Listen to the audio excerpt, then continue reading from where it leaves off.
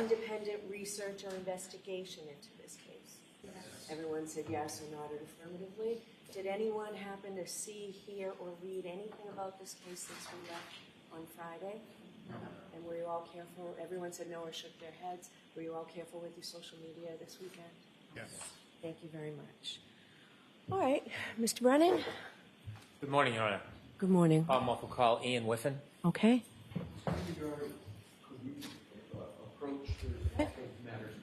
All right, just come on up.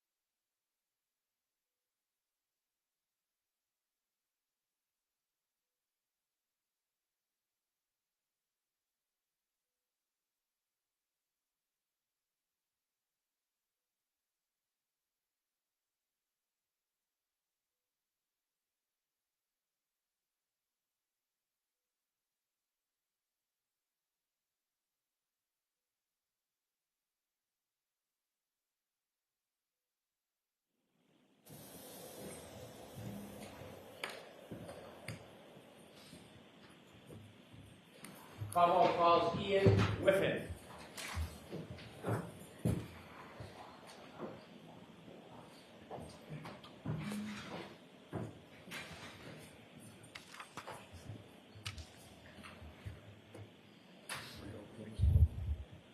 Please face that clerk and raise your right hand.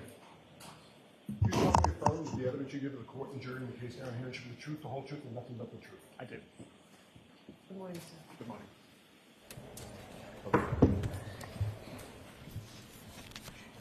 May I, Your Honor? Yes, please. Good morning, sir. Good morning. Would you kindly introduce yourself to the jury? Yes, my name is Ian Whiffen. I'm a digital forensics examiner and decoding product manager for Cellbrite. You just mentioned Cellbrite. Is that where you work?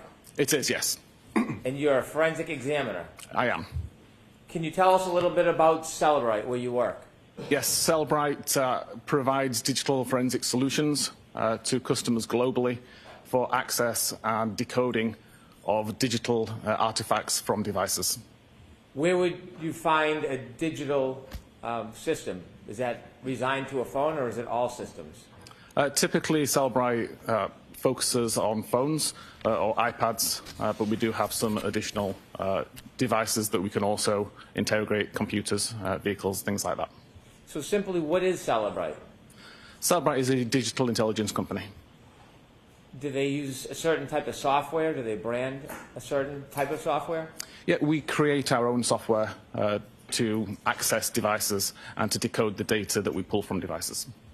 So essentially, does that software help you look into the data on the phone and analyze it? It does, yes. What is the role of a digital forensic analyst?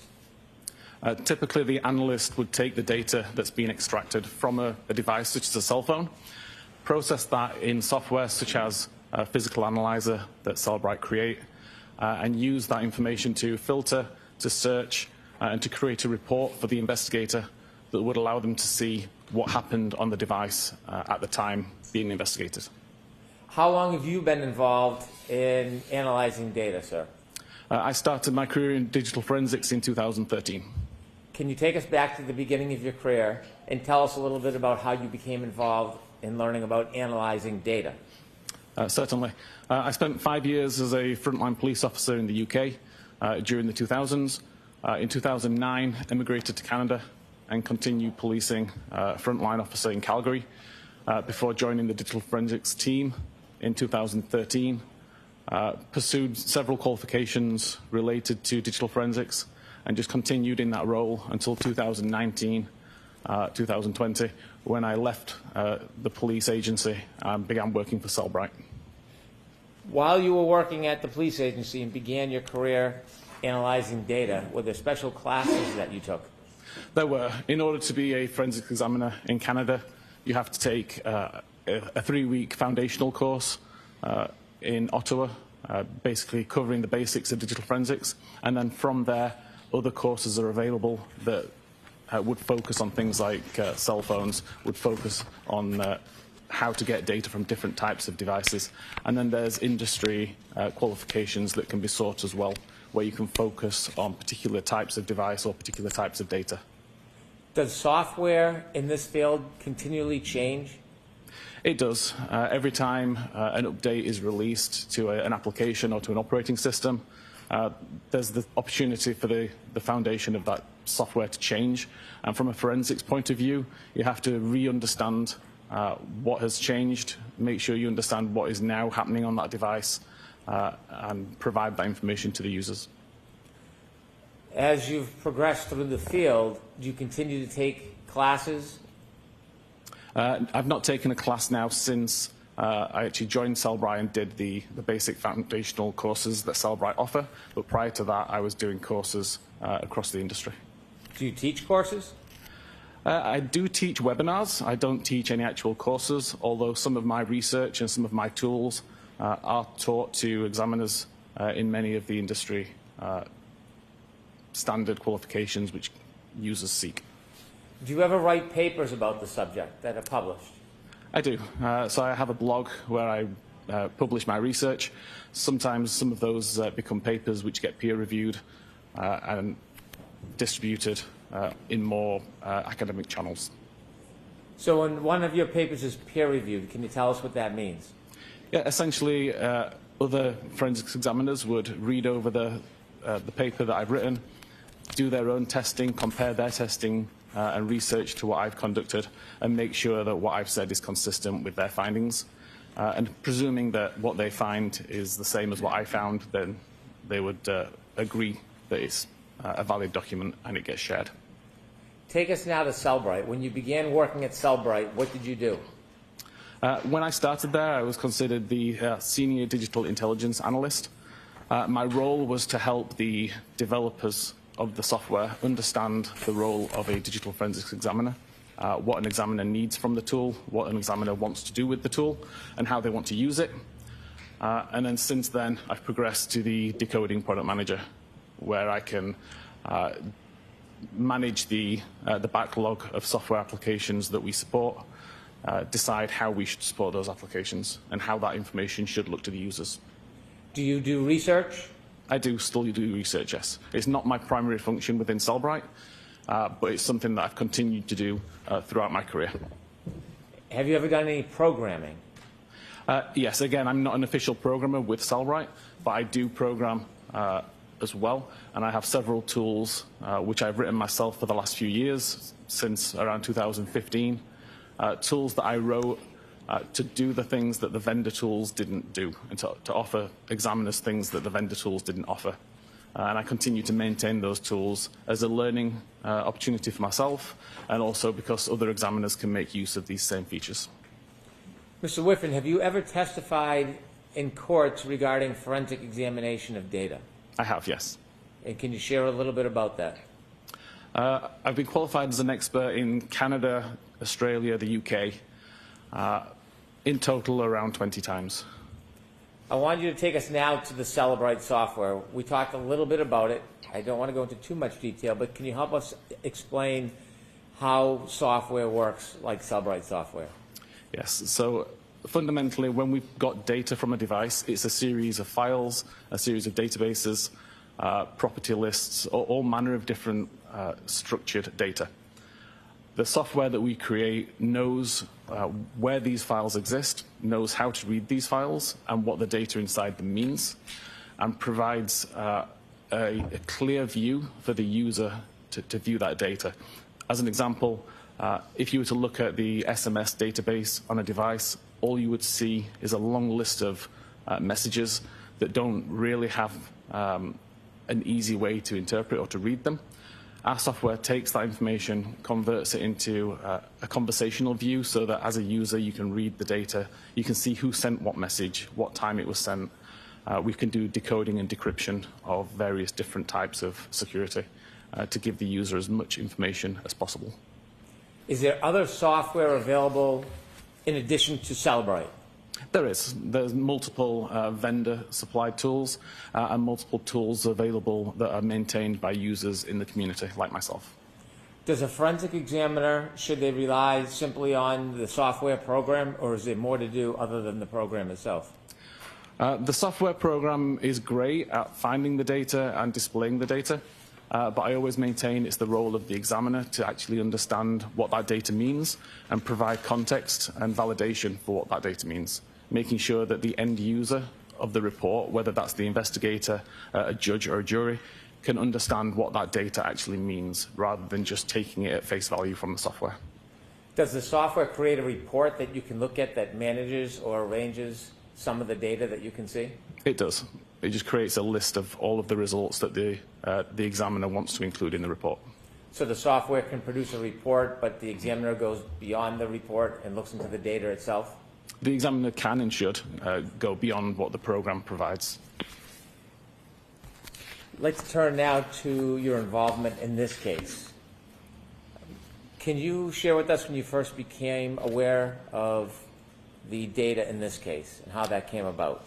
Yes, it was actually one of the public relations managers at Cellebrite who reached out to me or to my team because he'd heard about this case and about the confusion regarding a timestamp. And requested if we could look into it and find out what the confusion was and how we could respond to it. At that point, I contacted the investigators to get more details.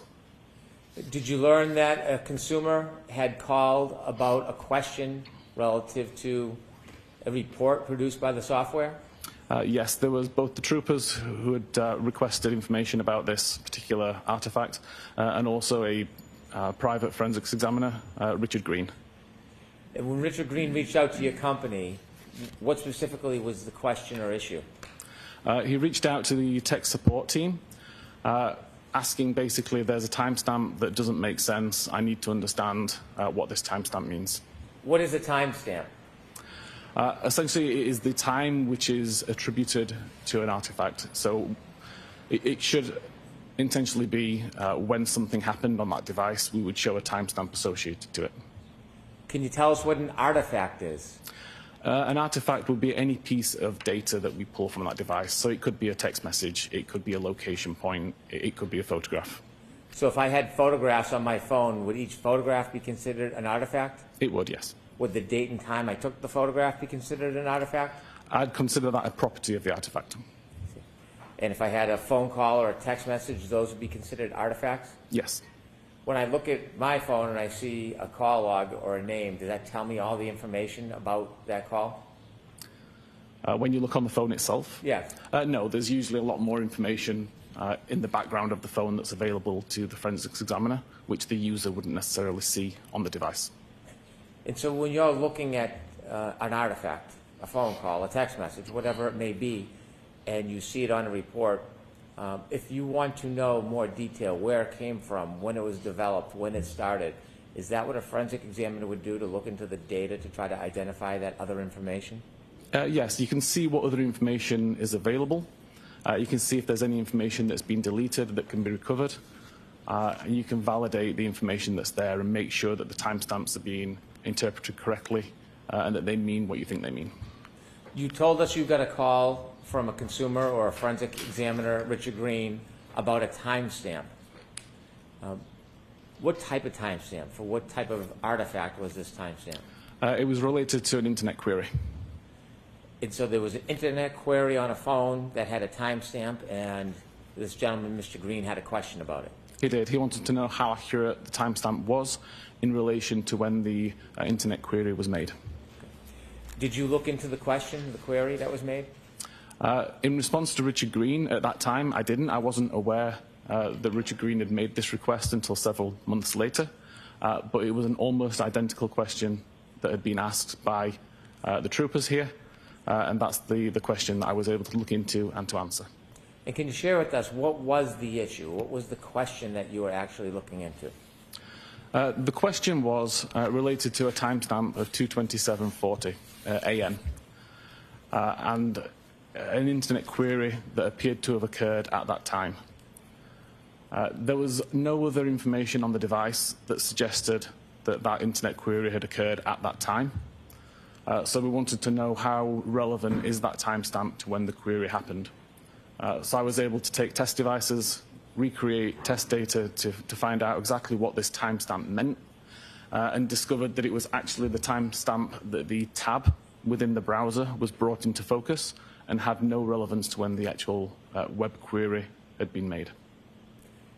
And so after you looked into the issue and came to a determination or opinion, did you reach back out to Mr. Green? Eventually, yes, I did. After I provided information to the troopers, I wrote a blog that covered this information because there was another examiner in Europe who had a very similar question, and I realized that this is a relatively common point of confusion. And then eventually I reached out to Richard Green, offering to speak to him about this issue and clear up any confusion, but never received a response.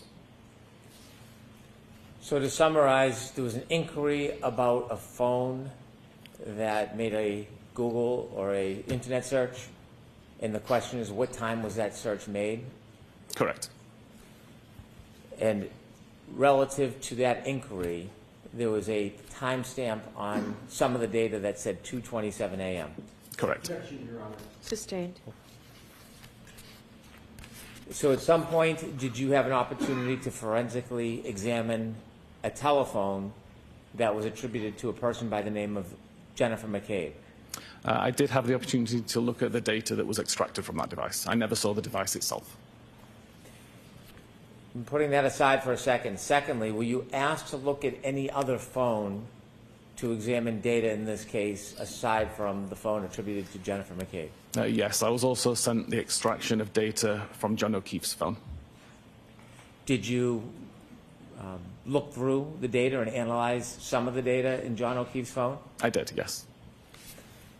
So I want to walk through both your analysis of Jennifer McCabe's phone, but also of John O'Keefe's phone. So if we can first start with Ms. McCabe's phone. Yes. Did you actually receive her phone? I didn't know. It was just a download of the extraction. So how does that work? The examiners here had done the extraction of the device, resulted in a large zip file, which is a container containing all of the files extracted from the phone. They uploaded it to Cellbright's secure portal, where I was able to download it and verify what the data was in the extraction. When you received the download of the extraction for Jennifer McCabe's phone, was it a similar process for John O'Keefe's phone?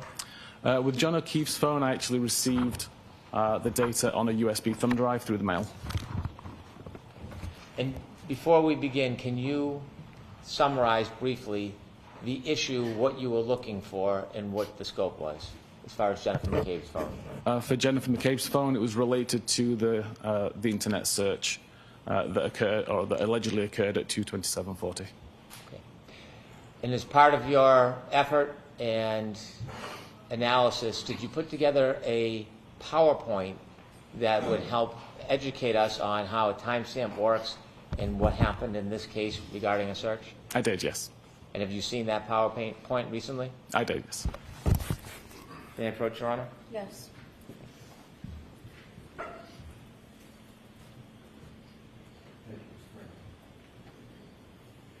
Thank you. I'm handing you a binder that should take a look in. Do you know or do you recognize what's in that binder? Yes, this is the PowerPoint presentation I created related to Jen's phone.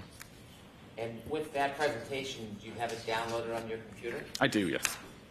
I'd like to introduce this as the next exhibit, please. No objection, Your Honor. All right, thank you. 38. You know, with the court's permission, I'd ask Mr. Whiffen to be able to use his computer to walk us through the PowerPoint and explain it to the jury. No objection, Your Honor. Yes, thank you, Mr. Whiffen.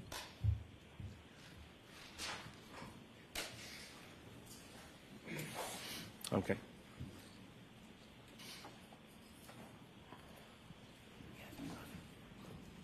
May we begin, Your Honor? Yes. Mr. Whiffen, if you would walk us through and explain the PowerPoint and explain this issue to the jury, what the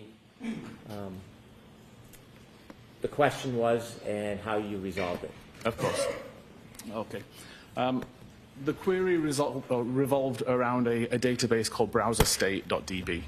Browserstate stores information about Safari internet browser and about the tabs that the user has either had open or has open.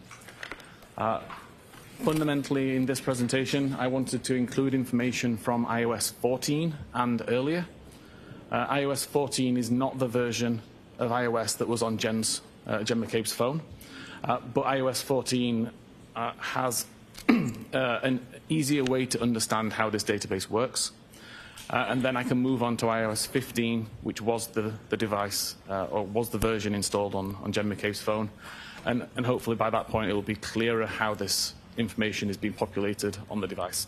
Could you tell us what iOS means? iOS is Apple's proprietary operating system available on iPhones. Thank you. Fundamentally, the browserstate.db tabs table is shown, hopefully I can show this on here, in the top here. The real database has many more fields, but these are the fields which are important for the demonstration to just see the row ID, the timestamp that's recorded, the URL or the web address, and the title of the page.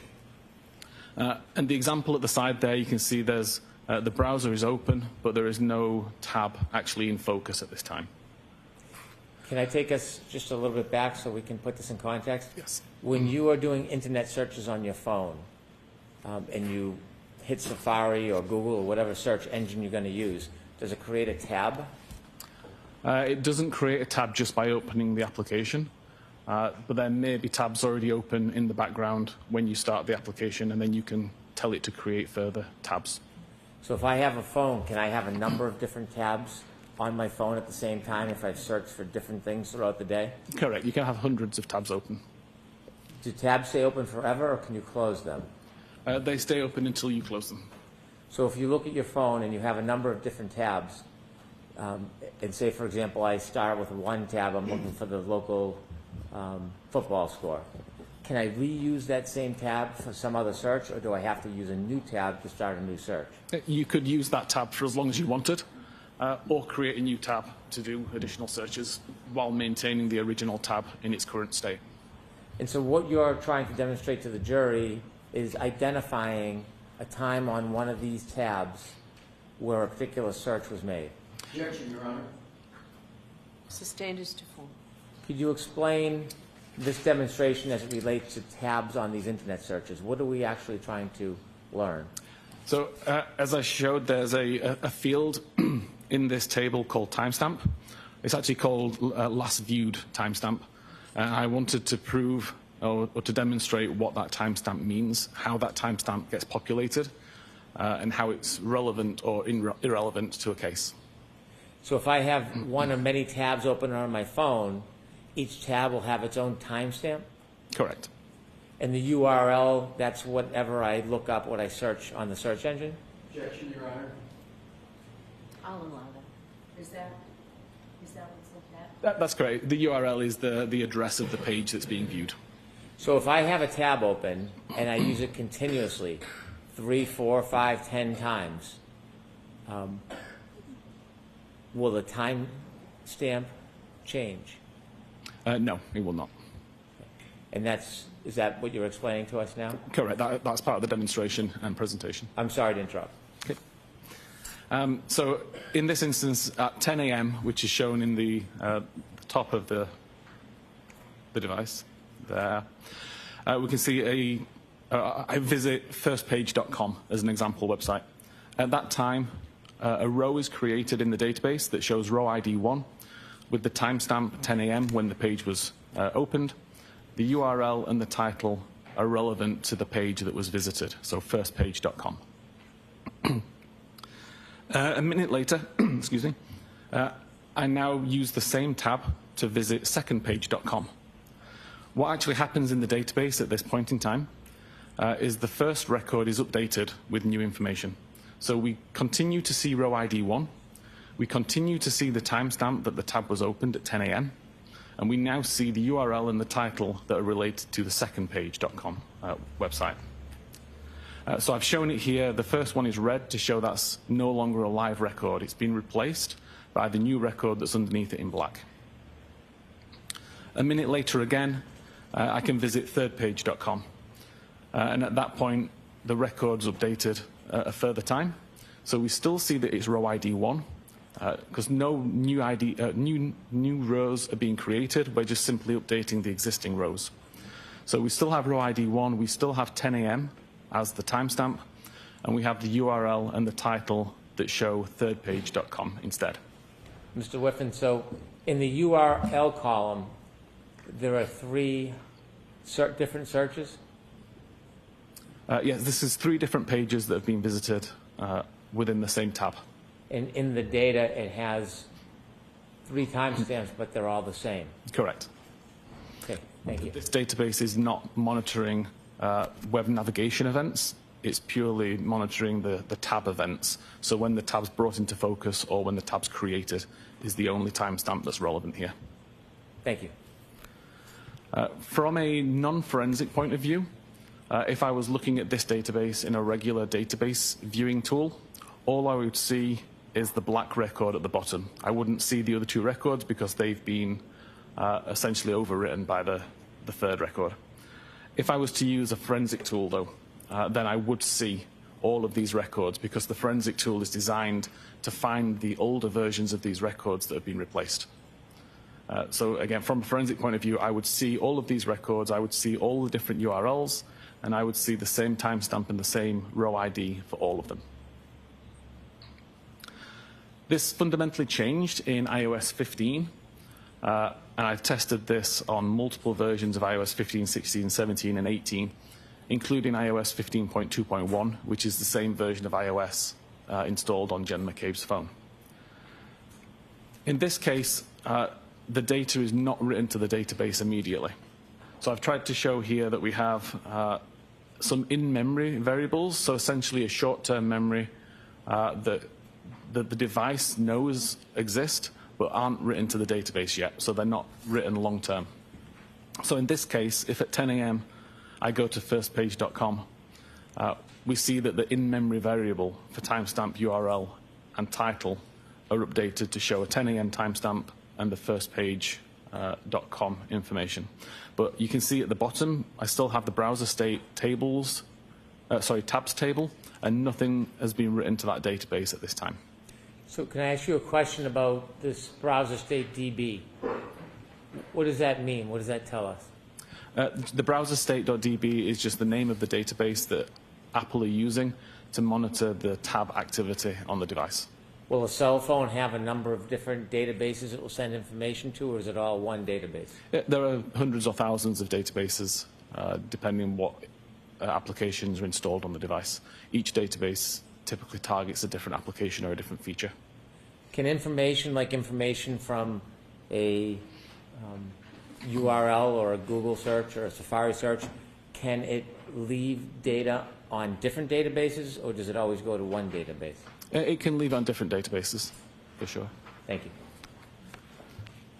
So again, to continue this example, if I now go to secondpage.com a minute later, we can see that now the in-memory variable is updated. So the timestamp still remains 10 a.m., the same as it did previously on iOS 14, but the URL and the title are updated to reflect the current web page that's being viewed.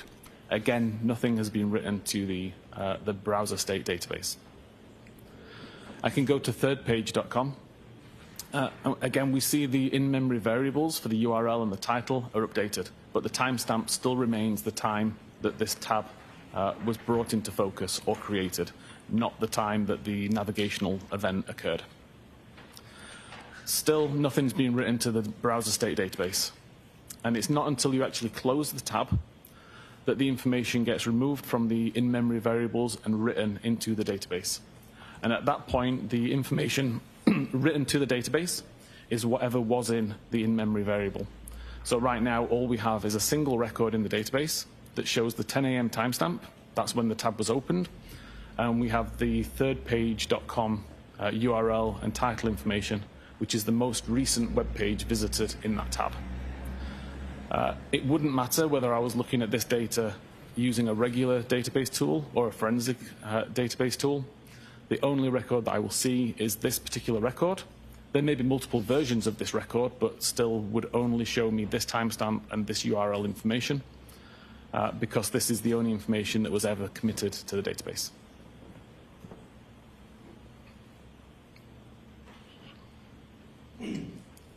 Okay. Moving on from that, there was multiple databases or multiple data sources on Jen McCabe's phone that could be used to see what actually happened on the device at this time of day that was of interest. So the analysis I did looked at the browser state database that we've just described, the history database, which is what is tracking the navigational events. So every time you visit a website and the website fully loads, it gets written to the history database to say this URL was visited at this time. And that's the information that, as a user, you can see.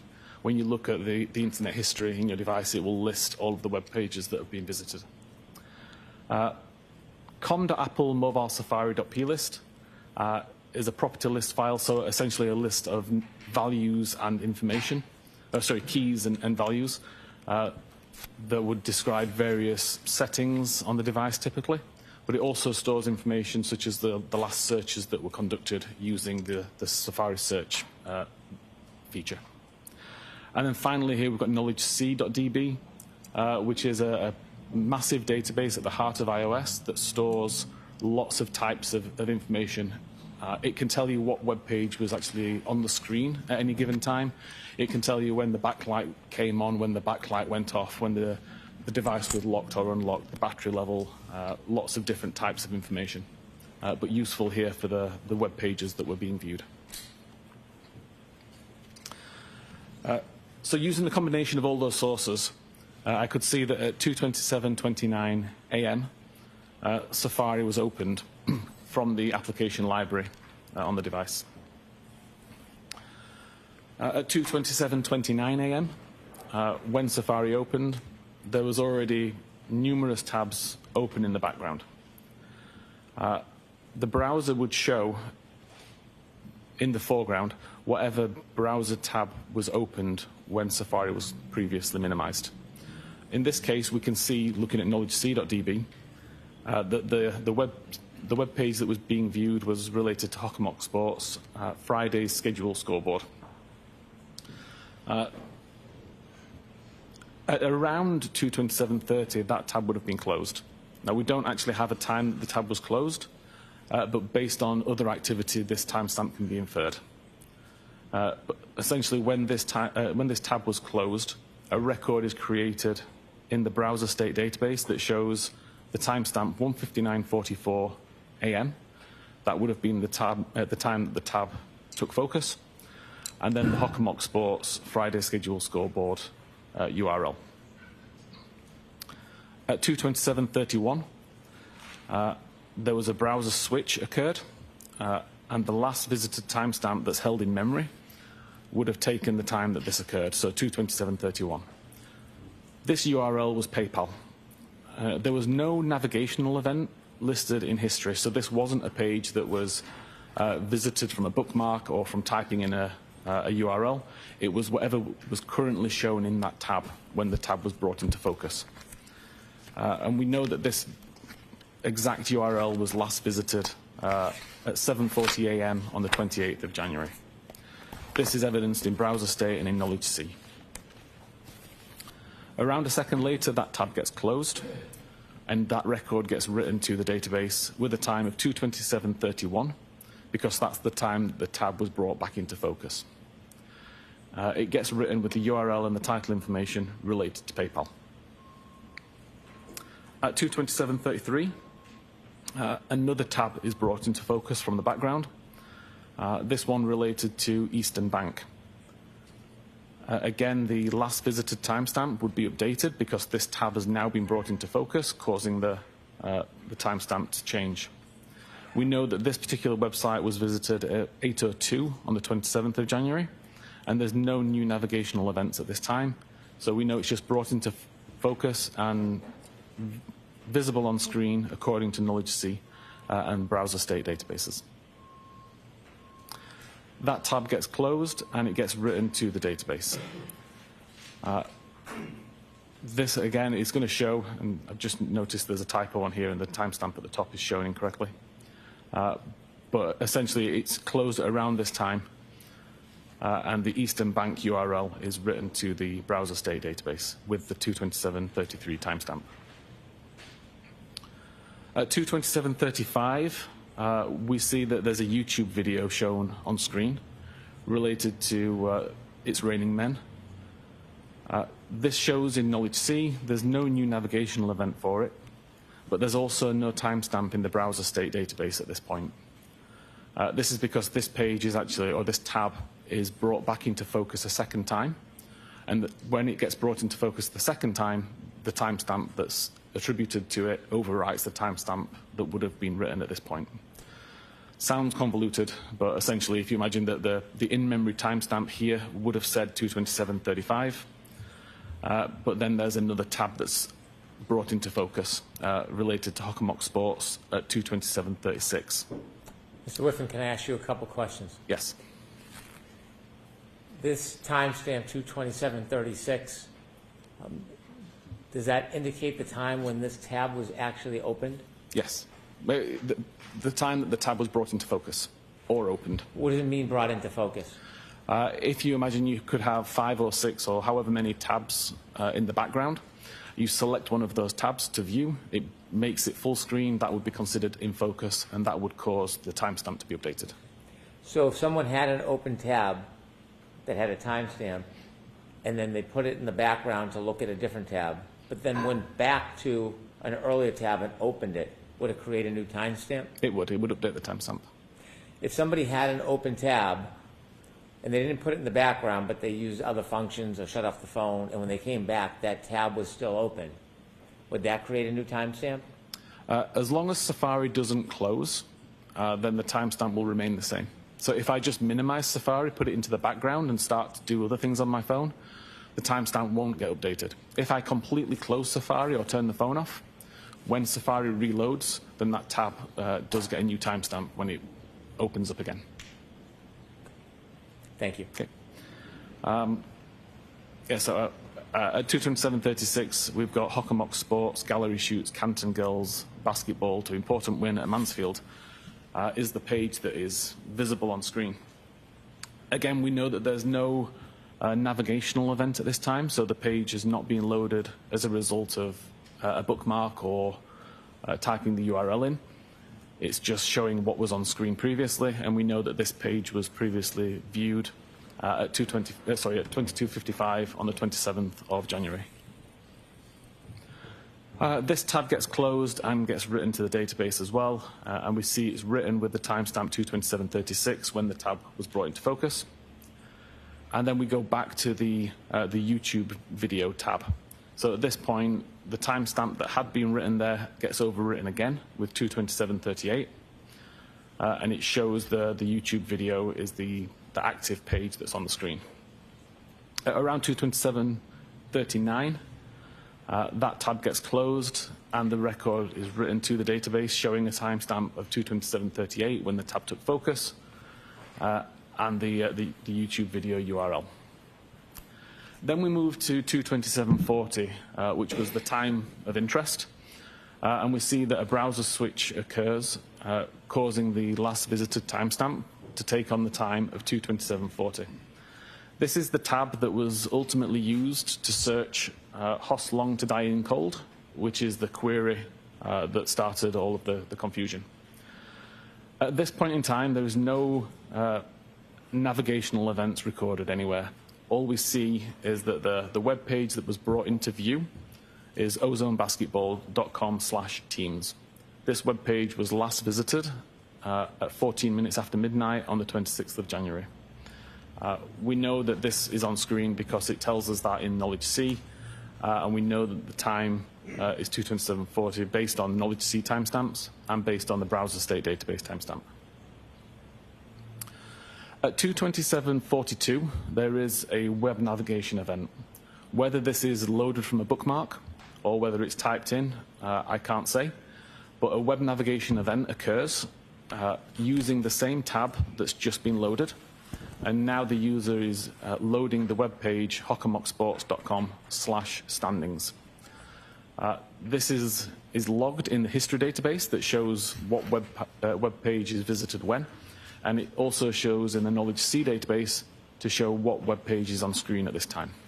Mr. Whiffen, in the slide before 227:40, you mentioned that was the tab in question. Yes. Do the following pages that you show us in the PowerPoint follow that one specific tab? Yes. Thank you. So at 227:47, there's another web navigation event as the web page hockermocksports.com/schedules is loaded. Again, this is evidenced in the history database to show that a navigation event occurred and completed, and in Knowledge C to show that this is the web page that was viewable on screen. At 227:53, there's a further web navigation event where we're now loading the page hockermocksports.com/schedules/girls hockey. Again, this is evidenced in the history database and the Knowledge C database to show what page loaded and what page was visible on screen. At 227:58, there's a further navigation event for girls hockey Franklin 21-22. Again, this is logged as a navigational event in the history database and shown on screen according to the Knowledge C database. So I understand these are all subsequent searches on the same open tab. Correct. Your Honor. Are these Sustained as to form. Are these all subsequent searches on the same single open tab? There is no tab switch event listed. We see the tab switch event occur at 227:40, and then we see lots of navigational events occur. Thank you. At 228:06, Safari is minimized, so it's removed from focus so that something else could be viewed, or the phone is locked. Is removed from focus different than closing? Correct. If you remove it from focus, it's essentially going into the background, but it's still open. It's in its current state, just in the background, versus if you close it completely and have to reload it later on. So in this particular state, the timestamp doesn't get changed. The timestamp remains 227:40 as it was earlier. Safari is then not used again until 6:23:37, when it's opened from the background using the icon in the app library. At this point, when it loads up, the same page that was open when Safari was minimized is shown. So we still see hockermocksports.com/schedules/girls hockey/Franklin/2021-2022. There's no navigational event at this point, so we know that it wasn't completely reloaded. It's just showing what was on screen previously, and it's evidenced in the Knowledge C database. At 623.49, there's a cache file created.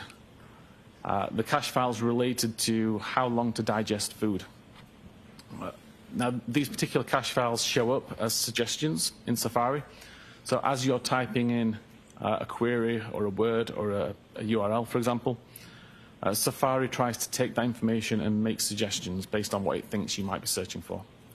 So if, for example, you were to type in how long to die with the word spelled just DI, Safari can mistake that for how long to digest food, and it could present this information. And up until about 12 months ago, this is the information that was provided by Safari if you were to do this search. If you were to type in how long to DI, you would get the result that's shown at the top of this screen with an image of somebody eating a plate of food. And this is the image that was cached onto Jen McCabe's phone at 6:23:49. What does cache mean? Essentially, downloaded now for use later. It will download it, it will save it in case it's required again. If it is, it doesn't need to download it, it's already there. If it's not required again, eventually it will be deleted. So is it stored information from prior events that's available in case the device thinks you're looking for it? Yes, so at this point in time, at 6:23:49, when it downloaded it, that's the first time that it's downloaded this image, and it stores it.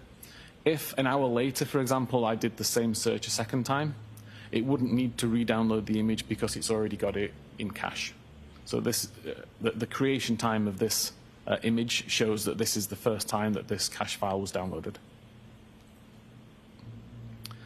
A few seconds later, at 6:23:51, the blue button at the bottom of the keyboard is used to submit a search for the term how long tid I in CIKD, CIKD. This creates a specific URL in Safari, which is shown on screen here.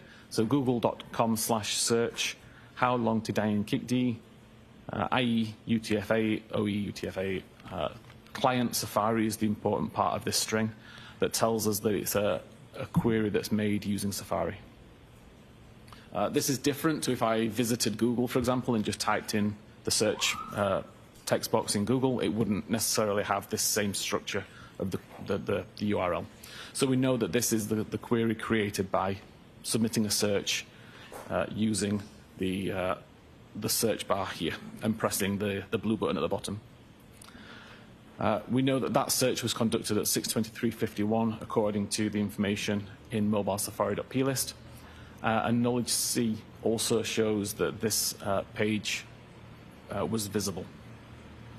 Importantly, there is no history record made that shows that a navigation actually occurred to this website.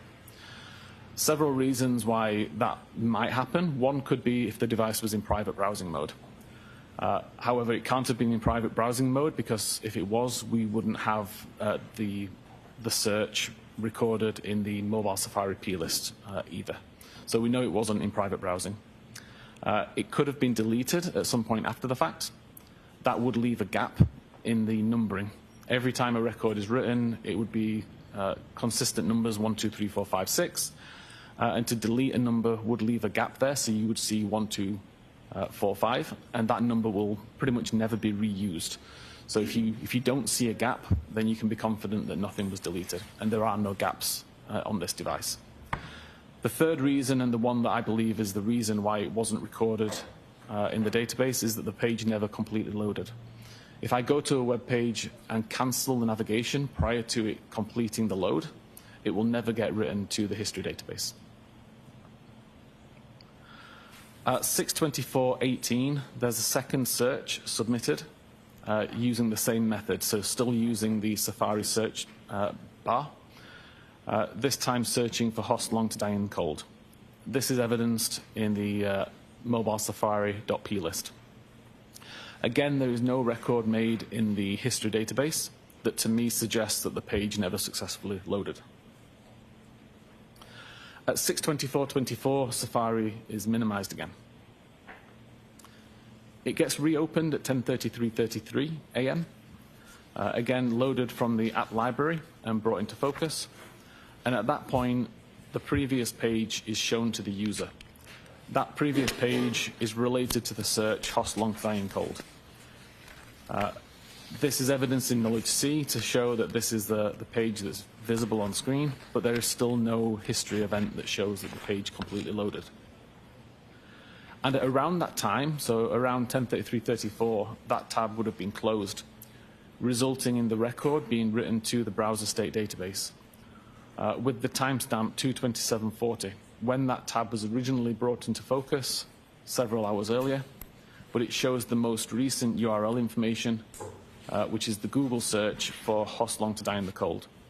It doesn't have any of the other URL information that was visited during that time period. It doesn't have the previous Google search for How Long to Die in the Kikti, because all it records is the most recent URL that's visited alongside the original time that the tab took focus. Importantly here, there is no title information. The title information is included within the page itself. So if you do a Google search, the title of the page that showed up would show Google search, and then it would show the query that you typed in to search for. The fact that this doesn't have a title also suggests that the page never loaded. So again, it kind of ties back to the fact that it's not written in the history database. We have no title. It's both indicative that the page never successfully loaded. Mr. Whiffen, when a tab is ultimately closed, does the URL always have the last search, or could it show an earlier search? It will always be whatever URL is visible in the tab at the time. Thank you. To overview again the data sources used here, com.apple mobile safari.plist is known to be a reliable location to get search timestamps from. We know that it's good to show the time that a search was conducted and what search was conducted. It doesn't record if the device is in private browsing mode. The only time it shows How Long to Die in the Kikti is at 6:23:51, and the only time it shows Hoss Long to Die in the Cold is at 6:24:18. There's no other mentions of either of these searches anywhere else in this file. The history database, again, is known to be a good source of data for visited web pages and timestamps for the pages that completely loaded. Again, in this case, neither of these searches or neither of these URLs was in the history database, but there are no missing records, which indicates that nothing was deleted.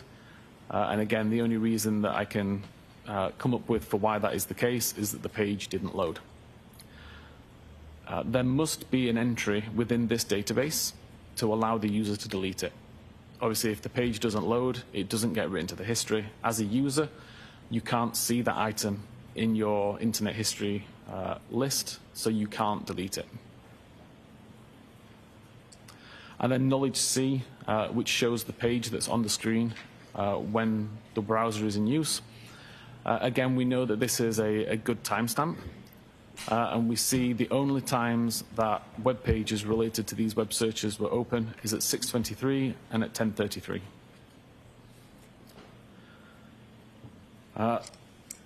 There were multiple deleted records in the browser state database. It wasn't just the record for Hoss Long to Die in the Cold. When you say there's multiple deleted records, can you go into a database and see what URL searches have been deleted from the actual item? Yeah, so from a forensic examiner point of view and using forensic software, I can look at the database and see the records that have been deleted and recovered. There does become a time when you're unable to recover any more records and they're now just purely deleted and unable to get back. But at this point, I was able to recover a good number of records. And these were the 5 that I thought it was important to focus on for here. You can see that 3 of them occur at 2:27. So at 2:27:36, 2:27:38, 2:27:40. And these are the web pages that we've just seen in the presentation. So Hockamock Sports, the YouTube video Host Long to Die in the Cold, and then 2 additional pages for cantonma.org and Ozone Basketball.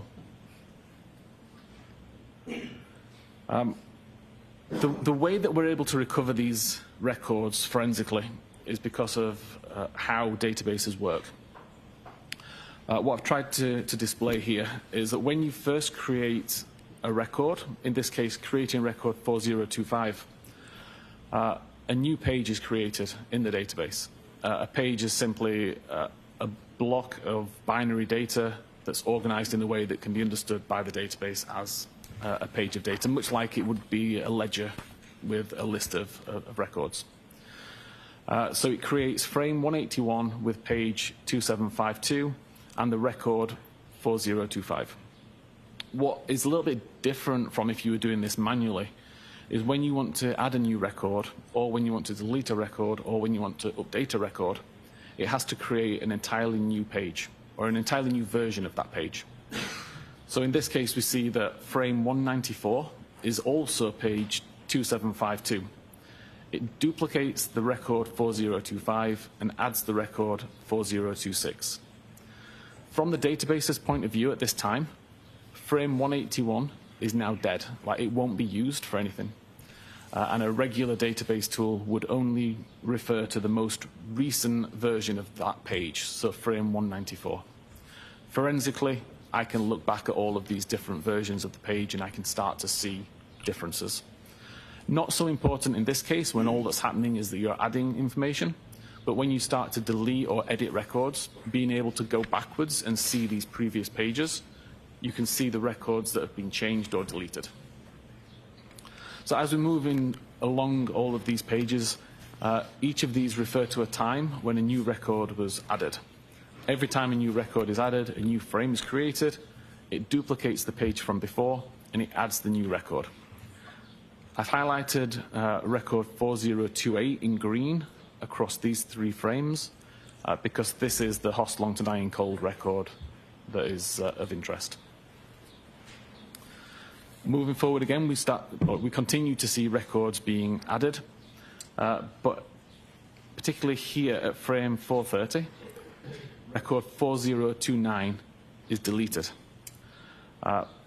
4029, if I go back a few slides, we can see 4029 is the cantonma.org families index webpage. As far as I know, no relevance to anything related to this case. It just so happens this is the first record deleted from the browser state database.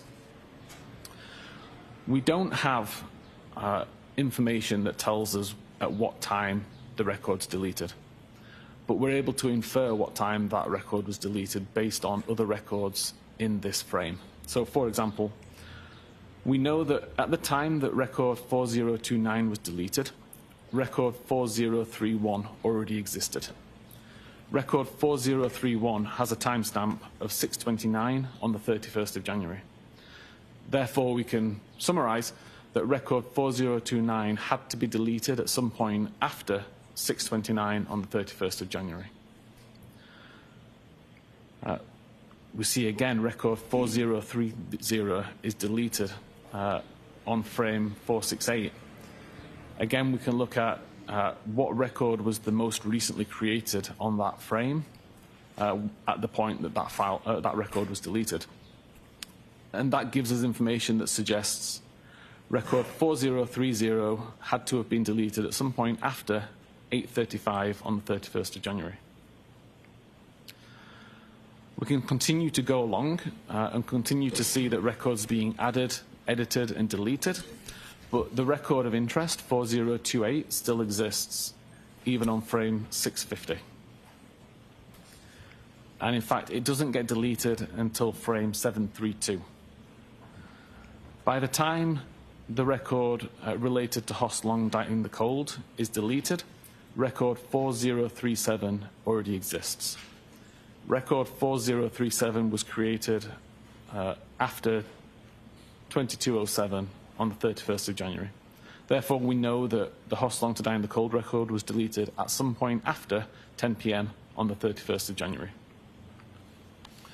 Taking all of those deleted records, those 5 deleted records, and the earliest time that they could have possibly been deleted, we see a spread throughout the 31st of January.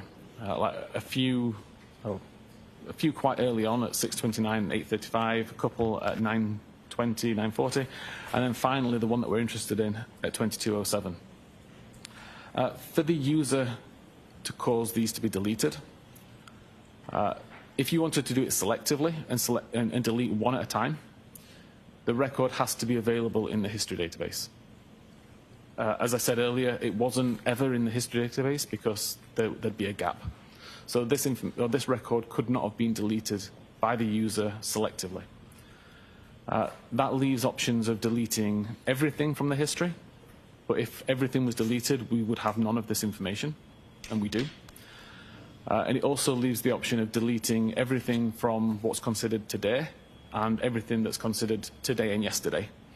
And again, if either of those options were the case, we'd have much less information than what we have, and we wouldn't see this staggering of timestamps that we see here where the information was deleted.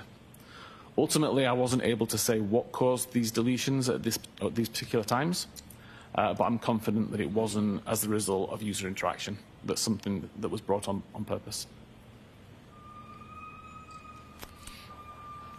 Mr. Wethen, I have a couple questions about your analysis and your opinions. Yes. You showed us a tab that was opened at 2:27:40, and it had something to do with Hockomock Sports. Yes. In your opinion, to a reasonable degree of scientific certainty, was that the same tab, that 2:27:40 tab open for Hockomock Sports, was that the same tab that later was used for searches or attempted searches at 6:23:51 and at 6:24 relative to how long or how's long to die in cold? I believe it was, yes. Does your opinion, is it based on your analysis of reports generated by software like Celebrite? Objection, Your Honor. Sustained as to form. Was your opinion limited to analysis of reports generated by companies like Celebrite or Axiom? It wasn't, no. I went into the data, looked at the various different databases, different files that were in use, tested it across many different devices to make sure that my understanding and analysis of it was correct. In addition to your opinion that the two searches at 6:23 and 6:24 occurred at that time as opposed to 2:27:40, did you also, when analyzing the data, come to an opinion whether or not either of those searches actually connected and produced results? If either of those searches had connected, the information would have been written into the history database. The fact that it wasn't in the history database strongly suggests it never completely loaded.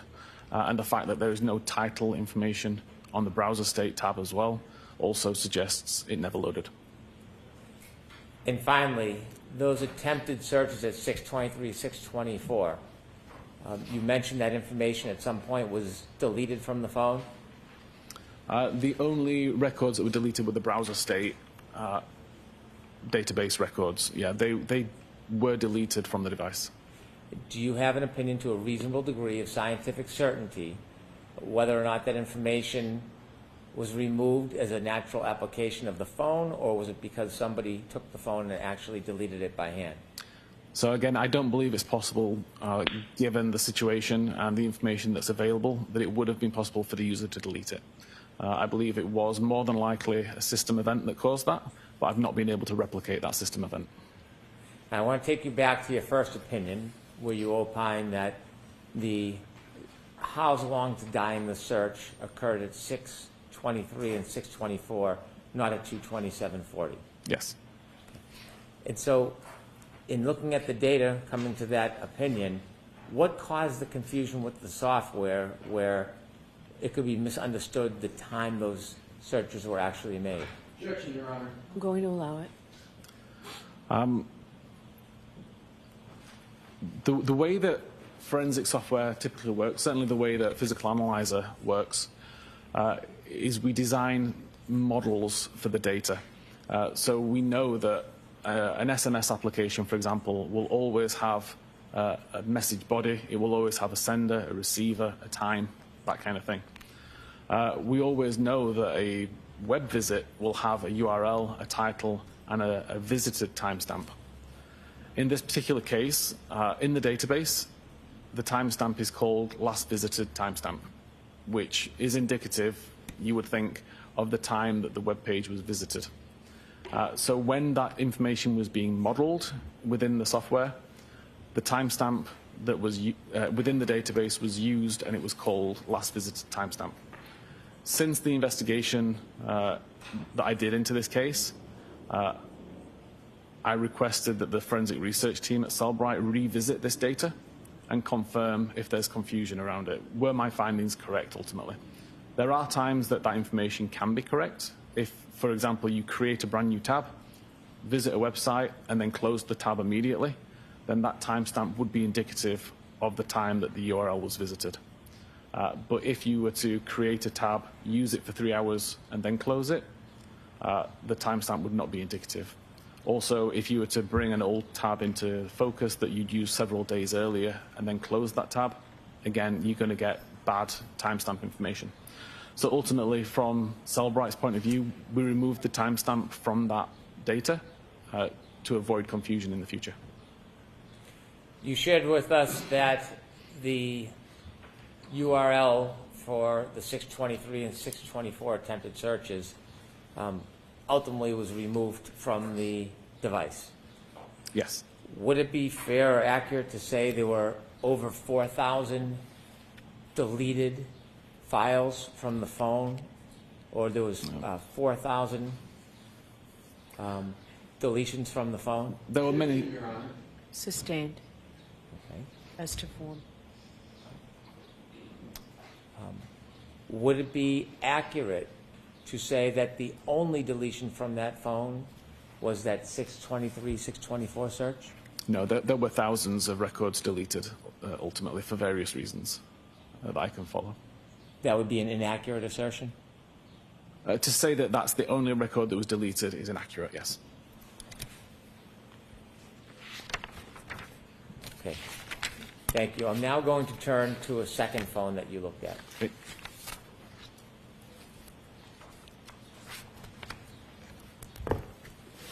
You told us that you looked at two phones. The second one was a phone that was, or is attributed to John O'Keefe. Correct. When you looked at the phone for John O'Keefe, were you looking at things different than we looked at on the phone attributed to Jen McCabe? I wasn't as interested in internet data. I was more interested in location and health and anything else that could be useful. Before we show any presentation, I want to get a little understanding of what you looked for and what you found. Were you looking for what's called location data? I was, yes. Was there a period of time that was important that you were looking for relative to location data? Typically after midnight and before 6 a.m. Is that on January 29, 2022? It is, yes, sorry. How does a phone, like an iPhone, store location data? Multiple ways that it can be stored. Primarily, there's a database called cache.sqlite. And every time an application requests location data from the device, a feature called Location Services on iOS tries to calculate the device's location using a combination of technologies, GPS, Wi-Fi, cell tower, and Bluetooth. Calculates the device's location and stores that into the database as a latitude, longitude, altitude, timestamp, accuracy radius, information like that. Are there different types of location data that are captured and stored on a device like an iPhone? Can you define different types, please? I'm sorry? If you could define what you mean by different types. The different sources of data that are generated that then captured on an iPhone. Yes, so the application can specify how accurate it wants the data to be. So, for example, if you're using a navigational application, you'd want high accuracy data. So the application would request high accuracy data from location services location services would then try to use GPS primarily to get location information. Versus if you were using a weather app, for example, where you don't really need to know precise information, you just need to know the approximate town maybe that the user's at. So a weather application would ask for low accuracy information, and the device may be able to calculate the location based on cell tower information, for example. Both can be stored in the database with the accuracy information that's available. Would a application that is devoted to navigation in your programming experience typically have stronger data, location data information than a more general application like a weather app? Yes, for sure. And Apple actually specify in their documentation, when they specify the various different accuracy levels, they have one for navigational purposes for map applications. How do you define accuracy level from the different data that's being stored in the phone? How do you mean, sorry? Is there high level, middle, low? Yes, the information is typically provided with a range of meters. So you'll have a latitude, longitude coordinate and a number of meters that you have to draw around that locational point. And the device is somewhere within that circle. It could be as accurate as 2 or 5 meters. It could be as inaccurate as several miles, depending on the technology that was used to get the data. Are you familiar with an application called Waze? I am, yes. Tell us what Waze is. Waze is a navigational tool, so you can plot a route and it will try to direct you the best way, avoiding toll roads, avoiding accidents, that kind of thing. What is the level of accuracy in location information that is generated by using Waze? That would be the highest level of accuracy. So it would aim to get GPS quality information of around 5 meter accurate. So why doesn't a programmer in every application just use the highest level location data for every application? Getting GPS data is not always possible. If you're in a building, in a basement, for example, you may not get that. But also, it can be expensive to the device in terms of processing power, in terms of battery requirements. So if it can find location information cheaper by using Wi-Fi networks, for example, then it would prefer to do that. So just a lot less resource intensive than using GPS all the time. In order to capture the highest level of location data, the most accurate in an application such as Waze, if somebody's using Waze and then turns it off, does it still continue to capture that highest level of accuracy? Typically not. It may do for a short time, as it's still kind of working through a backlog. But fundamentally, if there's no application open that's trying to use location services, then the location information that's being requested and recorded is far more sporadic. It's typically background applications that may be requiring location data.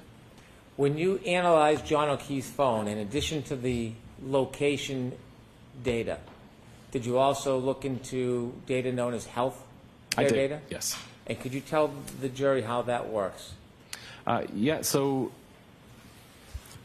pretty much all iPhones for the last 10 years or so have Apple Health included.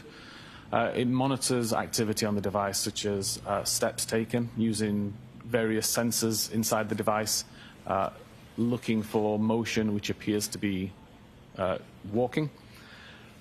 It monitors altitude, so it knows whether you've gone up a flight of stairs, for example. It uses that information in concert with the steps taken, so it knows the difference between going in an elevator versus walking a flight of stairs. And all that kind of information is available to you as a user to essentially see how far you walked each day and to monitor your own health. When you look at healthcare data, you said it interprets it in different terms. One you used was steps. If I have an iPhone and I'm walking and it registers steps, can it tell what direction I went in? No, it's purely just looking for motion of the gyroscopes, which appears to match the pattern that it expects of somebody who's walking. It doesn't know whether you're in a straight line, walking in zigzag circles, just number of steps. What if I had my iPhone and I was moving the iPhone, but my feet weren't moving, would it register? It could register some, but typically it's relatively good at picking the difference between actually walking or throwing the phone around or shaking it. The healthcare data, does it store with date and time? So there's two locations that health data is stored. Primarily a database called healthdb_secure, and that aggregates the information into periods of time. So you may have a 10-minute period where it says 100 steps were taken. Now, it could be that the 100 steps were taken in the first 2 minutes, and then virtually nothing was done for 8 minutes there. But there's another database called cache encrypted C, which is more granular. It's where the information is written originally prior to it being aggregated and moved into the bigger health database. You also mentioned that the healthcare data has a term known as steps. Yeah. If the movement registers as steps, would that necessarily mean that a person was walking up or down steps? Sorry, are we talking about steps taken or flights climbed? I'm sorry, flights climbed. A flight climbed, according to Apple, is essentially an incline of 3 meters over 16 steps taken. So it wouldn't really matter whether it was walking up a flight of stairs, walking up a steep inclined hill, on an escalator, something like that. If there is movement that appears to be walking and an incline of 3 meters, then that would be considered a flight climb event. Is there any other ways that the phone could register flights climbed, but the person's not actually walking up or down stairs? So I did test this a few months ago, driving in my vehicle. I was able to, if I just put a phone on my dock as I'm driving around, nothing was recorded. But I found that if I was actually holding the phone while driving at the same time, then the natural suspension of the vehicle plus the movement of my arm would be considered enough to be steps. And if that motion happened while I was driving up a hill, it would also result in a flight climb event. And the testing that I did consistently resulted in, I think it was 9 flights of stairs climbed while I was driving up the same hill multiple times. In your studies, what elevation change would have to be present if you were in a car with a phone and it would register healthcare data as steps? Is there a certain level of elevation that would trigger that? Again, it's just a 3 meter incline is required. Did you say 3 meter? 3 meter. The healthcare data, in addition to being able to give a range of time of movement and defining generally terms, whether it's steps or stairs, is there any other information about healthcare data that is important in your analysis of this case? Sorry, can you just repeat that, please? I'm Sure. just trying to think. The healthcare data you shared tells us there's movement, Yes. and it may come in the term steps. You also shared that the healthcare data can show elevation. That can come in the term flights. Yes. Is there any other information about the healthcare data you looked at? Did you look at it across a wide range in this case? No, it was just the steps and the flight climb that I was interested in. What is the time period you looked at the healthcare data for in this case? Between midnight and 6 a.m. or 6:30 a.m. That's midnight on January On 29, January 29th. 2022 till about 6 a.m.? Yes. And before we get to any presentations, did you see movement on that phone relative to healthcare data at different points through the night? I did, yes. And did you identify those different times in your report? I did. You created a PowerPoint for Mr. O'Keefe's phone. Are those time points and movements, are they indicated in the PowerPoint as well? They are, yes. So you had, with Mr. O'Keefe's phone, you looked at location data, you looked at healthcare data. Is there any other data you found important in your analysis to try to track the movements or non-movements of the phone of John O'Keefe on January 29, 2022? Yes, I've also looked at battery temperature information and at a feature called Doppler, which is monitoring for Face ID. tell us a little bit about the battery temperature. Is it the battery temperature of the phone or part of the phone? There's a battery temperature sensor built inside the phone within the battery, and it's essentially always checking for battery overheats or battery cool downs to the point where performance will be affected and the device needs to power off to save itself being damaged. So that temperature information isn't recording ambient temperature. It's not interested in the temperature in the room, for example. It's purely interested in the battery temperature. But it is affected by ambient temperature. And I, again, did lots of testing by putting the phone into controlled temperature environments, so inside a freezer for a set amount of time, to monitor how the battery temperature would decrease over time, given the environment it was in. Bringing it back into a warm environment and testing how long it takes to increase. Putting the device outside. I live in Calgary, where it's pretty cold in winter. So putting it outside, it was like 40 Fahrenheit, I think it calculates to. The temperature of the environment had a big impact on the battery temperature that was recorded by the device. Were you able to track the changes in battery temperature for Mr. O'Keefe's cell phone over the course of the evening from after 12 on January 29, 2022 through after 7, 8 in the morning? Yes, there wasn't a massive number of records, but there were records that I've included in my report. In addition to those three areas, when a person uses an iPhone and presses the buttons, or they hold it and they try to open it by recognizing their face, what is that process called? The Face ID would be the process for the unlocking, and then the locking, pressing the button on the side would lock the device. When an iPhone is being used, does it act or operate differently when it's out in the open or if it's in your pocket or under something? Yes, so this is the Doppler function that I found within a feature called Unified Logs. Essentially, whenever the device receives a phone call or when you pick up the device, an iPhone X or above is trying to find a face to use to unlock the device. If the camera is blocked, a record is made to say that it's within a pocket state. So if my phone's in my pocket, when somebody calls me, it tries to look for a face, it immediately recognizes that the camera's blocked, and it records pocket state.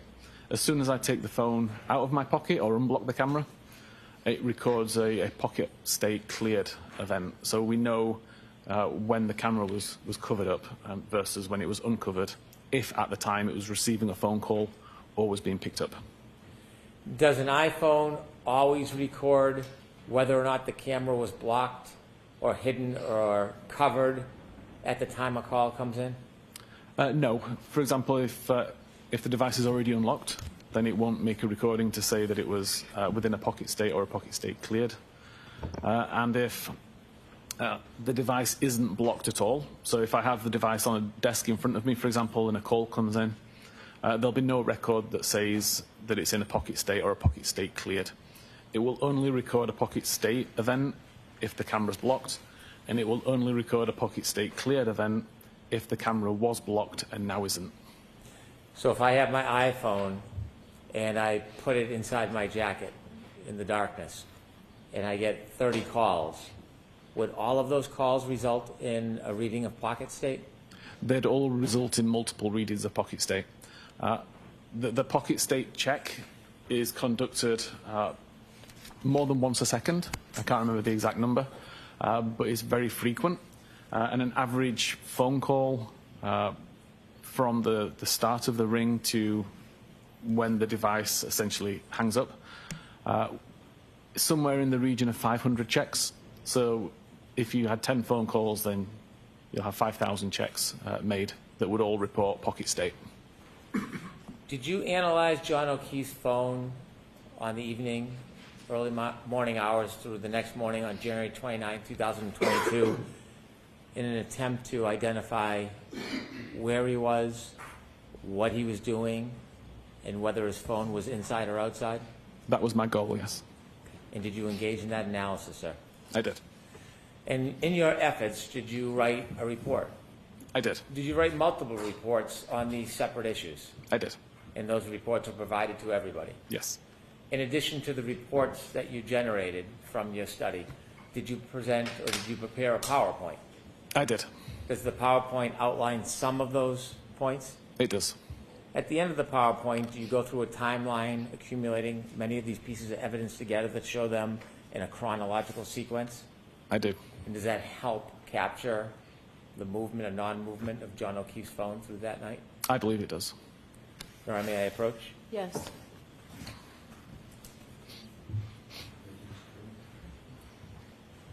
I'm showing you a binder, sir. Could you look at it? Let me know if you recognize it. Yes, this is the presentation that I created regarding John's phone. And does it include some of the subject areas we just spoke about? It does. I'd move to introduce this as an exhibit, please. No objection, Your Honor. Thank you. 39.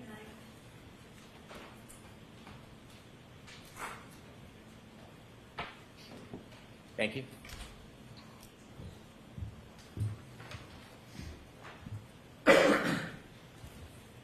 With the court's permission, Mr. Whiffen, referring to Exhibit 39, I'd like you to walk us through John O'Keefe's phone on the evening of January 29th, Okay. 2022. Yes. Thank you. So I start the presentation with location data. As I mentioned earlier, this comes from the cache.sqlite database, which is considered the most reliable location or the most reliable file for location data on an iOS device. Stores information whenever location information is requested. That could be through user interaction with the device using something like Waze. It could be background activity, just depending on what applications the user has opened, what settings the user has chosen. It's constantly trying to find its location and recording it in this database, partly for the purposes of identifying frequent locations. At 12 minutes and 5 seconds after midnight, the device shows multiple location points at Washington Street around Forge Pond. What I've tried to show here, there's a kind of a gold dot in the middle, which would show the actual latitude, longitude information. And then the circle around it is what's considered the accuracy radius. The smaller the accuracy radius, obviously the more accurate the information is believed to be according to the device. But ultimately, if the device is anywhere within that circle, then iOS would consider it correct. It considers it an accurate record. Mr. Whiffen, why are there multiple circles of location data for one point where Mr. O'Keefe's cell phone was? So this wasn't a single point in time. This was multiple records at around 12 minutes and 5 seconds. No application was actually in use at this time requesting location information, but the device, for whatever reason, recorded multiple records with various degrees of accuracy. Typically, you would see accuracy start quite low and get better over time, which you may have seen on your own device when you open up the map application, and it may show your device close to where you are, but not perfectly where you are, and then wait a few seconds, and that information gets refined. Essentially, this is the same thing. So low accuracy would be a wider circle, and higher accuracy would be a smaller circle? Correct. At this point, Mr. O'Keefe is not utilizing Waze on his phone, Correct. but location data is still being stored randomly on the phone from multiple different sources? It is, yeah. Depends on the device itself. In the top left-hand corner, it says 12:05. That's the time that this snapshot? Yes. Okay. And In then this below case, approximate. and below it's obviously the date. Yes. Okay, could you take us ahead, please? Okay. There were multiple records between that last time and what's shown on screen now at 19 minutes and 33 seconds. But all of the records were sporadic and low accuracy with values of 1,000 meters or more. But around this time, around 19 minutes and 33 seconds after midnight, is when Waze was actually brought on screen. Waze starts to ask for high accuracy data, so we see the accuracy immediately start to improve So again, we see relatively low accuracy data to begin, and then over the next few seconds, it begins to refine itself until it gets down to a 5-meter accuracy records as the device continues up here. We'll highlight that there's a cluster of records here as the device came to either a slow or a stop. Momentarily, multiple records were created, and then the device continued driving up Denham Street. Mr. Whiffen, below the time, 12/19/33, in the date, talks about the average accuracy, Yes, and that's in meters? that's in meters. So again, the records that are shown at the bottom here are around 55 meters. The records shown at the top are around 5 meters. Is it typical in ways that once it locks in, the range is around 5 meters? Typically, yes. That would be the goal. You also mentioned the average speed. Where do you learn the speed from? Where does that data come from? The database, the cache SQLite database also calculates the average speed between 2 data points, and also the bearing or the direction of travel between those 2 points.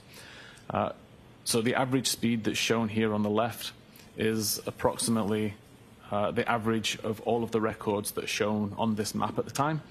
And each of these map points has a directional arrow that points in the direction that the database recorded the device was traveling in. When you look at this information generated because of the usage of Waze, and you can see both the accuracy and the speed, with the Waze information at its most accurate, can you actually tell whether the vehicle is moving or whether it stops? Yeah, based on the speed and the location and the timestamps, you can determine whether the device is moving or stopped. Okay, thank you. Also important to, I think, point out here, in terms of knowing how reliable this location information is, I typically look at something along the lines of, does the location think it's accurate? In this case, 5 meters, so yes. Does it make sense? Like, it's on the road, it's on the correct side of the road. So again, it kind of makes sense. It fits the pattern of the road.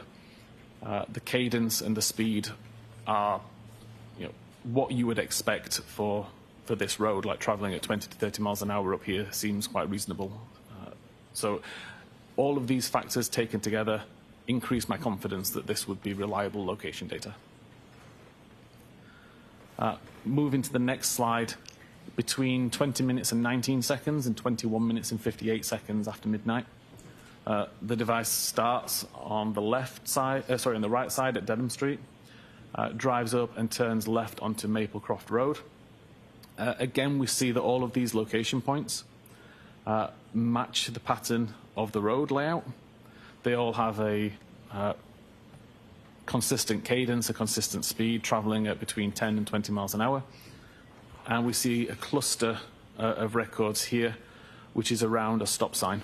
So again, it indicates how reliable the data is, because the location, the location data that's recorded recognize the vehicle slow, come to a stop, and then continue after the stop sign. Is Maplecroft Road in Canton? Yes. At the end of Maplecroft Road, the device turned left onto Oakdale Road and continued heading down there. Between the hours of 21 minutes and 59 seconds and 22 minutes and 53 seconds, the device continues down Oakdale Road. Again, all of these location points show with 5 meter accuracy. They show a consistent cadence, consistent pattern to the road. And again, we see a cluster where we see the device come to a slow or a stop for a stop sign. The device ultimately turns right onto Cedar Crest Avenue, I believe, and continue down there between 22 minutes and 54 seconds and 23 minutes and 57 seconds. Again, as I've said before, all of these points, 5 meter accurate, they all conform to the road.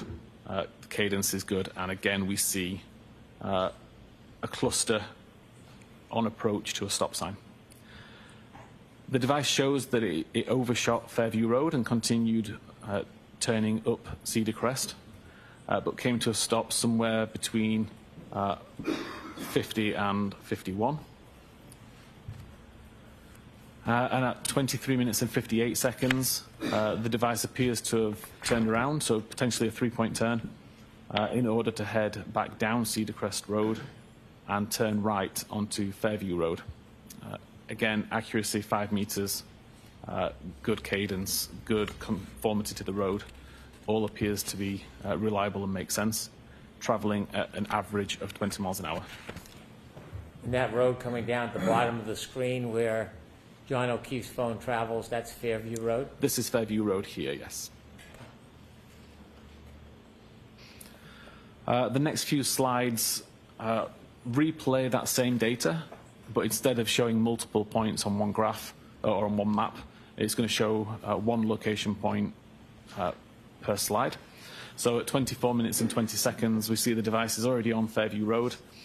Accuracy of 5 meters, traveling at 14.8 meters and heading south. 24 minutes and 21 seconds is now at 16.2 meters, but it's still highly accurate information. 24 minutes and 22 seconds, traveling at 18.3 miles an hour. 24 minutes and 23 seconds, traveling at 16.9. 24 minutes and 24 seconds after midnight, traveling at 16.9. 24 minutes and 25 seconds, traveling at 16.6. 24 minutes and 26 seconds, traveling at 17. 24 minutes, 27 seconds, traveling at 15.9 miles an hour. And at 24 minutes and 28 seconds, traveling at 14.5 miles an hour, at which point it's approximately outside number 34, around the driveway area. 24 minutes and 29 seconds, traveling at 12.1 miles an hour. 24 minutes and 30 seconds, traveling at 11.5. 24 minutes and 31 seconds, traveling at 10.4. 24 minutes and 32 seconds, traveling at 8.9. 24 minutes and 33 seconds, traveling at 7. 24 minutes, 34 seconds, traveling at 5.2. And 24 minutes and 35 seconds, traveling at 3.5. 24 minutes and 36 seconds, traveling at 3.2 miles an hour. And at 24 minutes and 37 seconds, traveling at 1.4 miles an hour. Finally, the device comes to a complete stop at 24 minutes and 38 seconds. I'll say from the testing that I've done related to the speed, it may not be 100% accurate, but it's a very good indicator of the speed in general. So if it says it was traveling at 10 miles an hour, it would have been traveling at somewhere between 9.5 and 10.5 on average. Mr. Whiffen, you just showed us the travel of Mr. O'Keefe's cell phone around 12:24 to 12:24:38 on January 29, 2022, and you said at 12:24:38 it came to a complete stop. Yes. Before that complete stop, was the car continuously moving at some speed? Yes, this is the first record that shows 0 miles per hour or 0 meters per second. Prior to this, there was always a record that showed some level of speed. If you look at number 34 on that chalk, if you can highlight it, please. Okay. If the driveway were at the right side, the top side of the house, Yes. does your studies indicate that the vehicle, or at least the phone, traveled past the driveway before it stopped? Objection, Your Honor. Ask it non-leading, please. Did this car, or the phone that was in the car, ever stop at the driveway of that address? No, according to the location and the speed data from the device, by the time it was approximately the driveway, the phone reports it was still traveling at around 15.9 miles an hour. Have you ever seen a photograph of that address? I have. You have or have not? I have. You have. And in that address, do you see on the far left corner of that address, the yard, there's a flagpole? Yes. Where this car stops, or this phone stops at 12:24:33, how close is the phone to that flagpole? I believe very close. And do you ever see the car or the phone stop anywhere near that driveway? No. Please continue. Between 24 minutes and 39 seconds and 25 minutes and 8 seconds, there were a cluster of more records, all showing 5-meter accuracy, but no movement. Although the center point does move around a little bit, you could interpret this as movement, but because all of the radiuses or radii overlap, there's also a good chance that there's no movement that actually occurred here. This is just the device as it's trying to refine its location. At 25 minutes and 30 seconds, we see a relatively significant change where the accuracy drops to 34 meters. We do see a course or a bearing that shows that the device reported it was heading west. But again, this accuracy radius includes the previous locations anyway. So it's difficult to differentiate between actual movement based on this location data or just on the fact that the accuracy reduced, the center point shifted because of the accuracy change, and therefore a bearing was attributed to it when it shouldn't have been. If I could ask you some questions about the chalk on that indicates 25 minutes, 30 seconds, so 12, 25, 30. The circles become larger.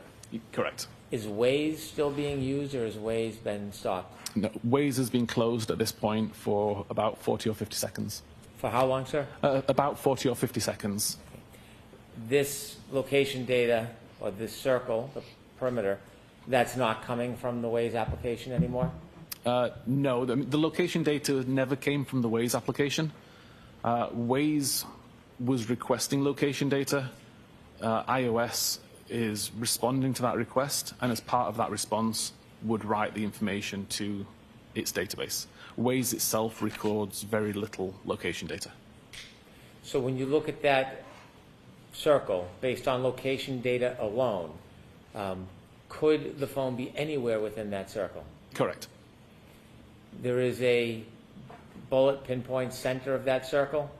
Yes. That center of the circle doesn't necessarily mean that the phone is at that exact location, does it? It doesn't, no. The center point is purely an indication of where you need to draw the center in order to draw the radius. If we didn't have a center point, how would you know where to draw this circle?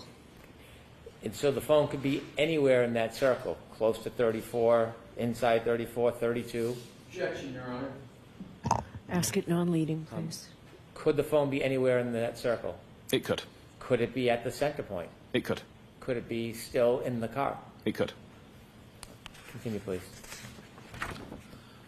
Between 25 minutes and 31 seconds and 25 minutes and 36 seconds, there's an additional cluster of location data, ranging between 61-meter accuracy and 17-meter accuracy. All of them roughly centered on the same point, approximately, and all of the accuracy radius covers the same area. Like, there's so much overlap in these records that the device is essentially anywhere within the smaller circle. Between 27 minutes and 35 seconds and 38 minutes and 15 seconds, there was approximately 50 low accuracy records. Again, the device wasn't being used to ask for location data. This is completely passive and resulting in some pretty poor location data. I've highlighted with the red arrow where the 34 Fairview Road is. And we can see, although a lot of these location data do overlap with that point, there are location information here that doesn't. At 38 minutes and 16 seconds, the accuracy improves again. Is now 18 meters accurate, but continues to show approximately the same location that we saw 10 or 15 minutes earlier, around the flagpole area. 38 minutes and 17 seconds, Same general area, slightly higher accuracy information down to 14 meters. 38 minutes and 18 seconds. Accuracy increased to 12 meters. Shifted slightly. Now the flagpole area is essentially at the lower side of this circle. Obviously, the top side of the circle now includes a part of 34 Fairview. If the location information is indicated by the circle and the circle has shifted, does that mean necessarily the phone has moved? Not necessarily. Typically, you could assume it has, but when we're already talking about accuracies of 12, 13, 14 meters, it starts to become a little bit harder to determine how accurate this data is. So at this point in time, it could be anywhere within this circle, and the movement of the center point could just be the result of refinement of the device or environmental conditions that suddenly change. If the weather changes, it could cause the device to slightly miscalculate or to calculate differently. Would a snowstorm or a blizzard potentially impact the precision of location information that's not precise like Waze? It definitely has the potential to, yes. How about a phone being covered? Could that affect it? That could also affect it, yes. If somebody was lying on a phone, could that affect it? That could affect it. Could being in a building affect it? It could. Thank you. Done that one at 38 minutes and 20 seconds. Again, refining information more. We've got an 8-meter accurate radius, still focusing primarily on the front yard towards the left side. And then accuracy of 7 meters at 38 minutes and 21 seconds, again showing that same general area. Between 40 minutes and 22 seconds and 59 minutes and 29 seconds, accuracy fairly drops off again, and we see some fairly wild records that don't cover the area at all. But we also see some more accurate records showing, again, where the red arrow points at Fairview Road. Those records are highlighted here, just between 40 minutes and 22 seconds and 59 minutes 29 seconds, only showing records of 25-meter accuracy or better. And again, it's kind of focusing on that flagpole area. Between 1 a.m. and 2 a.m., only looking at location information which is 25 meters accurate or better. Again, it kind of focuses around the front yard area, although some of these accuracies are still rather large and could put the device inside 34 on the opposite side of the street, towards 32. Between 2 a.m. and 3 a.m., fairly similar story. Again, most of these points are centered around that same location at the front yard. Similarly, between 3 and 4 a.m., between 4 and 5, between 5 and 6. And in fact, if I take all of the location data between 25 minutes after midnight until 6 a.m., only looking at the records that report 10-meter accuracy or better, then typically they all focus around that same location at the front of the yard, nearish to where the flagpole can be found. I'd like to ask you some questions about this photograph. There's a red circle with a bunch of red dots in the middle. Yes. Would those red dots indicate the center of some location that was captured at a particular point over that night? Yes. So each of those center dots is the center of a 10-meter accurate or better location record. I chose to not show the accuracy radius circle on this image just purely because it makes it hard to see when you've got all these intersecting lines. But ultimately, if you were to draw a 10-meter radius around all of these points, they would all fall within the large red circle that's shown. So this photograph was meant to take readings from the most accurate of the data throughout the night? Correct. Objection, Your Honor. Sustained. Ask it again differently, please. Was this circle, did it include low-frequency data? No, this circle only includes 10-meter accuracy or better.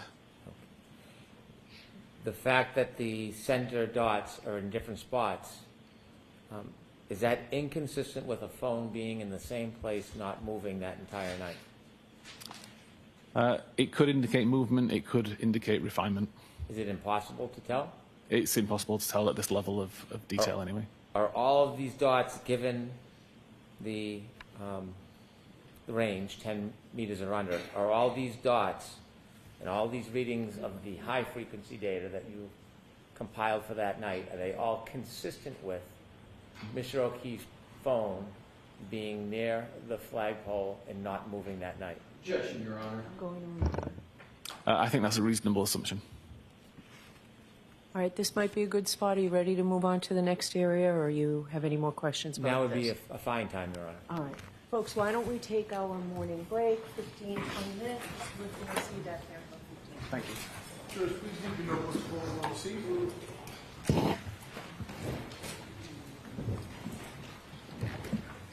Please rise for the jury.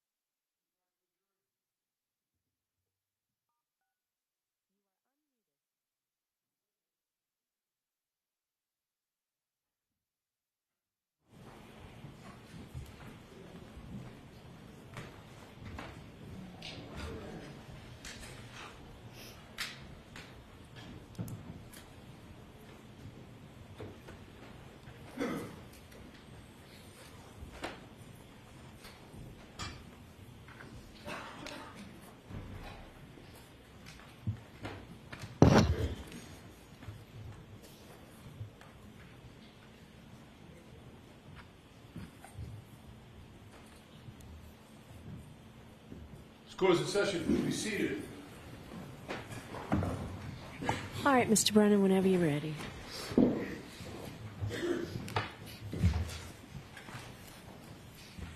Mr. Whiffen, before we go into the next subject area, I'd like to ask you about the location data.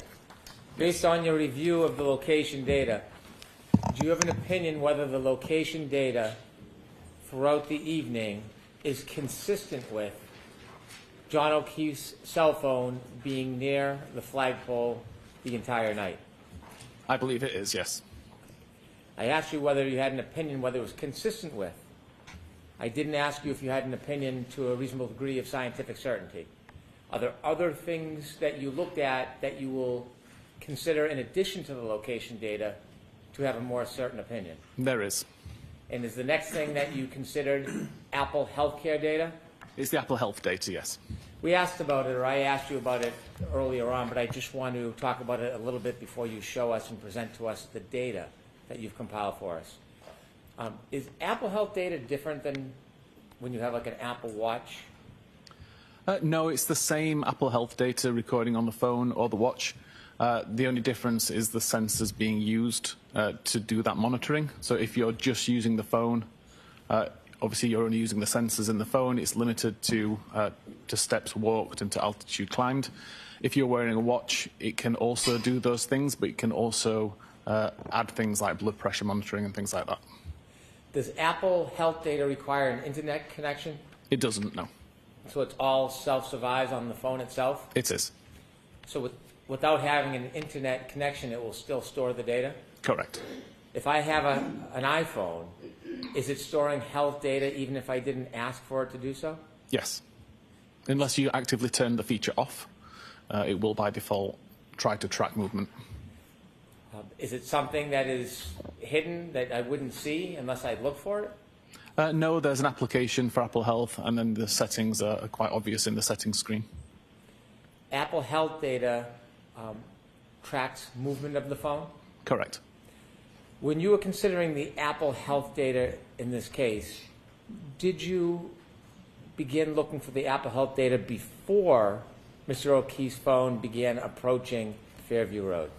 Yeah, I started again at around midnight and looked at the health data up until 6:30 a.m. on the 29th. The different points when you tracked Apple Health data, is that helpful even if you're only trying to isolate a certain point in time? It can be, yes. Does it help determine whether or not it was working properly? If it was, It can determine whether it's working properly. It can determine an average kind of walking speed, for example, of a person, the average gait that the person may walk with, if that was important. if a person has an iPhone and they're moving and it registers Apple Health data, and then they stop moving, and the healthcare data doesn't register because there's no movement, would the Apple Health data resume movement even if somebody else picks up the phone? It would. The phone itself doesn't care who's carrying it. It just looks for movement. So it doesn't identify the owner in order to register movement? Correct. Objection, Your Honor. Does it identify the owner in order to register Better movement? question. It doesn't, no. Could you turn to the next part of the data analysis that you did, Yes. please? So the two sources that I got the Apple Health data from were a database called healthdb_secure.sqlite. This, as I said earlier, is the typical database that's used to store long-term information about the health activity that's been recorded. So this database can have years' worth of steps taken, flights climbed, and any other kind of health data that's been recorded. The downside to that is that the information's aggregated, so you see chunks of time, and multiple activities can happen within those chunks of time. The cache encrypted C.SQLite database is much more temporary, but is much more granular, so we can see exact times that flights were climbed, for example, or at least you can see the exact time that the flight climb was recorded to the device. And then that information is aggregated into the larger chunk of time. So again, we might see within the cache encrypted C individual flight climb events that occurred, for example, 30 seconds apart. But by the time that information is written to the Health DB Secure, you're now looking at a 10-minute time period with 3 flight climb events, as opposed to 3 individual flight climb events with individual timestamps. Typically, that source is not used because the data is not stored there for very long. The information I found on John's phone was essentially these 5 records. So between 11 minutes and 9 seconds and 21 minutes and 5 seconds, there were 170 steps recorded by the device. Mr. Whiffen, I'm going to stop at each one and ask you some questions. At the time period between 12/11/09, 12/21/05, you don't have any independent information where John O'Keefe or his cell phone were, do you? The location data that I showed to begin with on Washington Street was around 12 minutes after midnight. So the presumption is that's where the location was at that time. And then 21 minutes and 5 seconds, the device had already started using Waze. It was already driving along Denham Street or had turned onto Maplecroft. What time did you say that Waze was initiated? It was approximately 19 minutes and 30 seconds-ish. Thank you. Again, we see at 21 minutes and 10 seconds until 24 minutes and 22 seconds, there are 80 steps recorded. And again, if you compare this to the location data, we know that the device was in a vehicle at this time. Between 22 minutes and 14 seconds and 24 minutes and 37 seconds, we have 3 flight climb events that are aggregated into that time period. And again, the location data shows that the device was traveling in a vehicle at that time. Mr. Whiffen, you had showed us a slide of 2437 on January 29, 2022 in your PowerPoint presentation, noting at that time, 12/24/37, the phone in the car was still traveling at 1.4 miles per hour. Correct. This is about a second before it came to a stop. Can you conclude to a reasonable degree of scientific certainty that that period of 12/22/14 to 12/24/37, Mr. O'Keefe, or at least Mr. O'Keefe's cell phone, was still in that car? Yes, the location data shows it was in the car at the time, and my next few slides will demonstrate why that was still recording a flight climb event while it was in a vehicle. Thank you. At 31 minutes and 56 seconds until 32 minutes and 16 seconds, there were 36 steps recorded. And then there was no further health activity recorded on the device for several hours until 4 minutes after 6 a.m. When 432 steps were recorded between the time of 6:04 and 6:11. Let me ask you about that 12/31/56 to 12/32/16 time period. We can see larger ranges in the time period range. That is a smaller range comparatively. Yes. Okay. At 12/31/56, is that the beginning of the 36 steps? Essentially, yeah. It takes the timestamps from the cache encrypted C, looks at when the first step occurred, looks at when the last step occurred, and aggregates the times based on that. So 12/32/16 would be the last steps taken for that cell phone. Correct. And in between that time period, there's 36 steps. You shared earlier that it doesn't indicate the direction of the steps. Correct. Other than the movement that equates the steps, can it tell anything about what direction, the positioning, how the phone was moving? It can't, no. It's just purely registered what it thinks are 36 steps. Could it have been a straight line? It could have been a straight Could it line. have been somebody pacing? It could have been. Could it have been somebody moving and jumping? Yes. Jumping, if they were jumping forward, essentially. After 12/32/16, when this phone took its last steps, it never moved again? Objection, Your Honor. Form of the question sustained. After 12/32/16, when this phone took its last steps, did it move again until 6:04:01 a.m.? There were no more steps or flight climb or any other health activity recorded during that time. Do you know what triggered movement at 6:04:01 a.m. of Mr. O'Keefe's cell phone? I presume that the device was moving at that time, but I don't know the details of who. Objection, Your Honor. Move to strike. I'll strike it. Please continue. Okay.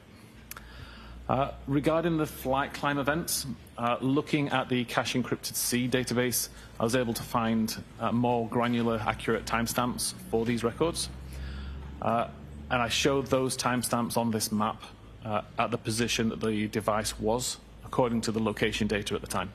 So you're going back to earlier in the evening now, 12:22:14. Correct. To 12:24:37 when the phone stopped near the flagpole. Correct. Okay, thank you. So we have the first record at 22:17. A flight climb event was recorded. I've highlighted that was a red line, and that equates to the red line that shows underneath the timestamp where the location was, where the device was at that time. The second record is 22 minutes and 32 seconds, showed with a green line, which shows over here. And then finally, 24 minutes and 37 seconds after midnight, shows with an orange line down here outside 34 Fairview. I'd like to point out that health activity events are recorded upon the event completion. The device doesn't know that you're about to walk up some stairs. It doesn't know that you're halfway up some stairs. It has to wait until you've reached the top in order to detect that an altitude change has occurred. So that change only gets written to the database once the flight climb has ended. I tested approximately 8 different phones, different models, different versions of iOS, and found that on average there was a time difference between 15 and 50 seconds between when I physically stopped walking up a flight of stairs and when the record was made. So it's just based on the time that the device takes to pull the altitude, detect that an altitude difference has occurred, and then write the data to the database. So then I took that average data of between 15 and 50 seconds and plotted it onto this graph, which also plots the altitude of the device over time. So the red line here shows the time according to the cache encrypted C database where the first flight climb event was recorded at 22 minutes and 17 seconds. Working back 15 seconds from that to say that with the gap that I know exists between the flight climb ending and when the record's recorded, the flight climb event is presumed to have occurred within this red gradient area. The altitude information on the device shows that between those times, the altitude increased from around 41 meters to around 45 meters. You may recall earlier I said that it's a 3-meter incline that Apple considers a flight climb event. Therefore, the incline that occurred within this red gradient is sufficient to trip a flight climb event. When we look at the second record at 22 minutes and 32 seconds, this is shown on this chart as a green line, and again, working back 15 seconds and beyond to allow for the tolerance, we see the green gradient area. This shows an altitude change of around 45 meters to 48 meters. Again, that would be sufficient for a flight climb event to be recorded because we have 3-meter incline change.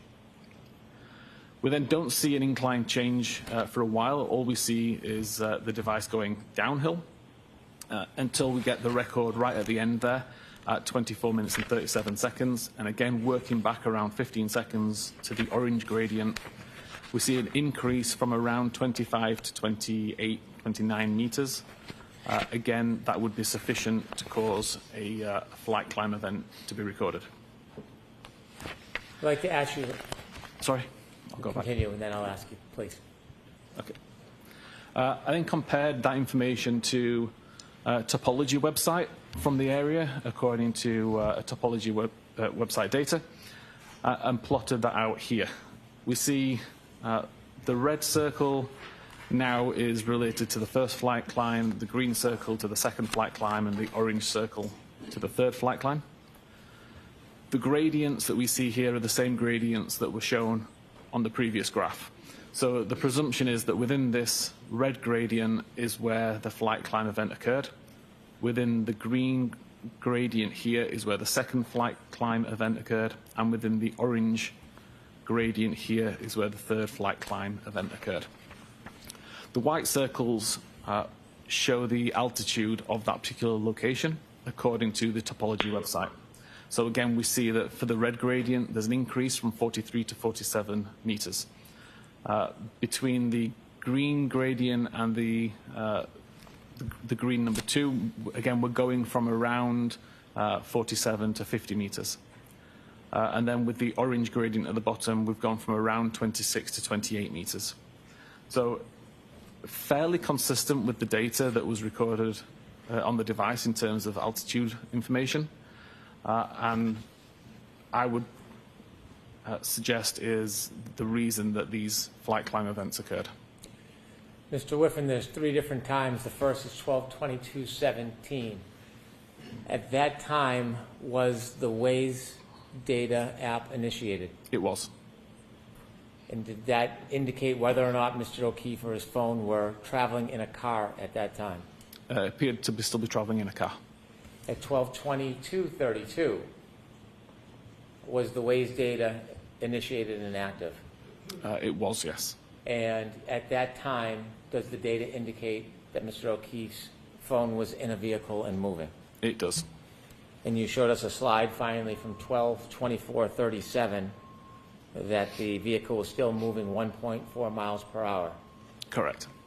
And was the Waze data initiated and active at that time, 12/24/37? If I remember correctly, Waze had closed about 5 or 10 seconds earlier. Now, based on your study of the Waze information, the location information, the topography, and the healthcare data, do you have an opinion to a reasonable degree of scientific certainty whether the indication on the healthcare data reflecting flights of stairs, do you have an opinion whether or not that was registered as a result of a person holding a phone, walking upstairs, or for some other reason? Based on the location data, the health data, and the research that I did and the testing, I believe it is more likely that the device was in a vehicle traveling on a road going up an incline versus the location data being incorrect and the person being walking up physical stairs. Thank you.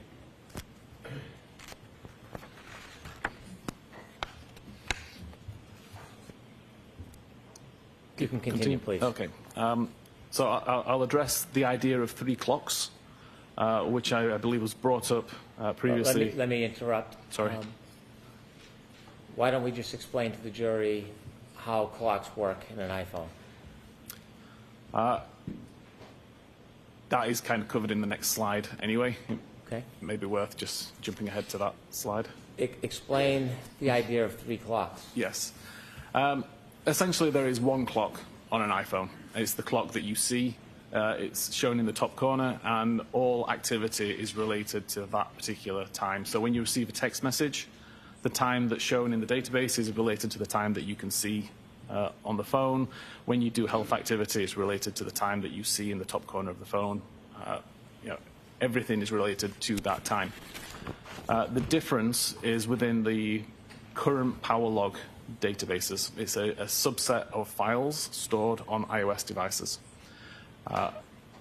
They use what's called a monotonic clock, but it's not a clock that can actually be trusted to see when events occurred. It's the way that the device records time. It's essentially a counter that's just counting seconds since the device was reset, basically.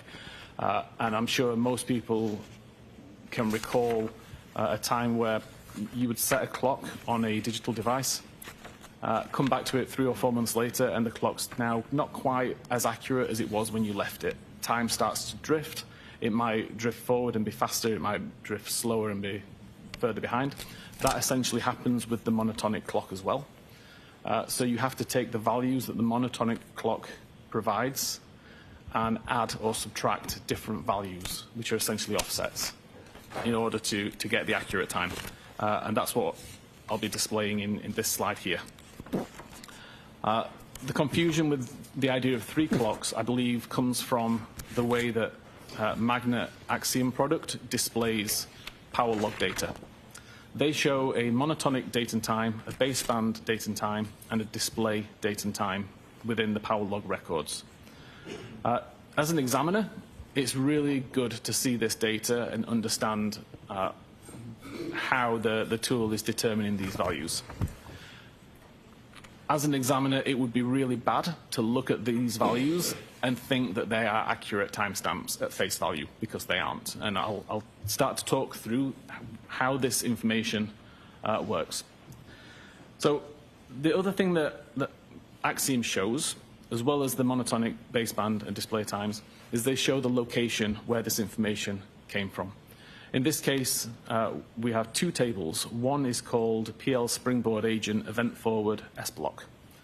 And that is what this table is here. And you can see we've got an ID number, a timestamp, and a value of locked. But we also show a second table that's involved called PL Storage Operator Event Forward Time Offset. And that's this table at the bottom here. So again, we see there's an ID, a timestamp, baseband, kernel, and system values. These values all need to be read together in order to make sense of the data. So for example, if I take the timestamp that's shown here, the 1643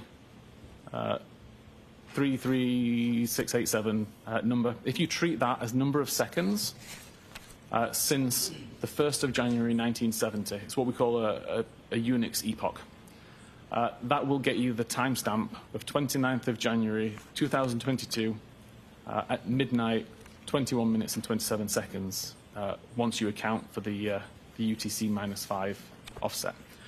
And you'll see that that is the same timestamp that Axiom shows here as the monotonic time, 12/21/27. What we need to then do is take that monotonic time and add it to the baseband value that we see in the time offset table. So now we have a value of 1643 3687.14954, and we add minus 183 point whatever this number is here to get this value. If we treat this value as number of seconds since the 1st of January 1970, then we get a time of 18 minutes and 23 seconds past midnight on January 29th, which is also the time that we show here as the baseband time. Finally, we can take the monotonic time and add the minus 181 seconds shown in the system to get this value, which equates to 18 minutes and 25 seconds past midnight on the 29th of January, which is the same as the display time up here. So all this is essentially doing is saying that the counter that is built into the iPhone is registered the time of that we see in the top, the monotonic time. This is not necessarily the time that the event happened. You have to offset it with this value here in order to get the actual time that this happened. My own personal phone, when I was doing this testing, the time difference between the monotonic time and when something actually happened was over 2 weeks. There was a massive difference because my phone has been drifting so far since I originally bought and set up that phone. And again, when I was testing this, I can turn the flashlight on, turn the flashlight off. Both of those activities are recorded in the power log database. If I just look at the monotonic time, it's off by over 2 weeks. If I do this process to calculate the correct offset, it shows exactly when I turned that flashlight on and when I turned that flashlight off. The calculation is imperative. Without the calculation, these timestamps are irrelevant. And all Axiom is doing here is they're showing you the values that they use in order to calculate the final value. It doesn't mean that you can take the monotonic timestamp and read anything into it. It's completely irrelevant on its own. Is it necessary to understand this process in order to ensure the integrity of the time that you're offering to the jury so you understand whether it's accurate or not? It would be if we were discussing power log data. Power log data only really encompasses things like battery level, the time and date that it's plugged in, button presses, camera usage, things like that. It doesn't count for location data. It doesn't count for Apple Health data. They both work on the system time. They both work on the same system time, so they're always going to be aligned. Do you have an opinion to a reasonable degree of scientific certainty as to the accuracy of the location data times and the accuracy of the health data times that you shared with us? They'd be consistent with each other. So to summarize that, there's only really one clock that's in use on an iPhone for recording. The only difference is the monotonic time, which is how power logs record information, but you need to offset the times to figure out when that activity actually happened. And that you only have to offset those times for power log data, not for health, not for location, not for messages or photographs or any other activity like that, purely power log data. Is there another subject that you looked at, that you analyzed, in order to reach a conclusion about the time and location of John O'Keefe's cell phone over the night of January 29, 2022? Yes, the next one is battery temperature. Can you explain a little bit of background on this before you start the slides? So again, we have a temperature sensor built in within the phone, monitoring for if the battery temperature increases too high and becomes a danger, or if the temperature gets too low and becomes an issue. So it constantly monitors the temperature of the battery and records that information in the Knowledge C database. Did you look into the battery temperatures from before midnight and after midnight and do an analysis regarding the temperatures of that cell phone battery? I did, yes. Throughout the evening of the 28th of January and then the morning of the 29th. Mr. Whiffen, that's going to be hard to read. Is there any way you can enlarge it? Apparently not like that. There we go. Thank you. So on the evening of the 28th, see an average temperature of around mid-80 degree Fahrenheit. I've got no understanding of where the device was at this time, whether it was in a pocket on a surface, whether it was in use or not. But I just wanted to get an average idea of temperatures of the device. By 13 minutes after midnight, we're still at 82 Fahrenheit. At 22 minutes after midnight, we know from the location data that the device was currently in a car, and we see the temperature has dropped to 77 Fahrenheit. By 37 minutes after midnight, we now know the device is already at Fairview. It's been at Fairview for approximately 12 minutes. And the temperature has continued to drop. It's now 72 Fahrenheit. Mr. Whiffen, if I can interrupt you. At 12:37, when the temperature drops to 72 degrees, is that before or after the healthcare data stops for that evening? That's after. Thank you. 45 minutes past, the temperature's dropped to 66 Fahrenheit. 53 minutes past, it's dropped to 61 Fahrenheit. 7 minutes after 1, it's dropped to 55 Fahrenheit. 1:36, it's dropped to 50. And then we have a large gap in the data, with the next record being made at 6 minutes after 6 a.m., when the temperature is 43 Fahrenheit. Mr. Whiffen,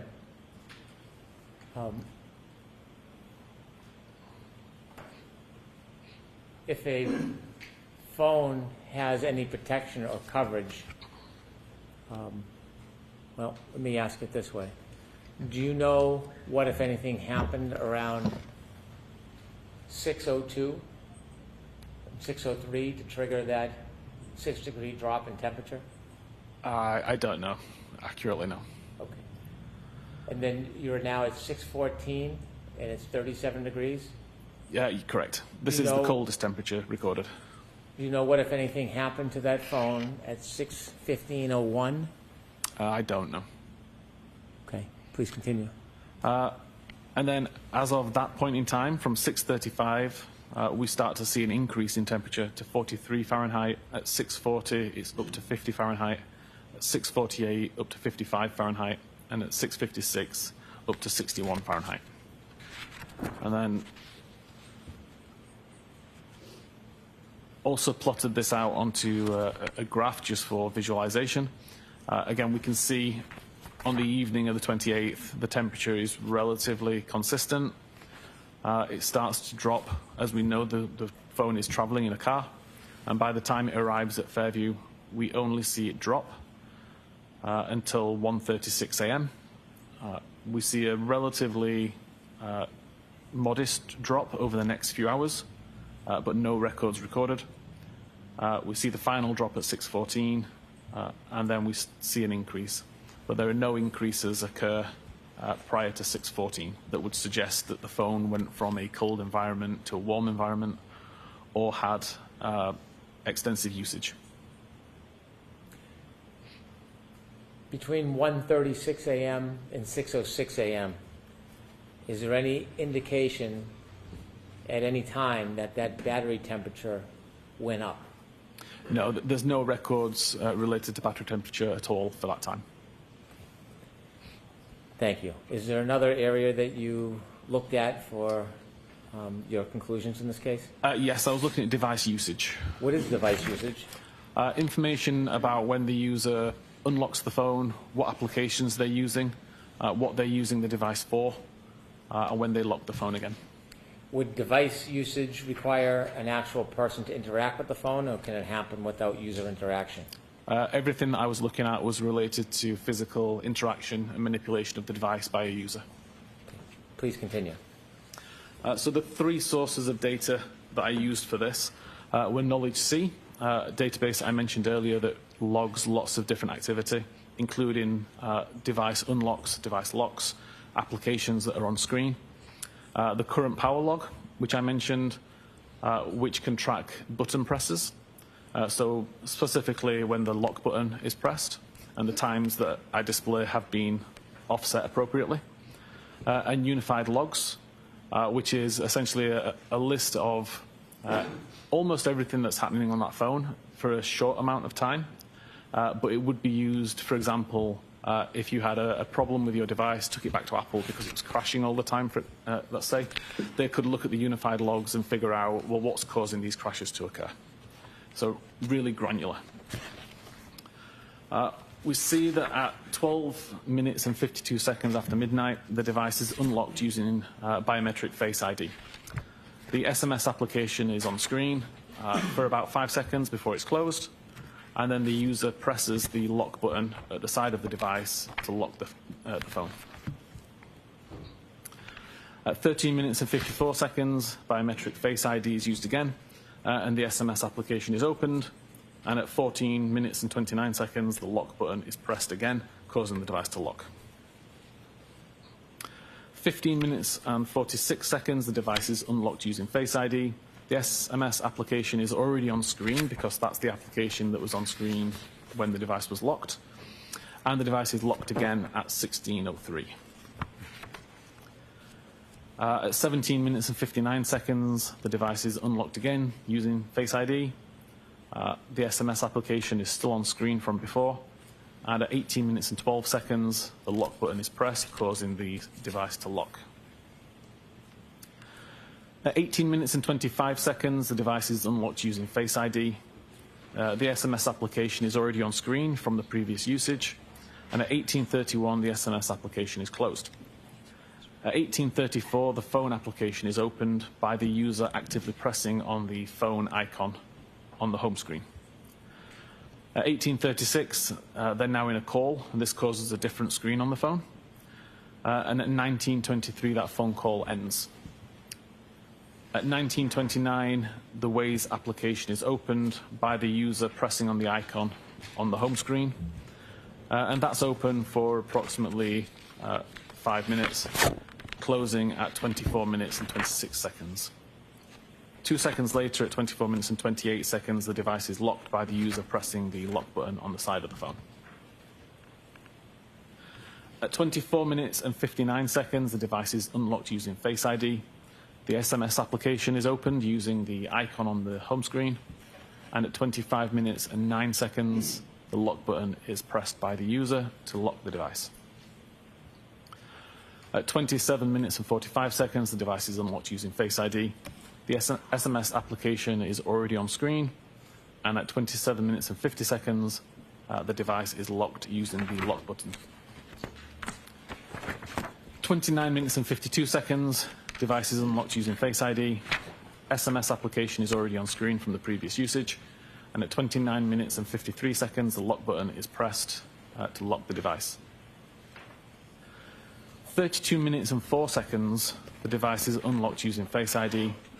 SMS application is already on screen from the previous use, and at 32 minutes and 9 seconds, the lock button is pressed by the user.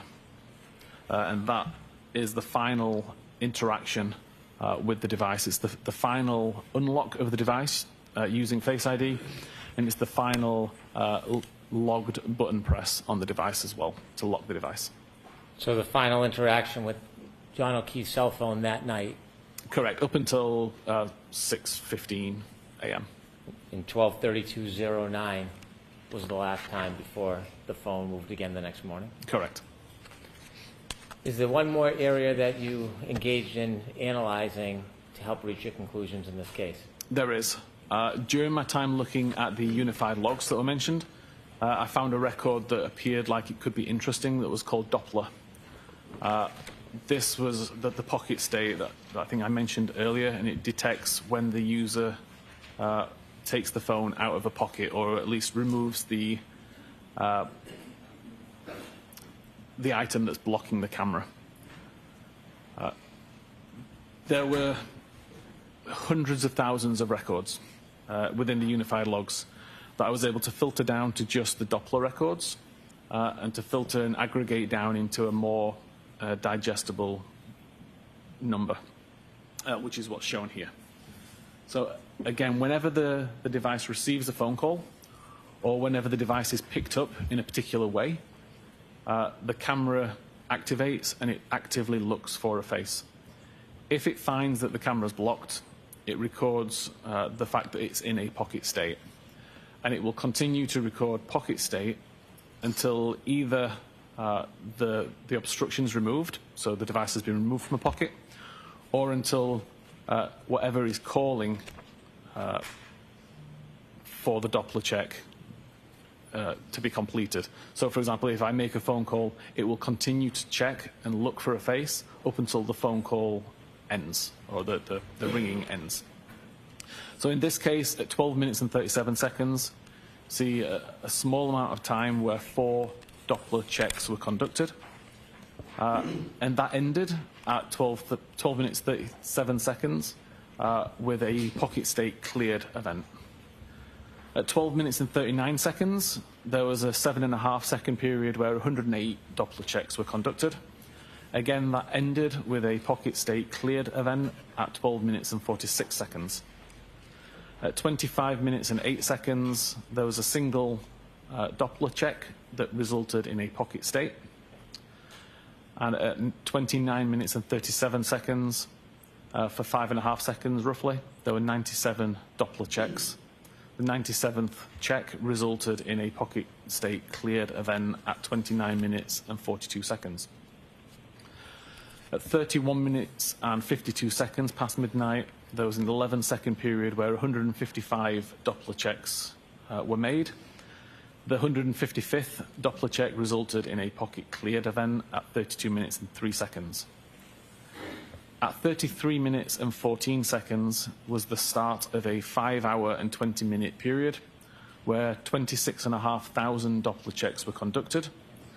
Every one of those checks came back to say that it was in a pocket state. There was never a pocket state cleared event during that time. At 2 minutes after 6 a.m. And 41 seconds, there was a 12-minute period and 20 seconds where 417 Doppler checks were conducted. The 417th Doppler check showed a pocket state cleared event at 6:15:01.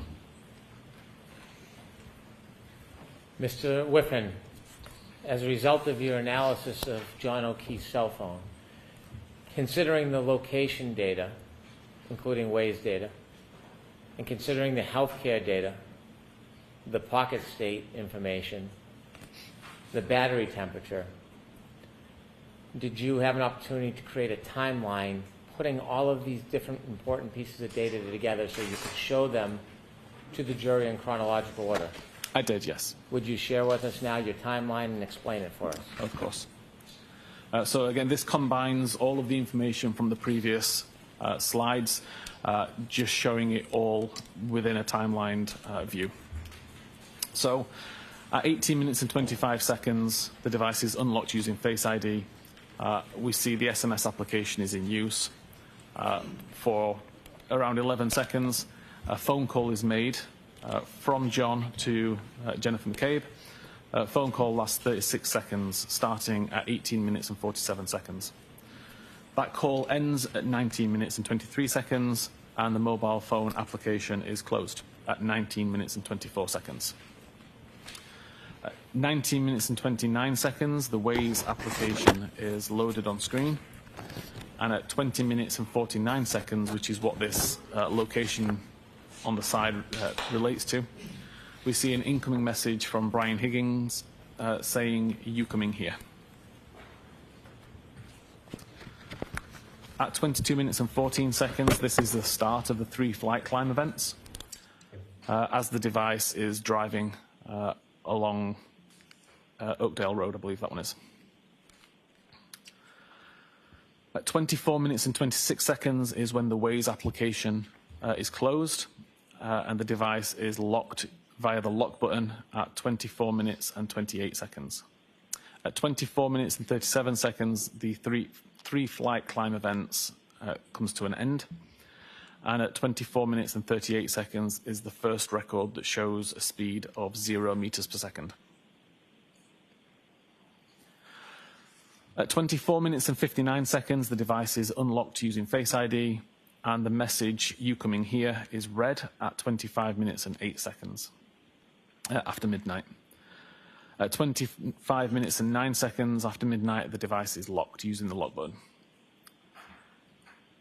At 27 minutes and 33 seconds after midnight, a text message is received from Jen McCabe saying, "Here." At 27 minutes and 45 seconds after midnight, the device is unlocked using Face ID, and the "Here" message that was just received is read at 27 minutes and 48 seconds. At 27 minutes and 50 seconds, the lock button is pressed by the user, causing the device to lock. At 29 minutes and 37 seconds, we start to get some Doppler checks, and at 29 minutes and 42 seconds, the pocket state cleared event is written. At 29 minutes and 44 seconds, there's an incoming call from Jen McCabe. This is answered and lasts for 7 seconds, ending at 29 minutes and 51 seconds.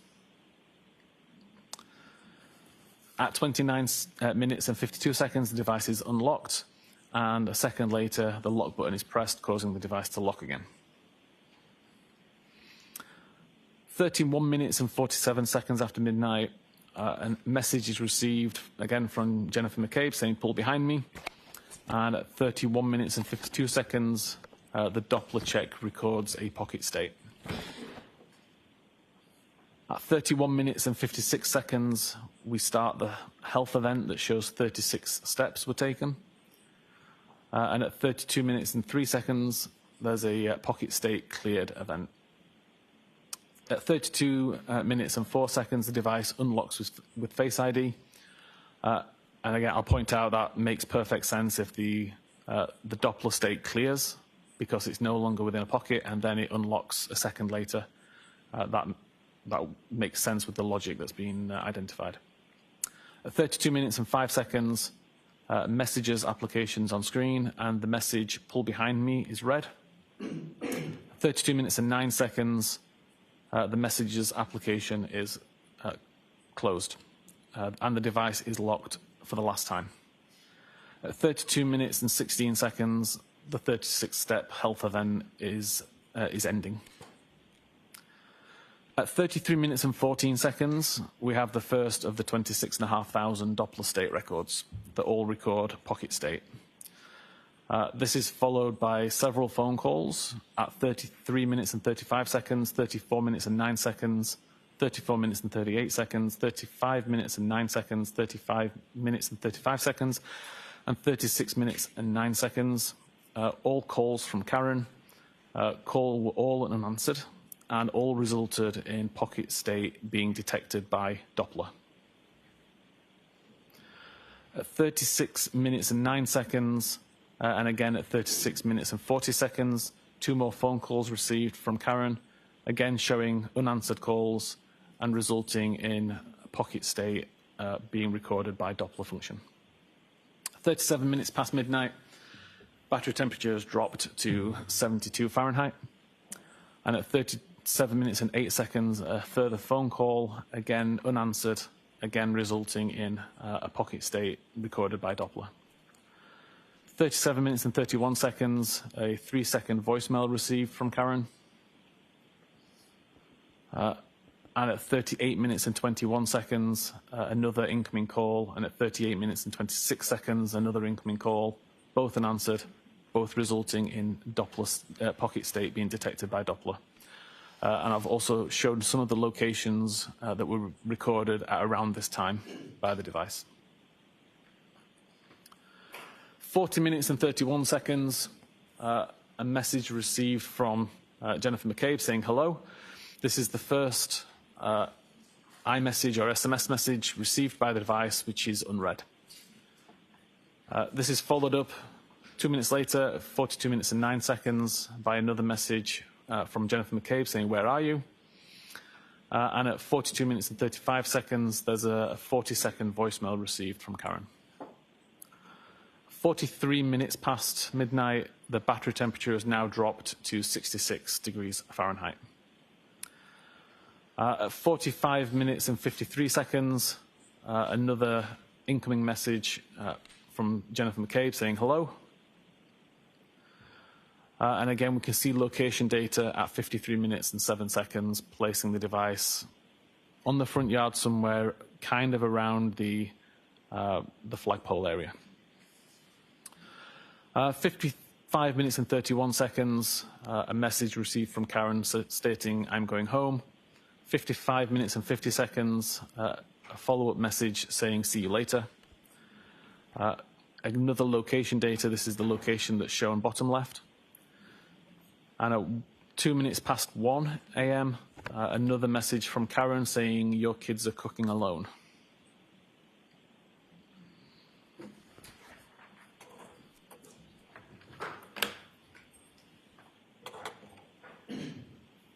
Mr. Whiffen, based on your analysis of John O'Keefe's cell phone, keeping in mind some of the data points you shared with us, that wave was initiated around 12:19, that the car reached the flagpole around 12:24:37, that the only health data during that later time near 12:30 was from 12:31:56 to 12:32:16, that the last interaction was at 12:32:09, followed by an overnight pocket state, an increased reduction in... Objection, Your Honor. So I need to hear the question first. including a increased reduction in the battery temperature. Do you have an opinion, to a reasonable degree of scientific certainty, that after that phone stopped in the car at the flagpole area of 34 Fairview, whether or not that cell phone remained near the flagpole the entire night until after 6 a.m. the next morning? Objection, Your Honor. I'm going to allow it. The location data that shows accurate tends to show around the flagpole area. There's no further health data other than 36 steps that were taken that suggest that it moved after 32 minutes and 16 seconds after midnight. The battery temperature data never indicates that the device went from a cold environment to a warm environment, which I would expect to see if the device went inside a building. And the Doppler state information suggests that the camera was blocked for at least the majority of the 5-hour period, with no records showing that the camera was unblocked during that time, which would typically happen if you were to pick a camera up and move it around. Does that lead you to a conclusion to a reasonable degree of scientific certainty Yes. whether that phone remained in the flagpole area from around 12, Objection, Your Honor. 24, 33, So until the next morning at 6 a.m. or after? That's the my opinion. objection's sustained. Ask the question in a different form. Do you have an opinion where John O'Keefe's cell phone was from around 12:24:33 on the evening of January 29, 2022, through at least 6 a.m. and after that morning? Yes. Based on the totality of all of the information that we've described, my opinion is that the device never moved far away from the flagpole. I have no further questions. Thank you. All right. Mr. Leslie? May we approach, Your Honor, please? Okay. Jurors, feel free to stand up.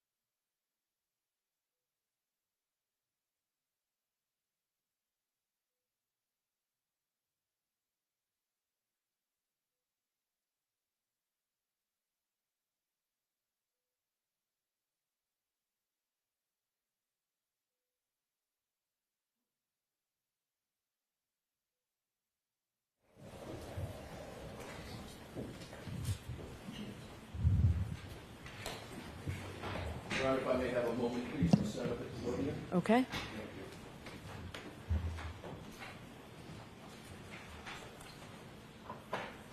Mr. Whiffen, I should have told you you can feel free to stand up and stretch if you want to as well.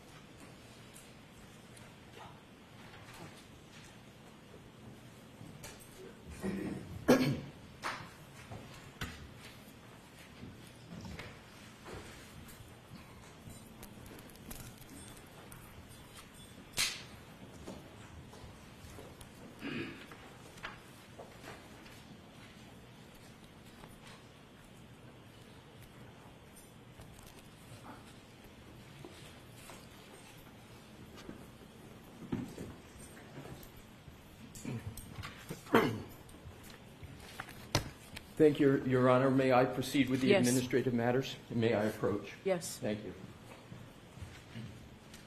Your Honor, pursuant to a stipulation with the prosecution, I would like to mark and enter into evidence 3 documents. These are each portions of a March 2025 report prepared by Mr. Whiffen. The first one, So, yes, they can come into evidence. They can come into evidence. There's a stipulation. So And we so- can mark it as the next exhibit. if we can, that's page 29 for the next exhibit. Want them marked separately? Separately, please. Exhibit 40.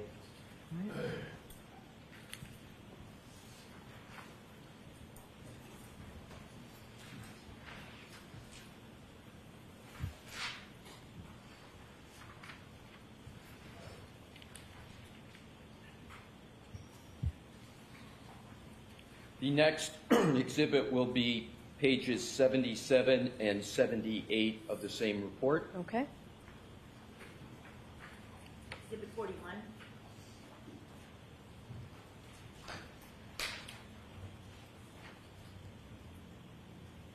The third and last is page 43 and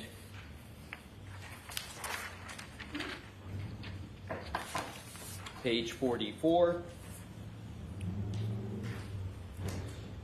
Exhibit 42. Okay, all set. Thank you, Your Honor.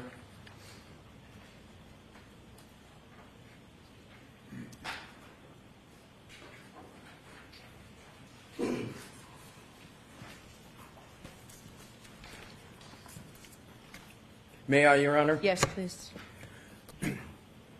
Good afternoon, Mr. Whiffen. I don't believe we've had the pleasure of meeting. Good afternoon. Cell phone data, when correct and when correctly analyzed, can help tell a story of what may have happened under various circumstances, correct? Correct. And in cases like this, literally seconds on cell phone data can be significant, correct? Correct. What I'd like to do is to go back to your PowerPoint presentation and specifically go to the timeline that you had gone through with Mr. Brennan, and rather than repeating everything, there'll be select aspects of the timeline I'm going to reference, and with the court's permission, we will put the timeline back on that's already in evidence. Okay. Thank you. So what I'd like to do is to start with page 70, which we have as 78 of the deck. If you could, Mr. Wolf, go to that.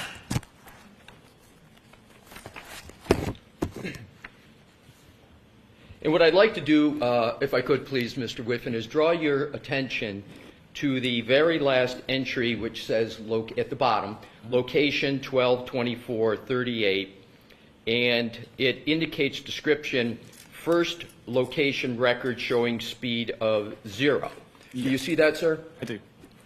And this is the arrival of John O'Keefe's phone at 34 Fairview, correct? Correct. If we could go to the next page, please. We have up at the top 12:24:59, about 21 seconds later after arrival, we have device unlock with Face ID, correct? Correct. Is it possible for anyone other than John to unlock that device with Face ID?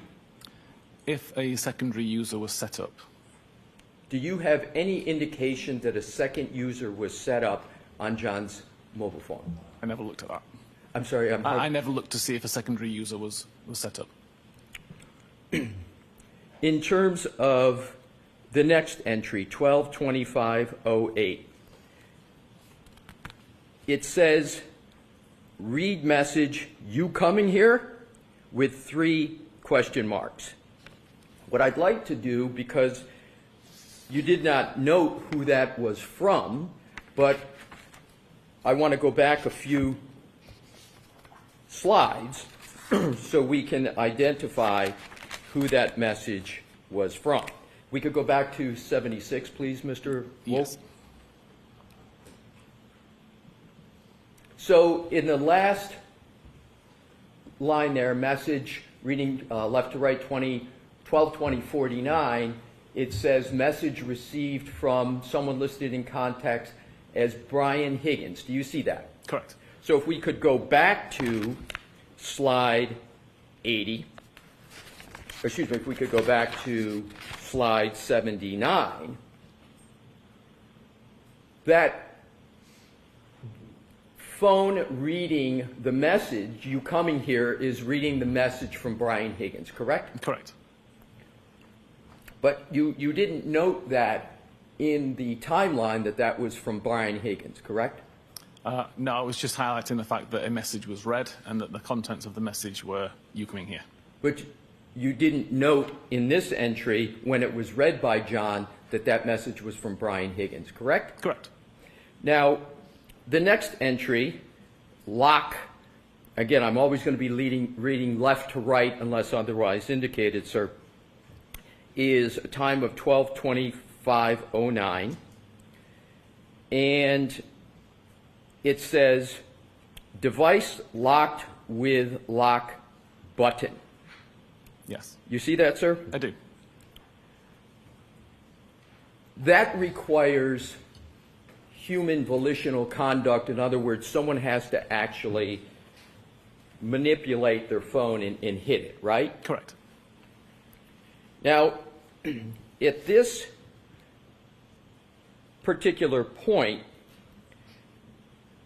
isn't it correct that in your report that you mentioned in your March 2025 report, that you had more of a description of what was happening at this time with the phone, namely, device bearing shifts to a westerly direction as location records also show the device moving west from the roadside towards the house. Isn't that what you had in your report?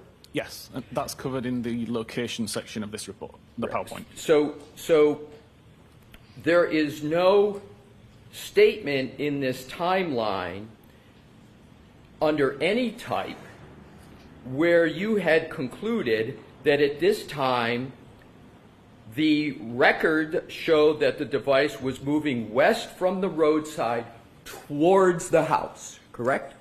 The location latitude, longitude was moving westerly, but at the same time, the accuracy was increasing, so it didn't intrinsically prove that the device was moving. My question, Mr. Whiffen, is straightforward Okay. in this sense, that I'm just looking for an answer of whether on this timeline you included the analysis that you had in your report that the device at this time was moving west from the roadside towards the house. Did you include it in that timeline? No, I left that out of the timeline. Next entry, 27:33. And that's 12:27:33. You note that there's a message received from Jen McCabe. Here, exclamation point, question mark. You see that, sir? Correct. Now, at this point, you have two people in just 2.5 minutes, Brian Higgins and Jen McCabe, trying to find out if the John is coming to 34 Fairview. Is that a fair conclusion? It appears so. I'll allow it. Is that a fair conclusion? It would appear so, yes. So just because of the colloquy that occurred, I want to repeat the question. Now you have, at this point, at 12:27:33, you have two people, Brian Higgins and Jennifer McCabe, in just 2.5 minutes, trying to find out if John or the phone is coming to or if John is coming to 34 Fairview. Objection. Sustained. Ask it differently, Mr. Lesser. Thank you, Your Honor. Now, at this point, you have two people trying to find out if John is coming to 34 Fairview, correct? Objection. Sustained. Mr. Whiffen, in terms of the information at this stage, there are two communications with Mr. O'Keefe on this phone, and that is they're trying to find excuse me, I'll rephrase it. There are two communications, one from Jennifer McCabe and one from Brian Higgins, correct? Correct. Now let's go to the next deck 80, please, Mr. Wolk. This is 12:27:45. Device unlock with Face ID, correct? Correct. And then right under that is 12:27:48. It says read message, which it says here. And is it correct that that is the message that was sent by Jennifer McCabe? Correct. I'd just like to point out it says read message, not read message. Read message, thank you. And that, the fact that Jen McCabe sent that message and that it was read was not indicated in your timeline at this point, correct?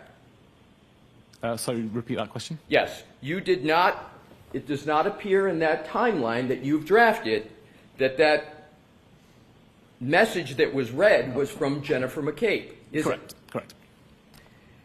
Next entry, 2750, device locked with lock button.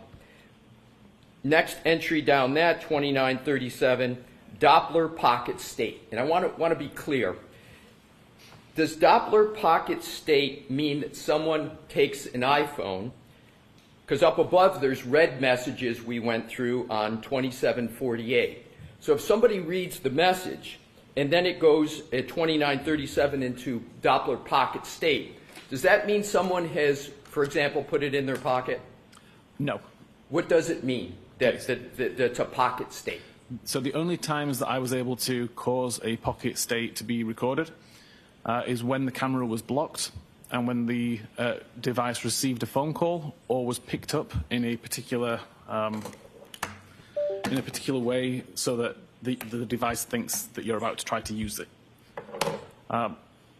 If the camera is not blocked from the outset, then nothing's recorded at all. And in order to get the pocket state cleared, the camera must be blocked to begin with. So again, you have to receive a phone call with it in your pocket and remove it in order to get a pocket state cleared. Thank you, because that helped me, because that's exactly where I was going with the next question, which is pocket state cleared. What did you conclude from 2937 to 2942 that it was in pocket state and then pocket state cleared? There was some activity on the device that caused the pocket state to be checked. The device was in a pocket state up until 2942 when whatever was obstructing the camera was removed. Next entry is a call at 12:29:44. And that, you state, is an incoming call from Jen McCabe, so there you do indicate the name. And you say answered 7 seconds, correct? Correct. Is the phone at this time that there's an incoming call from Jen McCabe that is answered out in front of 34 Fairview? Yes, it would be according to the location data. Right. So now we have at 12:29:44, the phone's out in front of 34 Fairview.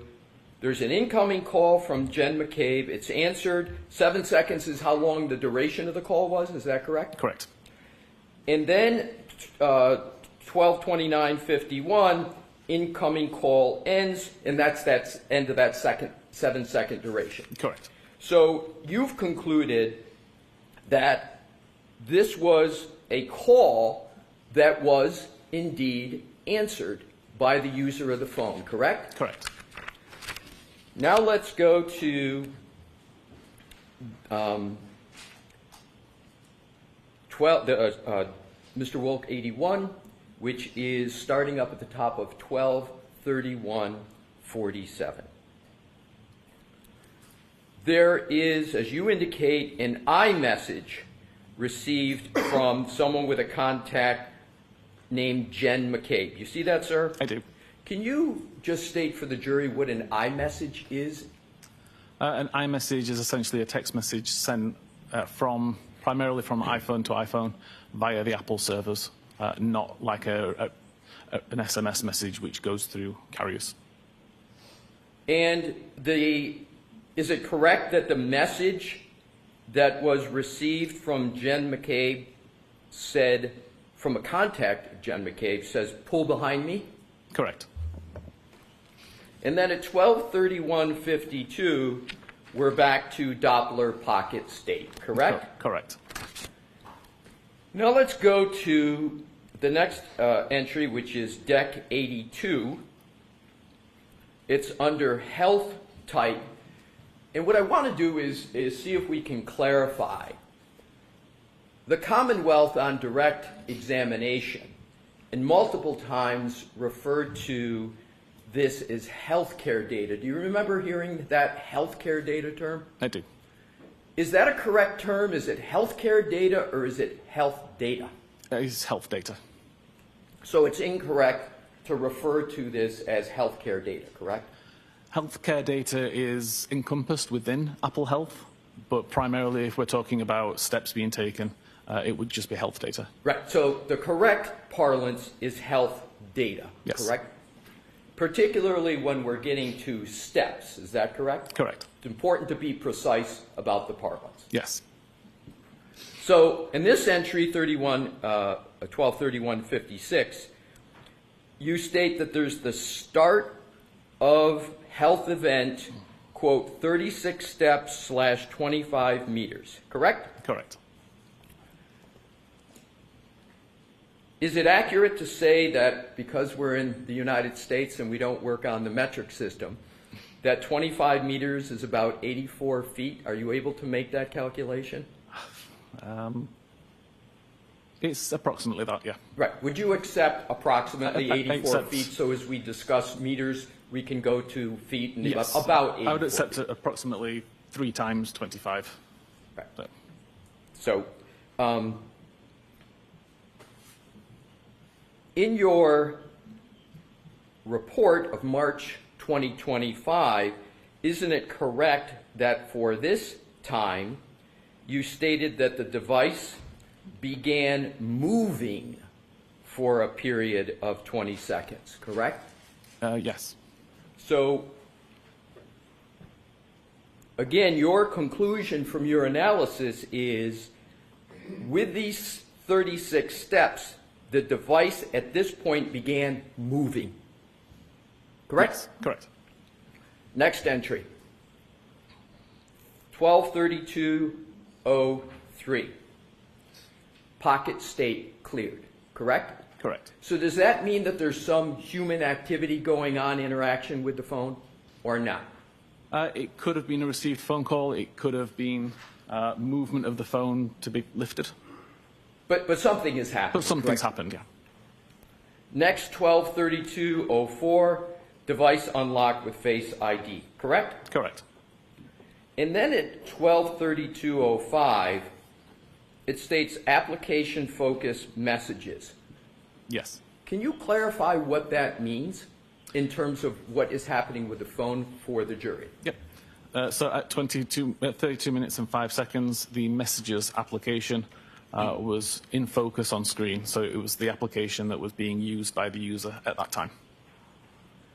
Now, the next entry is message 1232.06, and it states red message, quote, pull behind me, close quote, correct? Correct. Now, you don't indicate who that message is from in your timeline, but that's the message that was sent by Jennifer McCabe at 1231.47, correct? Correct. Next entry is application lock at 1232.09, and you've got here end application focus, and then you state device lock with lock button for the last time, correct? Correct. So that's again pressing the side button on the iPhone that locks it. Correct. And that requires human conduct, human interaction with the phone, correct? Correct. And then the next entry under health data at 1232.16, that is 7 seconds after the lock. It's the end of the health event of 36 steps, 25 meters, and as we agreed, approximately 84 feet. Correct? Correct. So, in terms of the steps,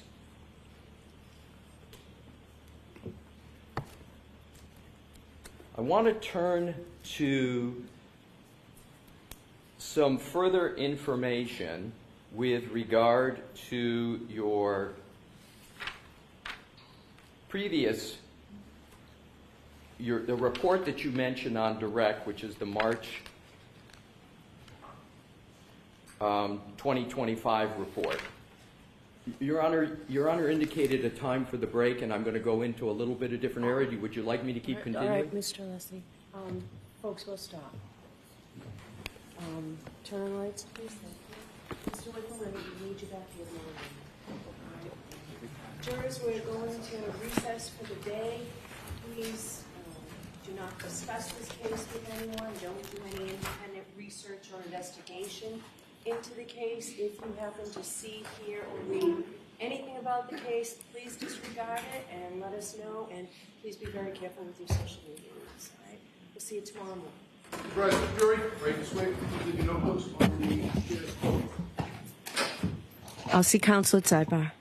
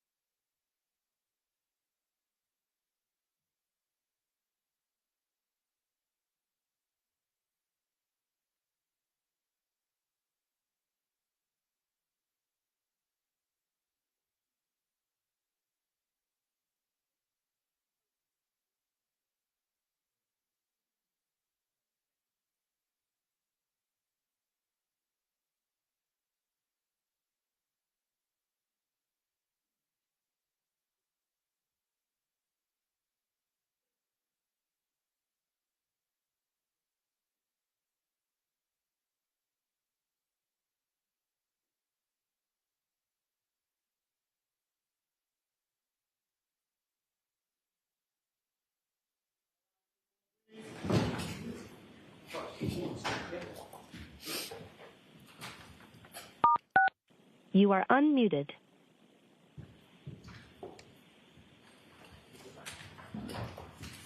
Thank you. We're back in session. You may be seated. Why, Margaret?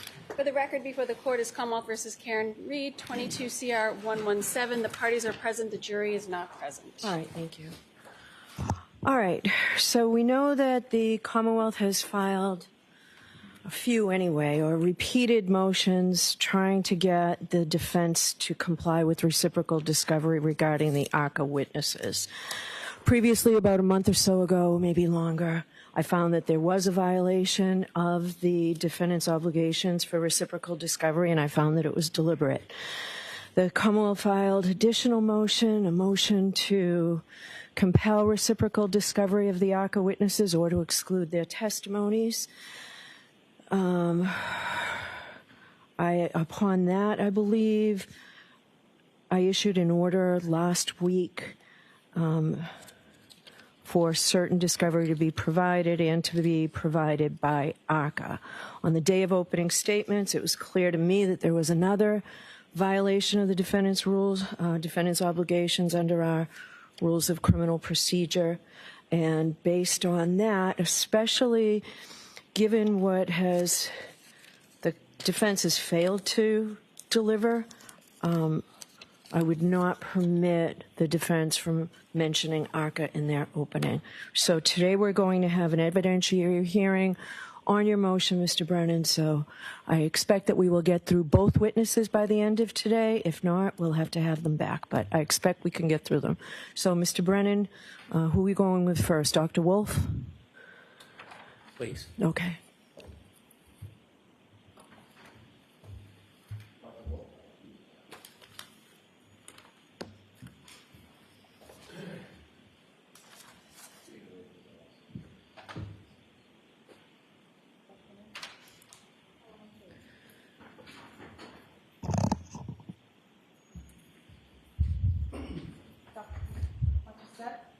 Face the clerk and raise your right hand,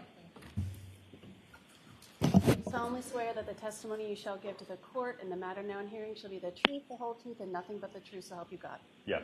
Thank you.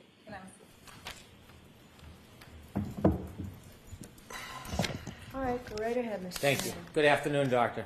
Good afternoon. Did you become aware there was an order from this court to produce records? Yes. Did you receive a copy of that order? Yes. Who did you receive a copy of that So order? we need Dr. Wolf to identify himself. Please identify yourself for the record. Spell your last name. Daniel Wolfe, last name spelled W-O-L-F-E. Who did you receive that order from? I believe it was in an email forwarded from Miss Little. Did you read it? Yes. Did you understand that there was a request for certain communications? Yes. Did you understand that you were supposed to turn those records over to the Superior Court? Yes. Did you turn records over to the Superior Court? I provided a copy of that production notice to Miss Little. Did you provide the records to the Superior Court? I didn't directly email that to the court, no. Did you indirectly email it to the court? It was my understanding that it would be passed along to the court. So you did not, pursuant to the order, provide the records to the Superior Court, did you? Not directly to the court, no. When you read the order, you understood what the order was requiring you to provide, correct? Correct. It was requiring you to provide all text messages. Yes. Did you provide all text messages? I don't have any in my possession. Did you look for any text messages that are not in your possession about this case? Yes. Okay, did you find any? No, sir. What did you do to look? So I went through the phone that I presently have, and as I informed Ms. Little, last year I was under T-Mobile, was my carrier. Subsequent to that, I then switched to Verizon in, I believe it was November. So I made an effort to contact T-Mobile as well as get access to my T-Mobile account hub. Unfortunately, I was unable to get access to it or get any records prior to, or at least from my T-Mobile carrier. Then I went through my Verizon records that I have from 2025. I could only go back 3 months, and I provided those records. How about emails? You didn't change email carriers, did you? No, sir. Did you provide all your emails from when you first were contacted by the defense? Yes, sir. And you provided every one of those emails to who? It It would have been in the file that I put together for the production. How many emails did you find between you and the defense? I'd have to look at the order, but it was probably 6 to... Are you talking about present day or just from last year? Anytime. It was probably around a dozen or so. Who did you correspond with by email on the defense? Again, can you specify a time frame? At any time. Who did you correspond with by email on the defense? It would have been Mr. Jackson. Miss Little might have been on one of those emails. There might have been a couple other members. I don't remember off the top of my head. Well, how about Miss Reed? I don't believe she was on any of those emails. You've never emailed or been on a correspondence with her by email? No, sir. And how about Mr. Yannetti? He may have been on one of the emails. I don't know as I sit here today. You communicated by phone with the defense, didn't you? Yes. And that began as far back as March 2024? After our report was issued, yes, in March. Back in March of 2024, you spoke on the phone to Mr. Jackson Yes, sir. a number of times? Yes, sir. And as you spoke, you began to become familiar with him and his role in this case, didn't you? We corresponded about, again, our expected testimony here at trial, yes. I'll ask it again. Did you become familiar with him and his role in this case when you spoke to him? I understood him to be the defense attorney on the case, yes. Did you speak to Miss Little by phone? I don't believe so, no. Did you speak to anybody? Hold on 1 second, please.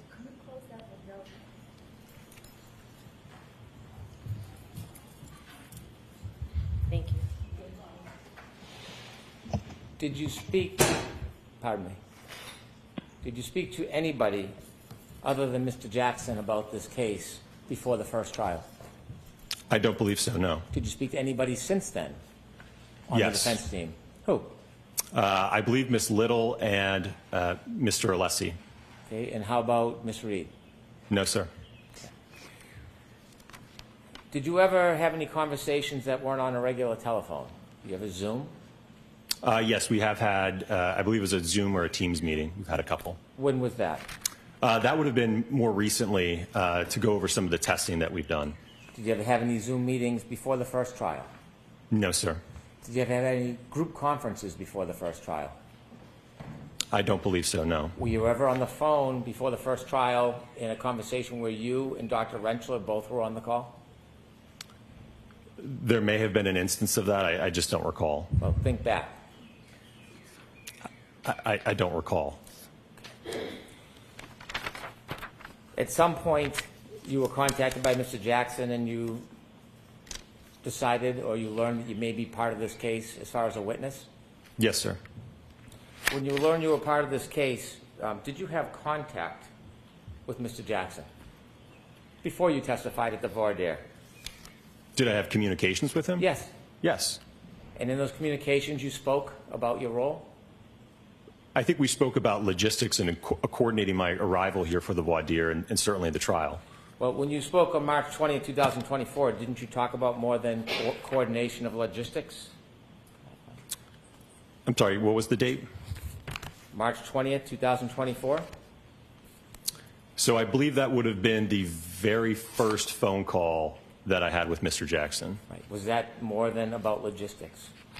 Well, I think we were trying to figure out what should we do. I will note that this was a very abnormal situation for me, being involved in a federal investigation and then ultimately being called as a witness. No. Well, I'm trying to answer your question. But you're not. Did you talk about more than logistics?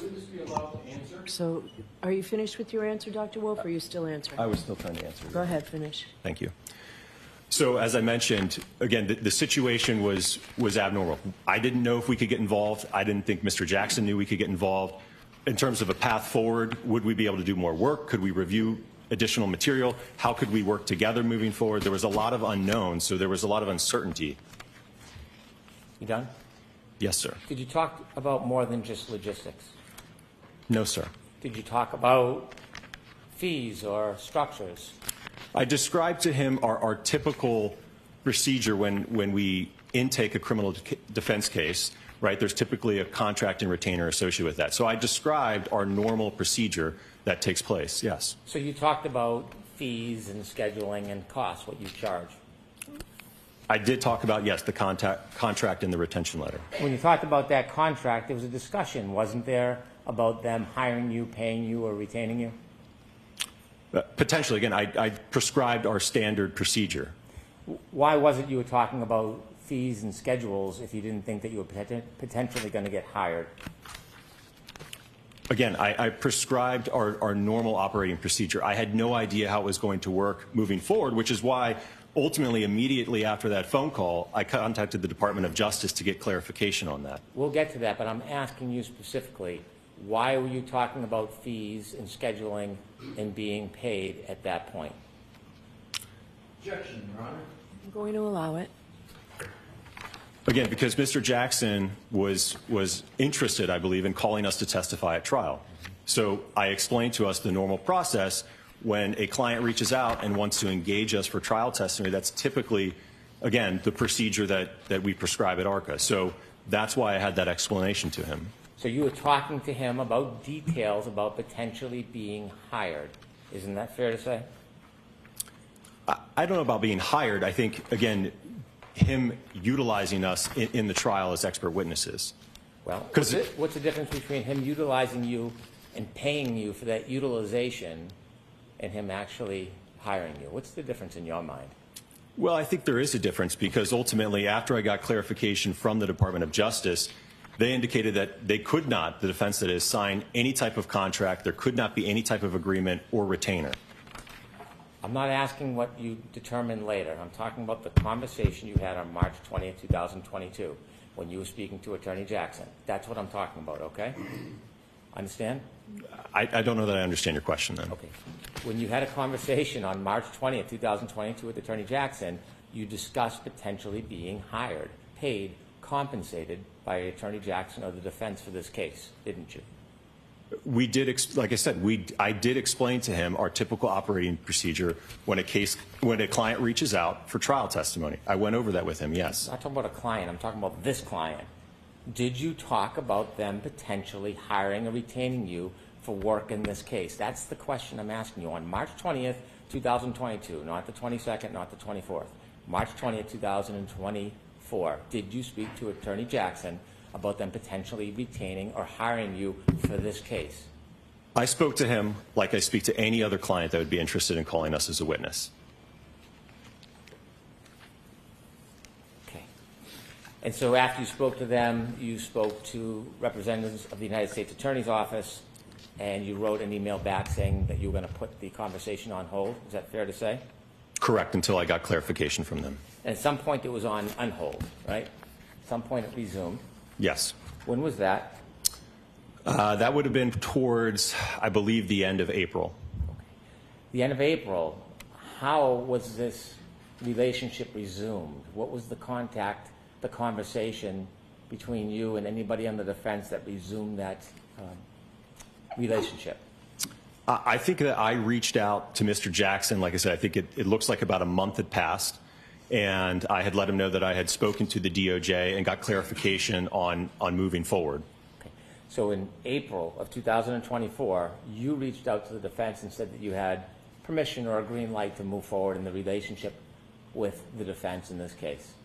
I had clarification from the Department of Justice, yes. And that clarification allowed you then to work with the defense on this case? Not work with. We could be called on the defense's behalf to testify. And for that matter, the Commonwealth could have also contacted us and utilized us at trial as well, if they should, please. So when did you become an advocate for the defense? Interesting. Do you feel like you're an advocate for the defense? No, sir. Are you sure about that? Sir, I'm on the science and the analysis that I've done. That's the side that I'm on. You sure are. Because after that 424 call letting them know that the United States Attorney's Office gave permission for you to be called as a witness, you called them again that day, didn't you? Or they called you on the main line? We may have exchanged a couple calls that day, yes. Well, you did exchange a couple calls that day because we have at least some records. And when you called later that day after telling them that you had permission they could use you as witnesses, what did you talk about? Do you have the records that I could take a look at just so I could see what you're referring to? Do you remember having calls after you called Attorney Jackson and said you had the green light from the U.S. Attorney's Office? Do you remember having further calls that day? I think we had a couple brief conversations, yes. Okay. When you think about it, do you remember them, or are you just saying you think but you don't know? I don't remember. I remember that there was one conversation, I believe in early May, that I had with Mr. Jackson, in which we engaged in a conversation where I gave him more information about my background, who ARCA was as a whole. I think we even got to talk a little bit about my family, my 4 kids, and things of that nature. But it was a call about background and qualifications. We're still back in April. You're moving ahead to May when you first started billing. I want to talk about back in April. Do you remember having conversations on April 24th with Mr. Jackson? Do you remember that? I'm going to allow that. I remember that there were conversations, yes. Specifically what they were to. I remember, I think they were brief, but I don't remember the specifics of them, no. Well, in the brief conversation, what do you briefly remember about that brief conversation, Doctor? Well, as I mentioned, I think I had finally received clarification from the DOJ, so I think I was letting him know that I had received that clarification. Well, sir, you said that that was the first call. There were more than one call. There was then 2 calls to the main line. What did you discuss with him during those calls? Well, to be honest with you, the call to the ARCA main line, I don't even know if I spoke with him. That's just to the main line, not to me directly. So he could have spoken to a receptionist who then tried to get a hold of me, right? So I don't know if that specific call to the main line was to me or someone else at ARCA. Well, this is a new relationship, right? You were working on a contract with the federal government. You have only spoken to Mr. Jackson, according to you, twice. You don't remember the early conversations with them and what they were about? I'm sorry, are we talking about now at the end of April still? Yeah, we're still talking at April. April 24, 2024. Yeah, as I just discussed with you, from what I recall, it was relaying to him the clarification that I got from the Department of Justice. Right, but that doesn't take more than one call, does it? I don't know. He may have been in court. There might have been some phone tag. I don't know, sir. Well, there was a 9-minute call on April 24th, and then there's 2 calls to the ARCA main line, 3 minutes and 2 minutes. Do you remember any of those calls? Again, when you say 3 minutes and 2 minutes, that makes it sound like, in all likelihood, he contacted the ARCA main line, got a hold of a receptionist or my project manager, and couldn't get a hold of me. Are you just making that up, or that's what happened? Sir, that is my best guess. I don't recall from a year ago. We're not asking you to guess. I'm asking for your testimony. That's what I recall, sir. Do you recall him calling a secretary on the main line? That's what you recall?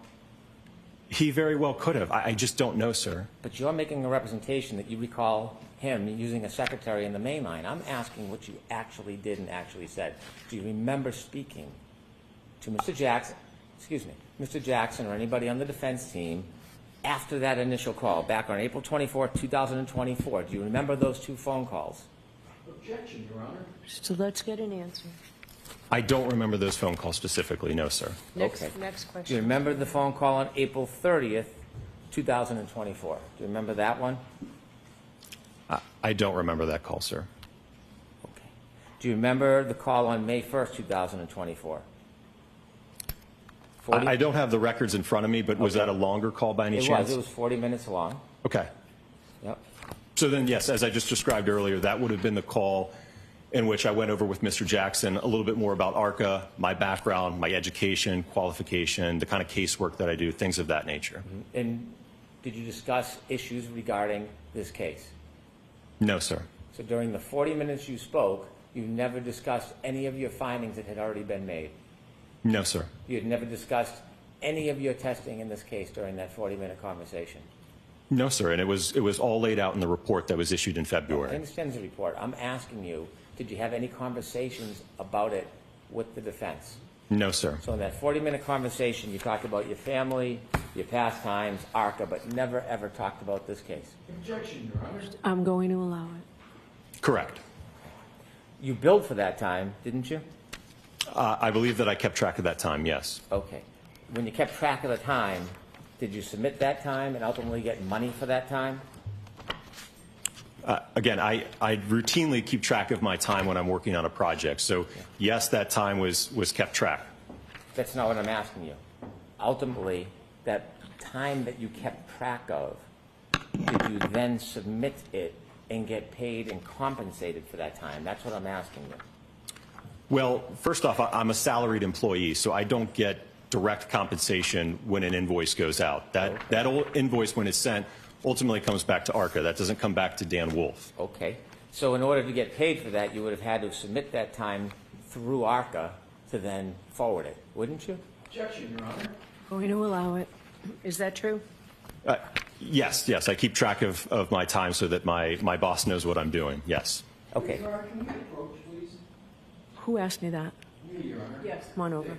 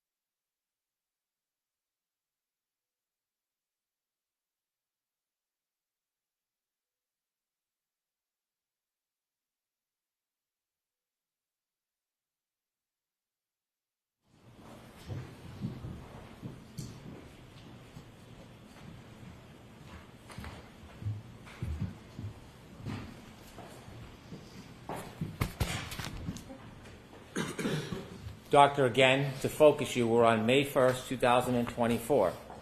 May 1st, 2024, you had a conversation with Attorney Jackson. Correct. And at some point, did you submit the time you spent and forwarded it so that that could be billed?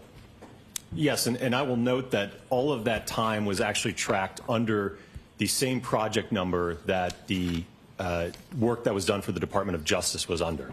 So at the time you had that conversation, you were keeping track of hours, correct? Something I routinely do, yes. And do you know who ultimately paid that bill for that day, May 1st, 2024? I know now that it was the defense, yes. Okay.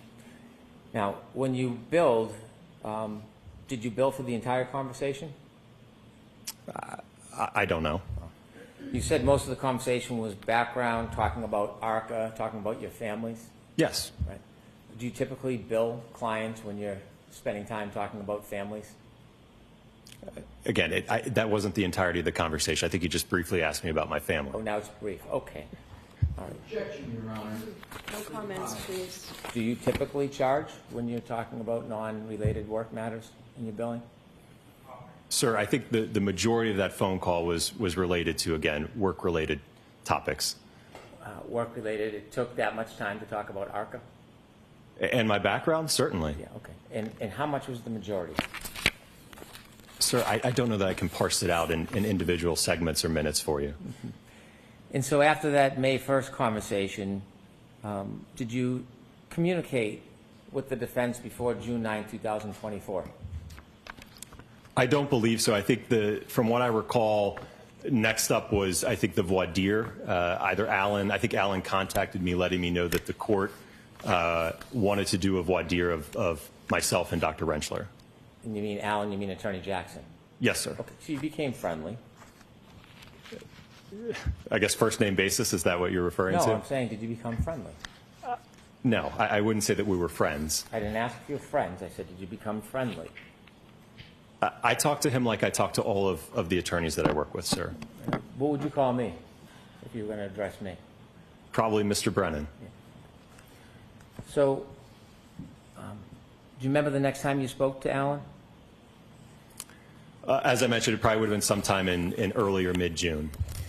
Going into June, you were keeping track of all your communications with Attorney Jackson or anybody from the defense, weren't you? I don't know if you mean, what do you mean by keeping track? Well, do you have a folder where you make notes when you have communications with an attorney and discuss issues? No, sir. You don't make notes?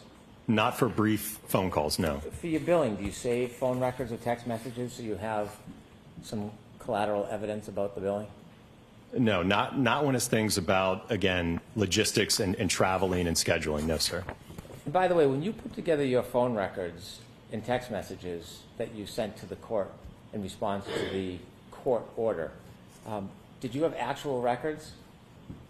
What do you mean in terms of actual records? Well, I see like a summary chart that was developed. Who developed that summary chart? So that was, again, as I mentioned earlier, I was unfortunately unable to pull anything from T-Mobile. I just could not get access.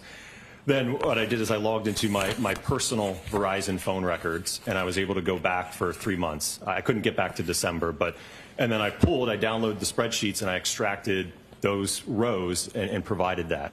Did you provide the actual records or just the spreadsheet? Well, I provided the spreadsheet, which was pulled from the records. I would have had to redact a lot of phone numbers if I was to put in the full extraction, if you will. So you didn't provide the full extraction? I provided the full extraction as it relates to all of the contact between myself and Mr. Jackson and Miss Little. Did you ever delete text?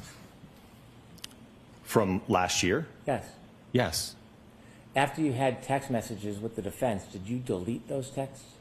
Yeah, after the trial concluded, I mean, that's something I routinely do. I'm not going to keep texts from Mr. Jackson, especially now that we're past a year. I would have no reason to keep those, sir. I'm not asking for the excuse. I'm asking if you did it. Did you delete texts? Again, it's something that I typically do. I communicate with attorneys all the time, whether it's for trial or inspections. I don't have a habit of keeping a text chain about scheduling or meeting or, hey, can we meet at this time or show up here. I just don't have a habit of keeping that type of text. So he's not my friend, sir. So you didn't delete texts? I think I just told you that, yes, I did delete the text. No, you didn't tell me, but you just did now. Thank you. Objection, Your Honor. So next question, no comments, Mr. Blaney. How many texts did you delete in communications with the defense? I don't know the number, sir. You don't know the numbers? I don't have the text. So you're asking me over a year ago almost about text messages. I don't recall how many there were. All right. Was there 10, 100, 1,000? How many were there? Of ones that I sent? No, not just what you sent. Either way, back and forth. Probably, I don't know, maybe around 100 or so.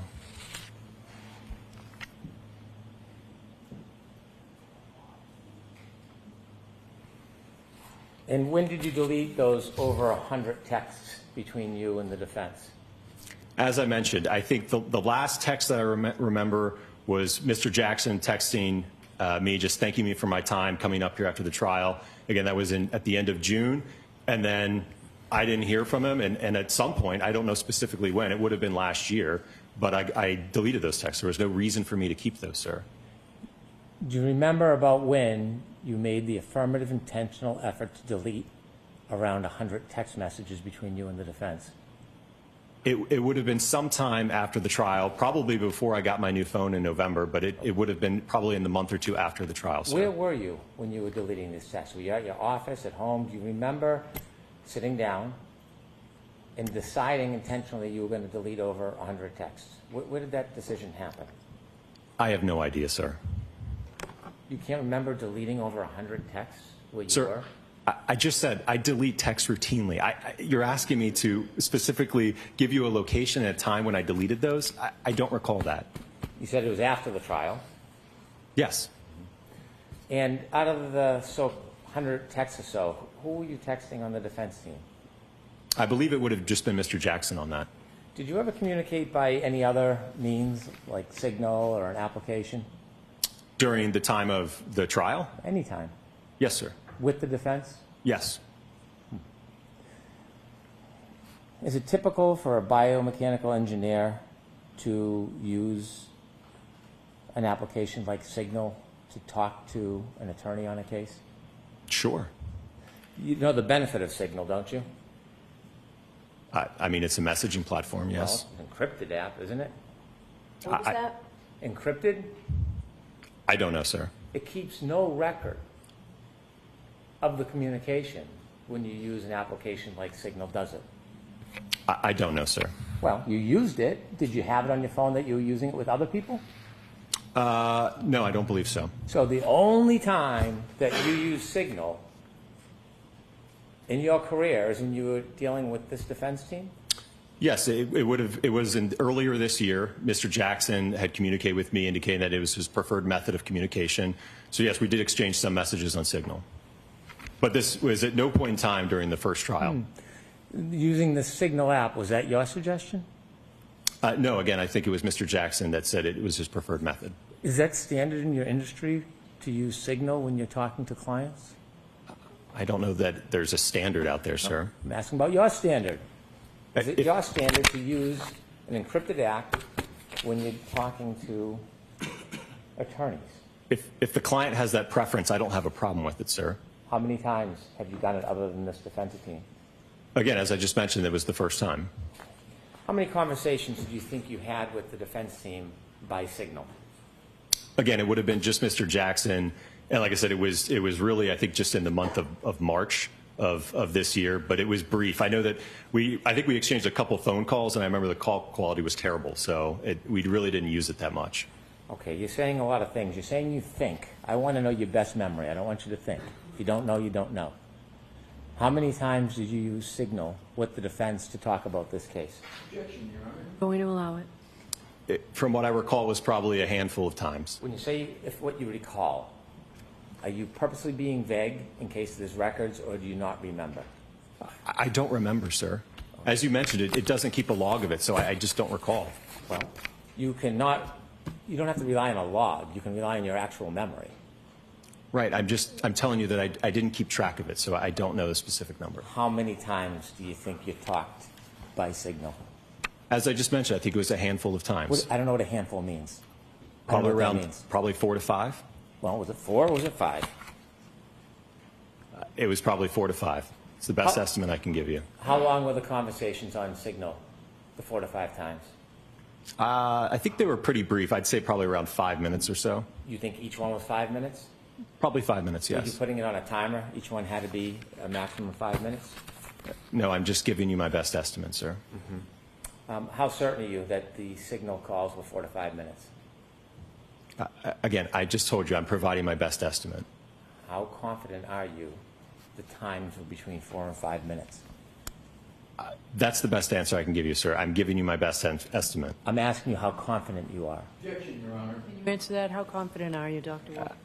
I can't answer that anymore. Okay. When Next you were question. required by court order to provide all of the records to your honor, you knew that one of the important things you need to respond to were communications between you and the defense for her honor to consider, right? Yes, Okay. And Signal is a communication, isn't it? certainly. You looked at all your records and knew it listed the text messages and the phone calls. You knew that, right? Yes, You knew that was going to be a representation that you were making to the court about your communications with the defense. You understood that, didn't you? yes, sir. And you wouldn't want to mislead the court, would you? No, which is why I told you. I asked. You didn't put anywhere in your response to the court order that there were communications beyond text messages and phone calls. You never, ever alerted the court or anybody to that, did you? Again, because I have no record of it. I That's- have no way of being able to tell when those took place or how many there were. The question I asked you is when you responded to the court order to provide all communications, and you responded by offering text messages and you responded by listing phone calls, you knew that your Signal calls were communications, didn't you? I provide everything that I had in my possession, sir. That's not what I'm asking you. You knew the Signal calls were communications, didn't you? Yes, Okay. And you never informed in your response that there were phone calls through Signal as part of your communications, did you? again, because I didn't have any record like I do with the Verizon entries as well as the emails. I could not, there's nothing I had in my possession, sir. You've read this court order, haven't you? Yes, Did you understand when the court was looking for all communications, it meant all communications? and I've provided everything that I have in my possession, sir. During those 4 to 5 Signal communications, Did any of these occur before the end of the last trial? I'm sorry, can you repeat that? Did any of these signal communications happen before the end of the last trial? No, like I said, they were all this year. You sure about that? Yes. Now, at some point, did the defense send you a retainer agreement? For this year? Nope.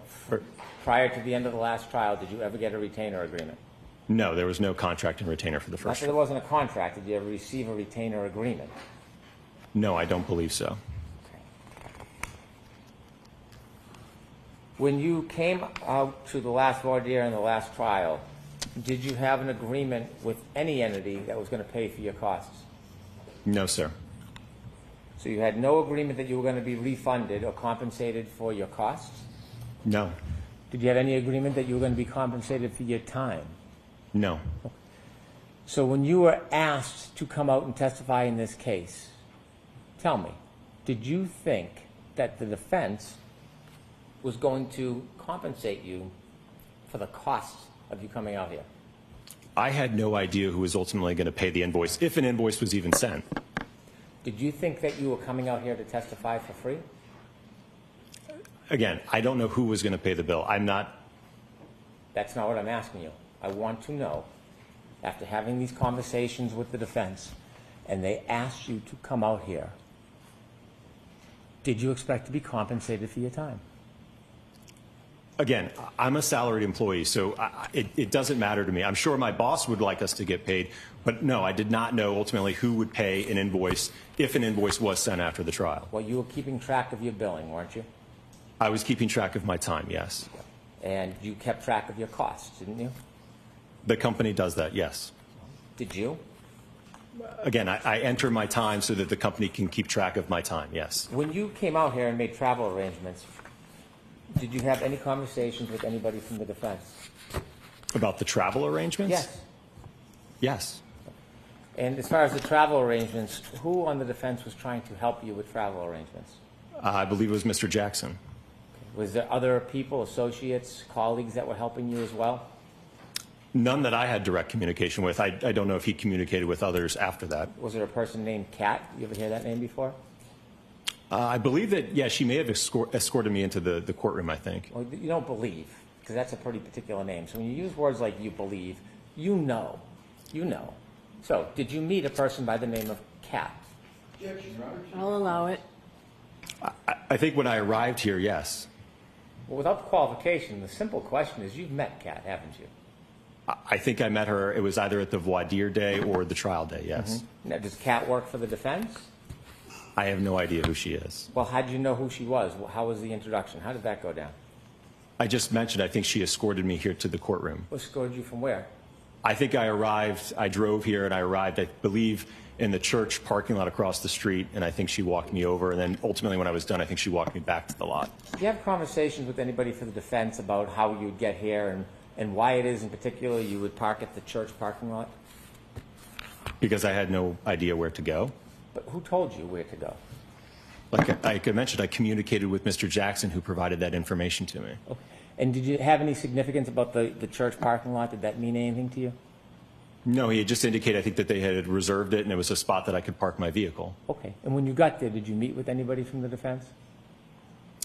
I can't recall if they were standing out there and we walked in together. I don't recall. Well, I'm asking if you've met them, not whether you walked in together. I'll ask it again. When you arrived after these plans were made, did you meet with the defense before you came into court? On the voir dire day, I don't believe, I can't recall if the defense was out there. I think on the day of trial, I think I met Mr. Jackson and maybe a couple of other members of the defense team. Well, when you say you think, this was a pretty remarkable event coming to this trial, wasn't it? Objection, Your Honor. I'll allow it. It's a pretty remarkable event, this trial, wasn't it? It's unique, yes. Yeah, it's unique. And so when you came here, having had all these conversations with Attorney Jackson, you don't remember if you met him before you came in for voir dire or came in for trial? You don't remember if you met him? Well, like I said, I think for the voir dire, I think he was already, I believe, in the courthouse. So I think the first time I actually shook his hand and met him was the day of the trial, if I'm not mistaken. Okay. And tell me, is that near the church parking lot that you met with them? I'm sorry, what was your question? Was it near the church parking lot where you met with them? Yes. Okay. You shook his hand. This is meeting face to face, Yes. right? Yes? Yes. Did you have a conversation about the case? I don't believe so, no. When you say you don't believe so, do you think you had a conversation about the case? At that point in time, no. I was getting ready to take the stand, so I don't think we had a conversation about it. You were speaking to the defense, or Attorney Jackson, on June 10th, 2024. That was before your voir dire testimony, correct? I believe so, yes. And do you remember what those conversations were about? I presume it was about the logistics of when we were needed, and then I know that ultimately I served as kind of the primary point of contact where I think Alan would reach out to me. He would give me some information about the scheduling and kind of when we would be needed. Then I would check in with Dr. Wrenchler, and then I would get back to Mr. Jackson. So there was kind of that channel of communication to try to figure out when we were to arrive and where we were supposed to go. You're not saying that all your conversations with Alan were just logistics, were you? I believe for the most part, yes. So it took hundreds of texts, 100 texts for logistics? Absolutely. And I could certainly go into the day before my trial testimony, which was a very extensive travel day where I don't even think I left the Philadelphia airport. We're going to get there, but get there, but there's a lot more Okay. communications before we get even close to that. Okay. Do you remember on June 10th having conversations with Attorney Jackson? I do remember that there was conversations, Okay. yes. Now, June 10th is 8 days before your testimony. Did you ever talk about an outline of your testimony or what your testimony would be? No, sir. Okay. You ultimately have more conversations on June 16th. Do you remember those conversations on June 16th? Not specifically, no. You don't remember them specifically? Do you remember whether or not you talked about the case with Attorney Jackson on June 16th? We did not talk about the case, no.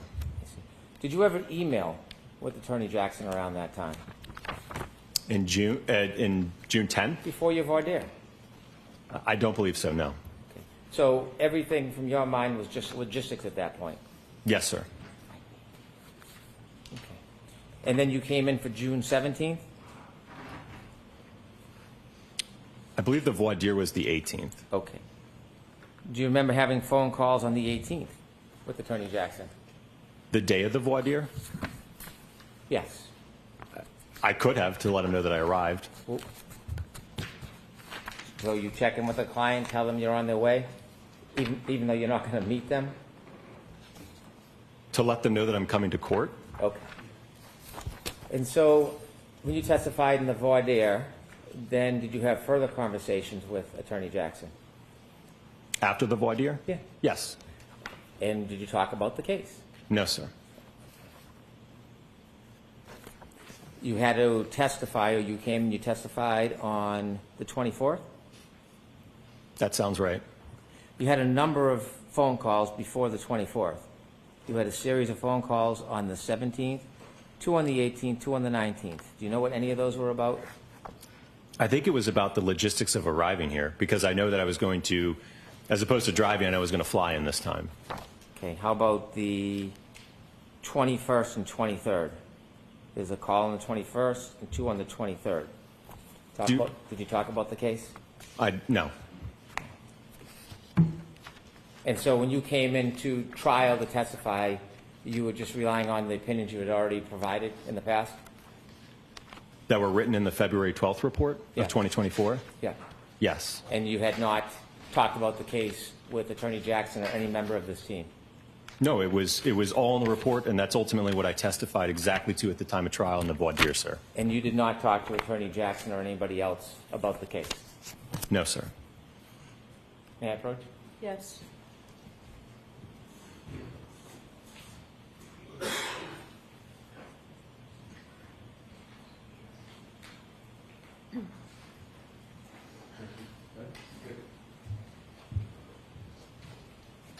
Showing you an email. Do you recognize that? Yes. From you to who? To Mr. Jackson. Okay. And what's it labeled as? Wolf Direct. And that's before you testified on trial, 24. It's at 6 p.m. the night before I testified, yes. So it's before you testified. Yes. Okay. Let me me show you this document. Do you recognize that one? Yes. What's that? That is the attachment to the email. Okay. You recognize reading that? Yes. Do you recognize discussing the case before you testified on June 24, 2024? I never discussed this with him. This is something that I sent to him, that I did on my own, and that I sent to him. But he never asked this of me, and we never discussed it. So you sent him what you thought would be the best questions and answers for him to ask you when you testified? So this is something I routinely do when I work with attorneys, okay? I prepare this on my own to prep myself and prepare for trial. Can I get that, please? There's an email with a document I'd like to attach this as an exhibit. Okay.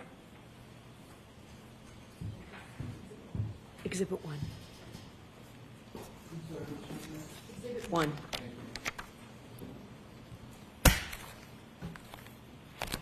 So you assisted the defense before your testimony. Hold on. Where's the one with the comments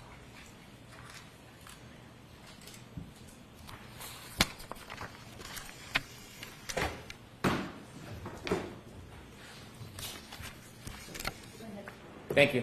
So you assisted the defense in anticipation of your testimony by sharing with them the questions and answers you thought would be most helpful.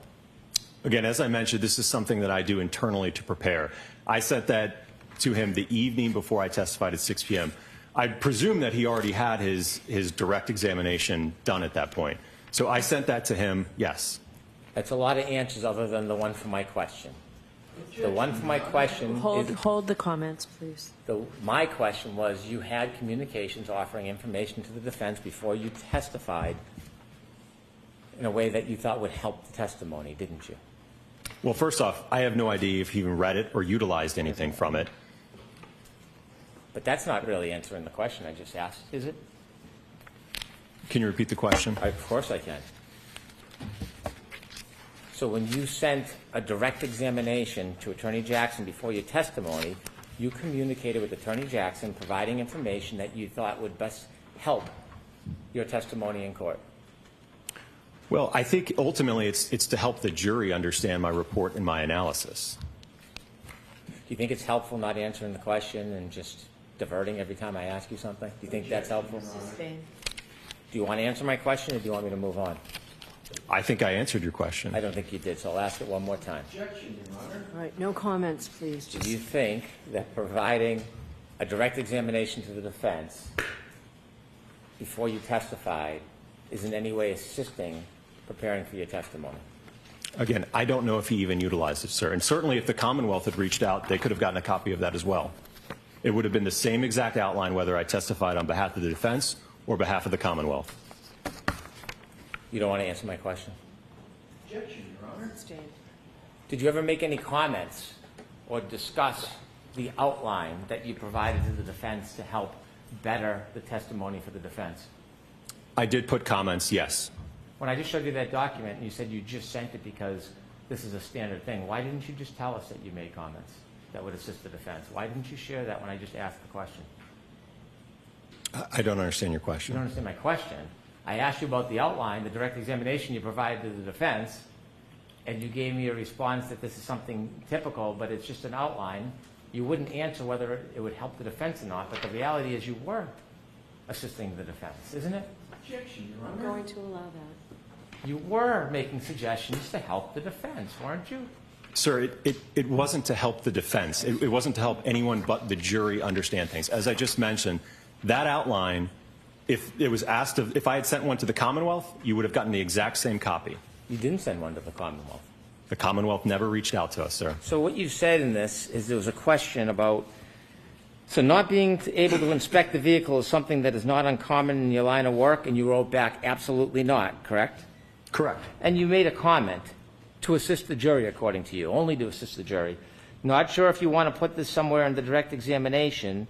I have a feeling they are going to argue I didn't personally inspect the vehicles. I had enough information from the material I reviewed, so it wasn't necessary. Need to show jury it doesn't matter in this case. Were those your comments to the defense before your testimony?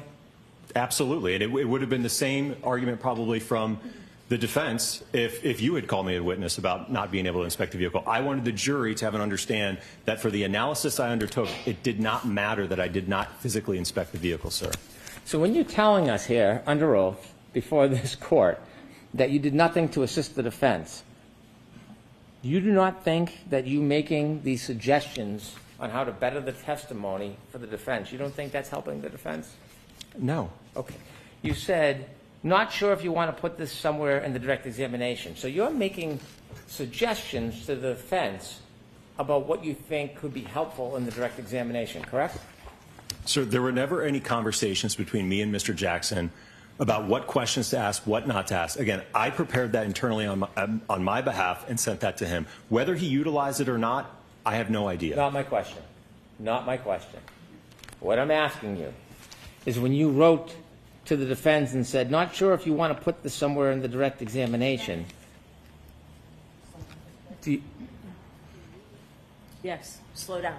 sorry, when you wrote and offered, unsolicited according to you, to the defense, not sure if you want to put this somewhere in the direct examination, weren't you trying to help, sir? I don't believe so, no, sir. And then when you wrote, I have a feeling they are going to argue, I didn't personally inspect the vehicles, who's they? Well, it would have been the prosecution in this case. But you're not taking sides, you're totally objective, right? Sir, that is a question that's routinely raised when I testify about whether or not we inspected the vehicle. So I know it would be a potential issue that would be raised by either side. So you were alerting the defense that you thought that this may become an issue, weren't you? It was more or less to make sure the jury had an understanding that because I didn't physically inspect the vehicle, it did not matter for my analysis, sir. I wanted to make sure the jury understood that. Don't hide behind the jury. I'm talking about your communications with the defense. I'm asking you specifically about your conversations with the defense. That's two questions. Ask one question. You wrote, I have a feeling they are going to argue I didn't personally inspect the vehicles. That's what you wrote, correct? Objection, Your Honor. The tone in the argumentation. Did you write that? Yes. Right. And when you said they, you're referring to the opposition, the Commonwealth, correct? Correct. Right. And you offer an explanation or a way to deal with what the Commonwealth may confront you with, don't you? You make a suggestion to help the defense, don't you? Again, it was to help the jury understand that because I did not physically inspect the vehicle, it did not matter for my analysis. That was the point I was trying to make. I had enough information from the material I reviewed, so it wasn't necessary. Need to show the jury it doesn't matter in this case. That's what you wrote. Right. Need to show the jury. Yeah. That's what I was trying to make sure that that point was understood, to the jury. In your collaboration with the defense, that's not all you wrote, is it? You gave them discretion about things that you should or shouldn't say in front of that jury who you say you want to hear everything. Didn't you? There were other comments, yes. If you want the jury to hear everything, you wouldn't be relying on the defense to tell you what to say and not say, would you? I don't know if I understand your question. Okay, you'll understand if I read this. Number 19. Would it be fair to say that because you do a lot of nighttime visibility work, your cases frequently involve pedestrians? You remember that one? Yes.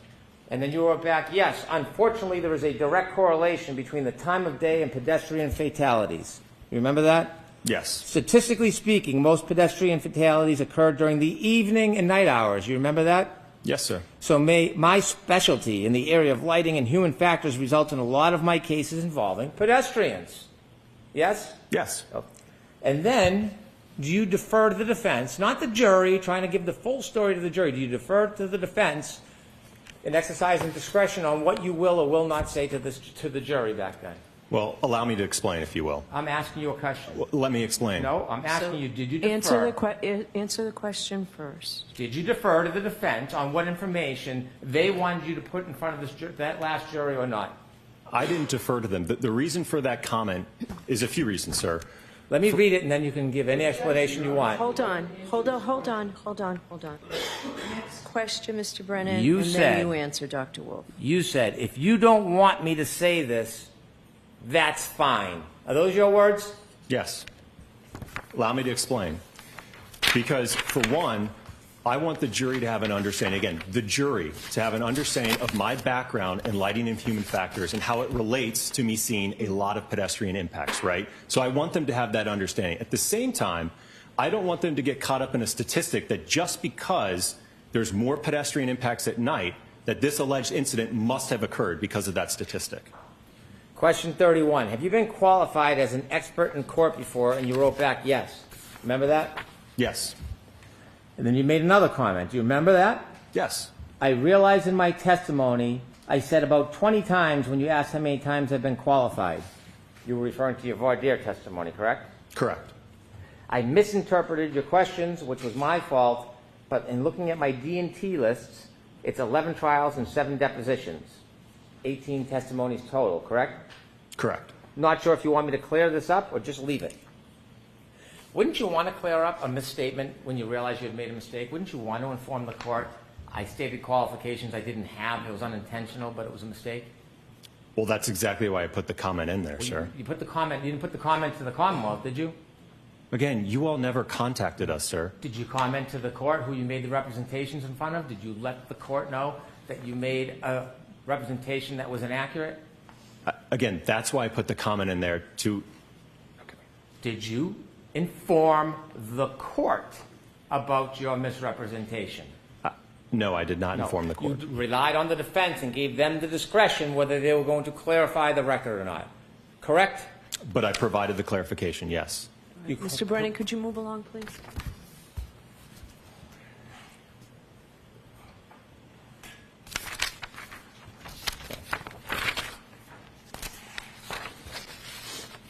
As you sit here today, you don't really know how many communications you had with the defense before your last testimony, do you?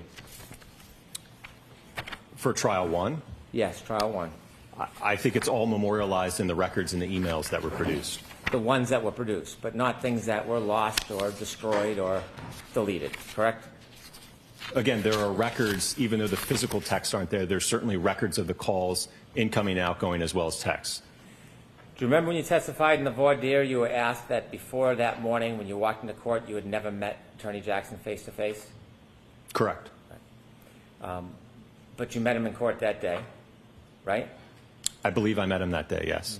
You were asked whether or not you had ever discussed, at trial now, after the voir dire, on June 24th, you were asked whether you ever discussed the substance of any of your testimony. Do you remember that? Correct. And so when you shared questions and answers and suggestions by email, was the statement, under oath, you and I have never discussed the substance of your testimony. Is that still truthful? We never discussed it, sir. Again, I sent it to him on my own behalf. There was no discussion that took place between Mr. Jackson about that. You made comments after this was exchanged. That was sent with the comments, sir. And then you were asked whether you had ever been paid by the defense. You said no. You were later paid by the defense, weren't you? ARCA did send an invoice afterwards, yes. Did you talk to ARCA about that? About the billing in this case? No. You submitted your bill. Yes? ARCA submitted the bill? Yes. Yes. Mr. Klein, he was involved in the testing you did, wasn't he? Yes. Why is it that Mr. Klein didn't come in and join you? Who made that decision for trial? Well, I think it was around, again, when we were talking about those June calls, I think that there was some discussion between Mr. Jackson and myself about Mr. Klein's involvement, and ultimately, he's also an accident reconstructionist, so it essentially would have been duplicative testimony. So we didn't feel, or Mr. Jackson, I don't think, felt it was necessary to call Mr. Klein as well. That sounds like a little bit more than just scheduling, doesn't it? I would describe that as logistics, sir. Logistics. You had to describe what Mr. Klein's role was or wasn't in that report, didn't you? Again, I went over his background as an accident reconstructionist, yes. Well, so you only talked about background, and from that the decision was made not to call him, or did you talk about his role in your testing and in your opinions? I didn't talk about his role, sir. I think ultimately the decision obviously was made by Mr. Jackson, not me. I understand that, but I want to know what the conversation was that led to the decision not to call Mr. Klein. It wasn't simply logistics. What was the discussion you had? Well, I told him that, again, we're both accident reconstructionists. Dr. Wrenchler is a biomechanical engineer, so there would have been essentially duplicative testimony from both of us. Well, your report's never very clear who did what. Would you agree with me that the report is a general report that has yours, Dr. Wrenchler, and Dr. Klein's name on it? Would you agree with me? All three of our names are on it, It yes. doesn't distinguish who did what in that report, does it? Correct, but I think it certainly was testified to at the voir dire in the time of trial. Before the voir dire, when you spoke to the defense, did you explain to them what the different roles were for the different people that led to the decision not to call Mr. Klein? Again, we went over our backgrounds, and I think from that you can deduce that. I don't know what that means. Well, if you're familiar with what an accident reconstructionist does and you're familiar with what a biomechanical engineer does, then you would be able to understand that. Well, it would be easier to understand if you could just tell us what the conversation was. That's what I'm asking you about. I'll allow it. When you had a conversation with the defense, did you tell them the role that Mr. Klein played in your investigation and in your conclusions? Again, I told him that we are both accident reconstructionists. Okay. And he chose you instead of Mr. Klein. Did you say there was a difference between you and Mr. Klein and what you did? No, again, we were both a part of the testing. We were both a part of the review. So we had exactly the same role, essentially. Did you tell him that? No, I told him that we were both accident reconstructionists. And you remember that's all you said about it? Yes. During the voir dire and the trial, did you get to watch any of the Commonwealth's experts? No, I don't believe so. Did you ever communicate with the defense about any questions and answers that could or should be asked? No, but I will note that during the entirety of the first trial, the Department of Justice was closely watching it, and we had certainly a direct line of communication with them that they were giving us and providing us information about the trial as it was ongoing. Did you ever communicate with the defense about questions and answers to ask? No, sir. Did you ever see anybody's testimony at any time during the first trial? I might have seen a few news clips, but I didn't watch any specifically, no. Did you ever watch anybody's testimony? Did you ever watch any of the reconstruction's testimony? No, sir. Did you, after the trial, spend any private time with the defense? No, I left town. Okay. You didn't go to lunches or parties or anything like that? No, I went straight to the airport. Straight.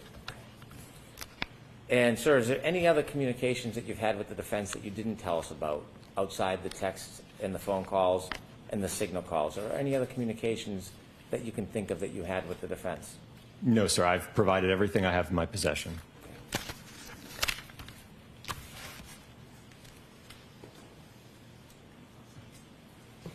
I have no further questions.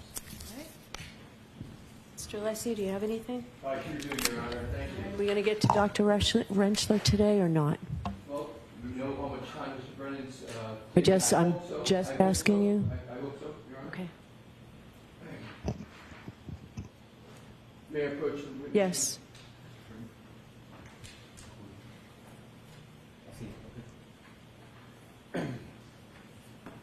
Your Honor, may I approach the witness for the document? Yes. Thank you.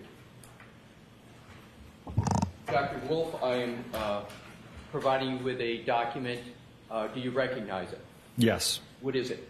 It is the order for production of records. And is that an order from this court?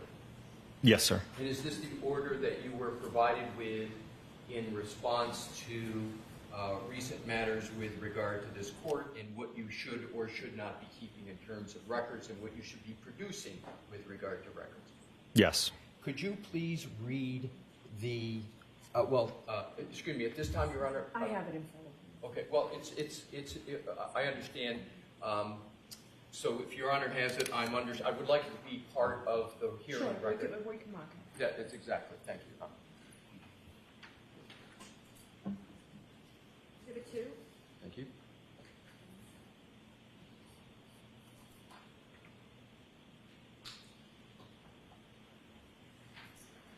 I offered it into evidence, Your Honor. Okay.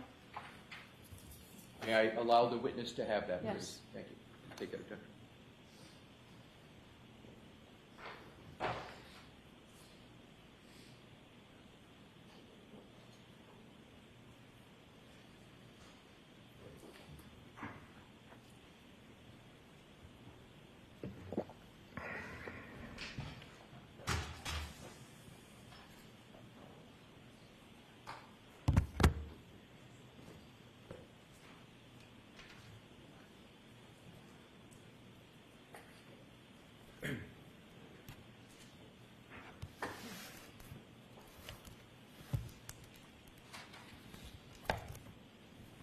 with me, Your Honor.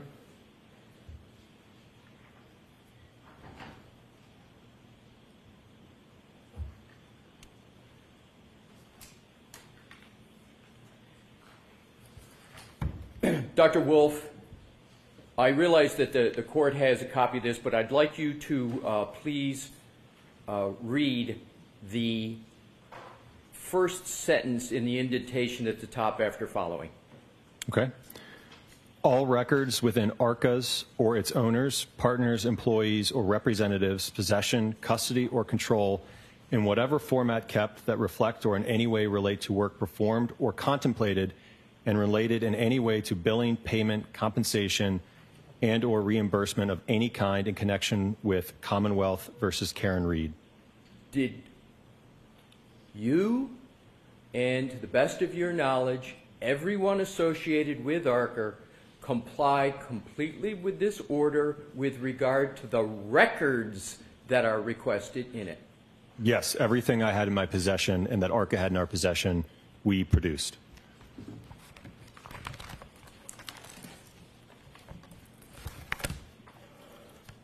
What I'd like to do is to go back in time with regard to your interactions with the United States Department of Justice in February of 2024. Was ARCA under a contract with the United States Department of Justice? Yes, sir. Was there a contract number assigned to that contract? Yes. Was there an internal number at ARCA for which all time was billed for your work on that matter in February of 2024? Yes. Did that contract number that began in February of 2024 ever change in ARCA? Well, let me just clarify something real quick. So the original case, when it came in from the Department of Justice, was in the year of 2023. So when that project was opened with the Department of Justice, we assigned a project number to it. That project number from the original case with the Department of Justice remained the same all the way through the trial. And now let's go from in the trial in June of 2024, correct? Correct, yes. From June of 2024 to the end of December of 2024, did that contract number ever change? No. To your knowledge, when you were entering time under that contract number for your work, did you understand that that time was going to be billed to that contract number with the U.S. government? That was my assumption, yes. Did you have, from any time in 2024, any understanding that any of your time that you were entering was to be billed to the defense team in this case? No, sir. Let's now go to your first interactions with the defense. As I understand it, well, why don't you tell me what was the first date of your understanding of interactions with the defense? I believe it was sometime in mid to end of March of 2024.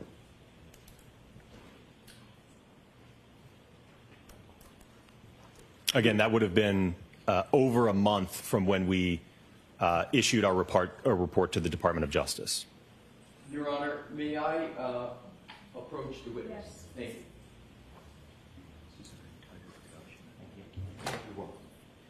Your Honor, what I have is the entire production that ARCA made. I think it would ease in terms of the... Sure, he can have it. Thank you. Use that pursuant to the subject of the Honor's permission to answer any of my questions if you need to. Okay. Now, in March of 2024, Had your final report been issued, the final report that you prepared for the U.S. government? Yes, that was issued on February 12th of 2024. From February 12th of 2024 until you sit here today, has there been any change whatsoever to that report? No. Have the conclusions in that report stayed the same since it was finalized for the U.S. Department of Justice in February of 2024? Yes, and that was testified to at the voir dire and certainly at the time of trial. Did the defense at any time have any discussions with you about the substance of that report to the United States Department of Justice? No, we had no idea who the defense was or the Commonwealth for that matter. And when you took the stand in the voir dire testimony in the first trial, before you took the stand, did you have any discussions with any member of the defense about the substance of that report? No, sir. Did you have any discussions with any member of the defense before the voir dire testimony other than discussions about background and qualifications? Other than, again, some logistics about how to get up here, where to go, things of that nature. But beyond that, no. Other than logistics, how to get up here, when you were coming, background qualifications, did you have any discussions with any member of the defense of any kind with regard to the report to the U.S. Department of Justice? No, sir. Did the defense ever try to get you to improve or change any aspect of the report you had issued to the Department of Justice? No. At the time that ARCA was working for the United States Department of Justice, do you know whether ARCA could have been retained by any other party for any aspect related to the February 2024 report? I'm not sure I understand your question. In 2024, did the federal government prevent ARCA from entering into any contract with any other party with regard to your report of February of 2024? So we were, again, because we were still under contract with the Department of Justice, we could not have any other formal agreements, contracts, retainers, anything of that nature, because we were still under contract with the Department of Justice. Now let's go to the emails that were discussed with you starting with March 20, 2024, and then the subsequent email of March 22nd, 2024.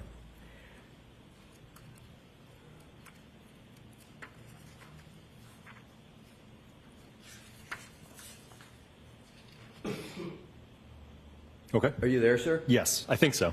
Okay. Well, let's test to make sure.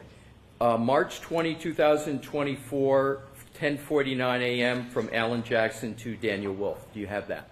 Yes. And that email states in substance, thank you so much for taking the time to get on with the phone this morning. Pursuant to our conversation, please feel free to forward an engagement letter to this email address. I will get that countersigned and returned to you forthwith along with your retainer as required.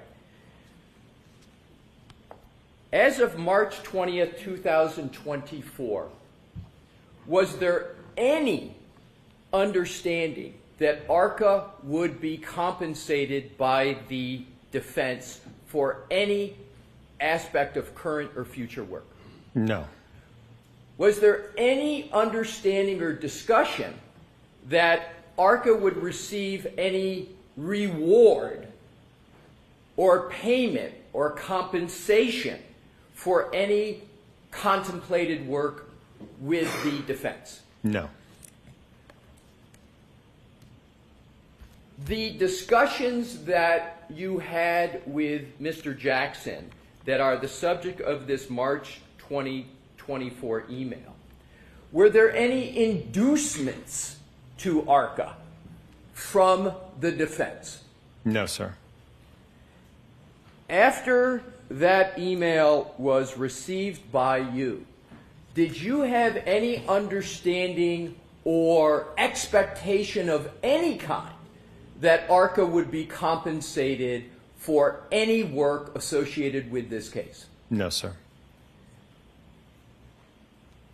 What was, briefly, the essence of that conversation that's discussed in the March 20, 2024 email? Well, if it correlates to when I'm looking back at this phone record log, there was an incoming call to the ARCA main line on March 20th, 2024 at 7 a.m., and that's Pacific Standard Time, so that would have been at 10 a.m. Eastern Time. So that call lasted for 39 minutes. And as I mentioned earlier with Mr. Brennan, I think that was a conversation about Alan trying to get in touch with me, letting us know that, hey, we've received your all's report as part of this federal investigation. You know, how can we go about utilizing you guys to come testify at trial? Can you guys come testify at trial? So, and then, as I mentioned, I went over him with our typical, protocol for when a case comes in and a client wants to utilize us to testify, which is certainly outlined in that email. But obviously, given the very unique nature of this case, I had no idea if that was something that was okay, if it was allowed, what to do. So subsequent to that email, I then reached out to the Department of Justice to get clarification on what the guidelines would be to move forward. I'm going to come back to these emails, but I want to go right to the July invoice from ARCA to Worksman Jackson Firm. So can you locate that? Is that in your production? It's the July invoice.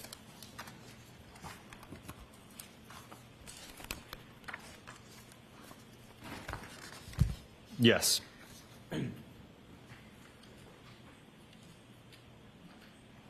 I have it located, yes. Did you ever have any discussion of any kind with any member of the defense team about that invoice before July 12th of 2024? No, sir. And I will note, I am not a part of the invoicing or accounting at ARCA. When a bill goes out, how much it goes out for, who it goes to, I'm not a part of that at all. For each and every entry on that invoice, did you have any understanding that the defense team, as you're making each of those entries, any understanding that the defense team was going to be paying for any of that work? No. Again, I think my boss wants to know what I'm doing with my time, right? What am I working on? Am I sitting there twiddling my thumbs, or am I working on a case? So that's the purpose of tracking time, sir. So can you please describe how it is you enter time and what your thought process is as you're entering each of those time entries? Not each one, but just collectively. How do you do it? Why do you do it? And how does that work in your firm? So again, there's usually just a spreadsheet. Sometimes I'll write it down. Maybe my project manager will enter it. But ultimately, I keep track. If I've got an 8-9 hour day, right? I'm working on multiple cases that day, right? So I figure out, all right, did I have a telephone call? Did I work on a report for this long, right? So I keep track of my time in a spreadsheet so that ultimately, again, my boss and the accounting department knows what was Dr. Wolf doing on this day, this month. Let's take the first entry on May 1st, 2024. You see that? Yes. Did you have any understanding when you made that entry that the defense was going to be paying for that time? No. 6/9/2024. Did you have any understanding when you made that entry that the defense was going to be paying for that time? No. For any entry on this invoice, did you have any understanding that the defense was going to be paying for this time? No, sir. When you're entering this time, if you had any understanding, was your understanding that this time was under the contract with the U.S. government? Yes, because that's the project number that I put that time towards. So at the time you're making each one of these entries on this entire invoice, what project number are you billing to, and which one do you have in mind at that time? I don't recall it off the top of my head. I know it was the project number for the Department of Justice case, though. Right. I'm sorry. I wasn't asking about the specific number, right, but the ultimate client, when you're making each of these entries, who is it? It's the Department of Justice. Is it the defense in this case? No, sir. Did you ever have any discussion at all with any member of the defense team that this invoice was going to be sent to the defense? No. For any entry on this invoice, did you ever have any belief that you were retained or engaged by the defense? No, and as I mentioned earlier, again, the Department of Justice forbid that. So we could not be retained or in a contract with the defense. I would like to now go back to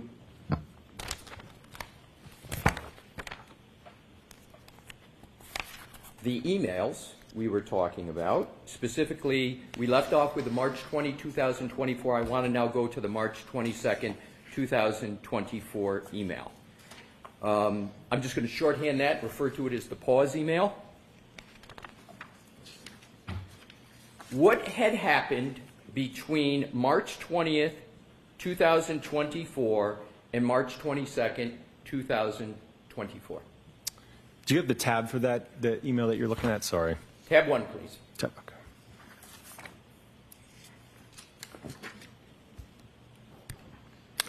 Right, so the first email that we were talking about on March 20th, 2024 from Mr. Jackson to myself, it looks like the next email was from me to Mr. Jackson 2 days later, March 22nd, 2024 at 6 a.m. I sent an email saying, "Hi, Alan. Subsequent to our conversation on Wednesday, the U.S. District Attorney's Office has asked that we pause on any further conversation until we receive additional information from their office regarding our involvement moving forward. I will provide you an update when I have it." So what it sounds like, and from what I recall, is that between March 20th, 2024 and March 22nd, 2024, I had reached out to the U.S. Department of Justice and the U.S. Attorney's Office to get clarification on, again, moving forward with potentially testifying in the case. And what did the United States Department of Justice tell you? They said to wait, basically, until they internally figured it out. So what was your conclusion from that conversation as to whether you could do any work on this case at that point? At that point, I didn't even know if we were going to be allowed to testify. I know that from my conversation with the Department of Justice, I knew that there was a great deal of confusion on their end on whether or not, you know, as expert witnesses involved in a federal investigation, if we would be even allowed to testify in the state matter. So their legal teams were trying to, I think, figure out what the road forward looked like. And were you entering time under that U.S. contract matter in March of 2024? Yes. And do you know where that time was being billed to? Well, it would have been the same project number as the Department of Justice one. That time was not, to your knowledge, being billed to the defense, was it? No, again, there was through the entirety from, again, when the case from the Department of Justice came in 2023 till the trial concluded, all of the time was put to that one project number. In March of 22nd of 2024, was any engagement letter sent to the defense?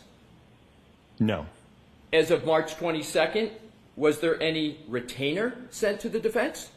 No, there was never a contract or retainer sent to the defense in 2024 at all. So in terms of the discussion in the March 2024 email about engagement letter and retainers, were any of those ever sent? No, we were not allowed. And let's go back to that discussion of March 20th about engagement letter, retainer letter. Was that discussion where you were talking specifically about what you were going to do with the defense in terms of that relationship, or was it a general specific type discussion of the policies and billing procedures of ARCA? Certainly, as is alluded to in the email, I prescribed to him our typical operating procedure for when a case comes in. But again, I remember a part of that call, there was a great deal of confusion about what do we even do from here. So as of March 22nd, 2024, can you just briefly describe whether there was any further activity at all by ARCA with regard to the defense? No, I don't believe so. I don't think that there was no communication, I don't think, until about a month later in April, after I had received that clarification. Now let's go to April. Let's go to the voir dire hearing of April. When you sat on the stand under oath for the voir dire hearing, had there been any substantive conversations about the topics in the February report to the Department of Justice? No, sir. None at all? None. What briefly were the substance of the conversations you had with the defense team as of the moment you sat for the voir dire hearing in April of 2024? Again, they were all scheduling, logistics, and when I look at these records here, I see a phone call for 3 minutes, 5 minutes, 6 minutes, 6 minutes. There's a few that are for 1 minute, which I think, again, we were maybe just playing phone tag. But again, these calls are very short in nature. So again, it was just trying to figure out, obviously I know that this was a large trial, a lengthy trial, a lot of witnesses, things are fluid. So I know that Alan ultimately, I think, would reach out to me. And then, like I said, he would give me an idea, hey, can you come this day, right? And then I would relay that to Dr. Wrenchler and say, yeah, that works for me. So then I would get back to Alan. So that's what those conversations were. Again, coordinating our testimony to appear for the voir dire. It might appear to some that there were a number of conversations before in communications with the defense before you sat for the voir dire hearing. Were those conversations about logistics, background and qualifications, or did those conversations entail other topics? No, it's what we've covered. Again, that March 20th, 2024 phone call, the very first one of 39 minutes, again, was us trying to figure out what the heck to do. The May 1st phone call, which was 40 minutes, again, was me going over my background, the work that I do, my qualifications, education. Other than that, there are very short phone calls, like I said, of 6 minutes, 3 minutes, 1 minute, 9 minutes, right? And again, that was in preparation to appear in terms of scheduling, logistics, timing for the voir dire.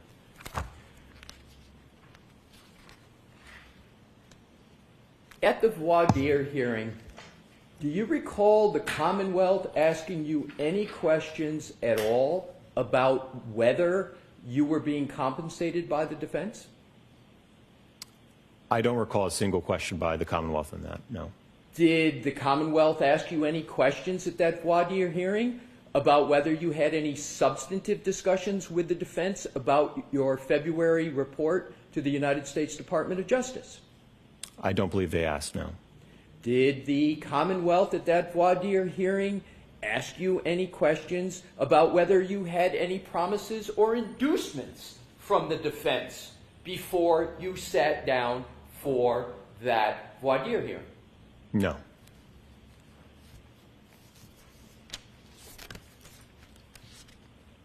Now let's go to the next tab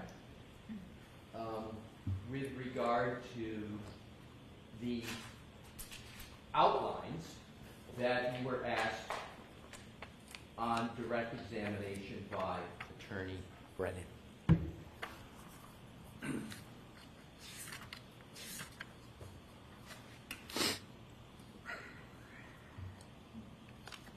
You've described this situation, well, you described how it is you viewed this situation. Have you ever been in this situation before where you're under contract with the federal government, There's rules of the road, so to speak, as what you can do, what you can't do, and then you've got a private defense team. Have you ever been in that situation before? No, I think it's truly one of a kind, and I don't know that that'll ever happen again. And have you ever been in a situation like that since? No, sir. Did that cause you to have more or less communications with Mr. Jackson to figure out what it is you were going to do or not do?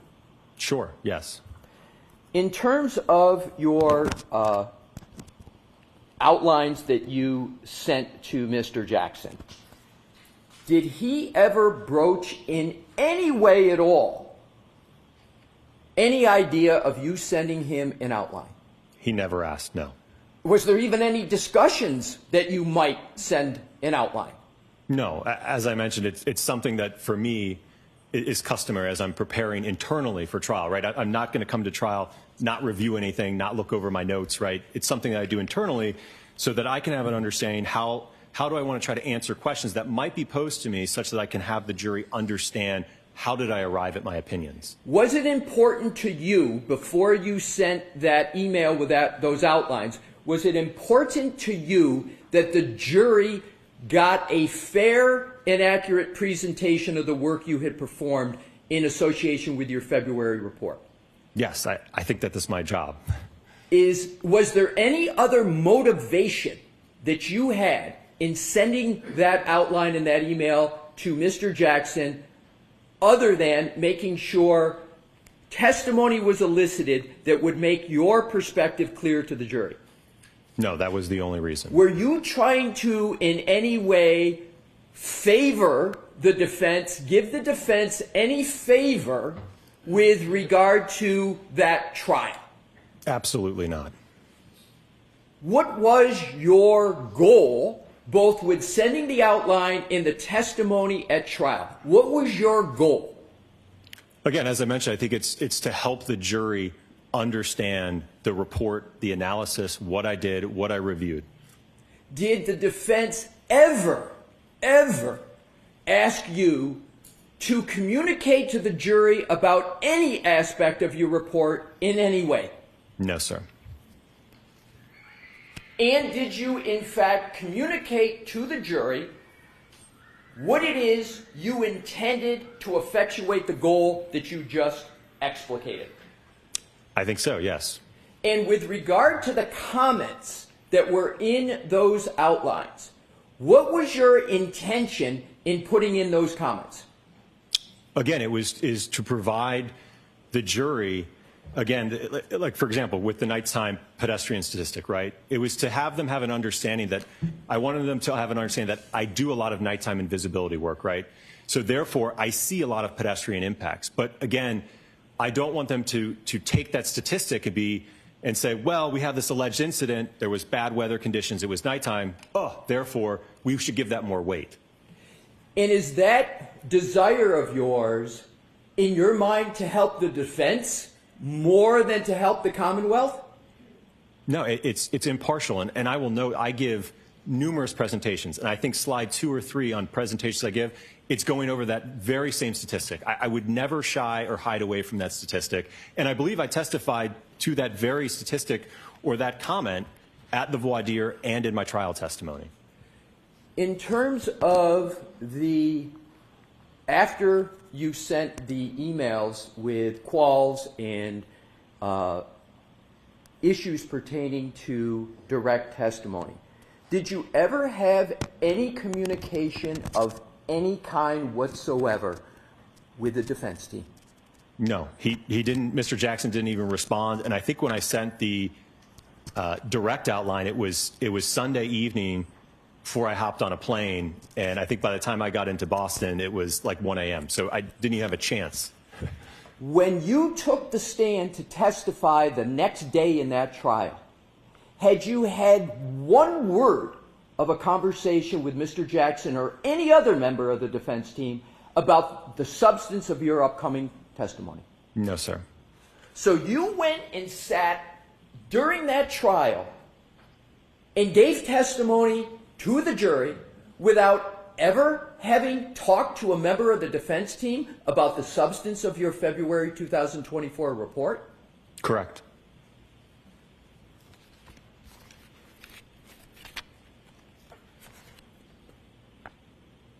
Do you recall any member of the Commonwealth asking any questions at all during your trial testimony about whether you had been compensated by the defense?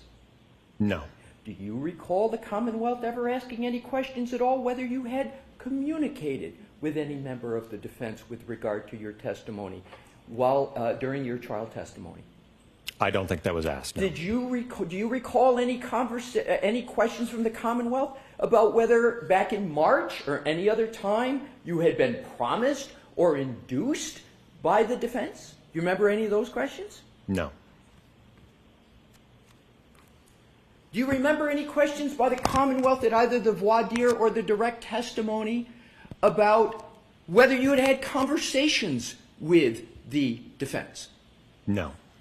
Do you remember any questions of the Commonwealth at all before you sat down and after you sat down for trial about whether you had any text communications with any members of the defense? No. At the end of the trial, did you have any understanding whatsoever that ARCA was going to be compensated by the defense? No. At the end of the trial, did any member of the defense ever say to you, we're now going to compensate you for any of your work up to the time of your trial testimony? No, and the records certainly reflect that I never spoke to Mr. Jackson after the trial in 2024. There was no conversations between us. Well, let's go beyond Mr. Jackson.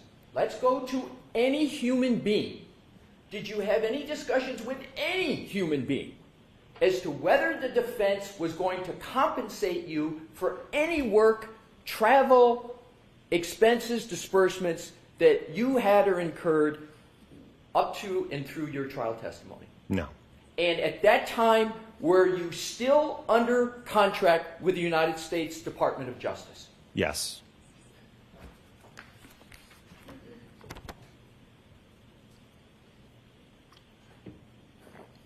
Now let's proceed to December of 2024. Were there any conversations from the end of the trial until December of 2024 other than logistics? Was there any conversations of any kind? And please summarize briefly what they were. Or text. The only communication that I had with the defense was Mr. Jackson. After I took the stand, I think that he sent me a text just thanking again for my time traveling up here. I said it was great, and then we left, and that was it. I did not communicate with Mr. Jackson for the remainder of 2024.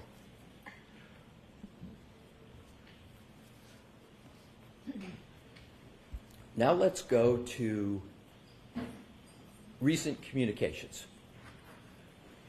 In 2025, did you have any communications with any member of the defense with regard to the potential? Well, let me go backwards. Let me go to the invoice. Let me go to the July invoice. Okay. How did you learn that that invoice was paid? If you learned at all, how did you learn that that invoice was paid? I didn't learn. I didn't know that it was paid. I didn't even know it was sent.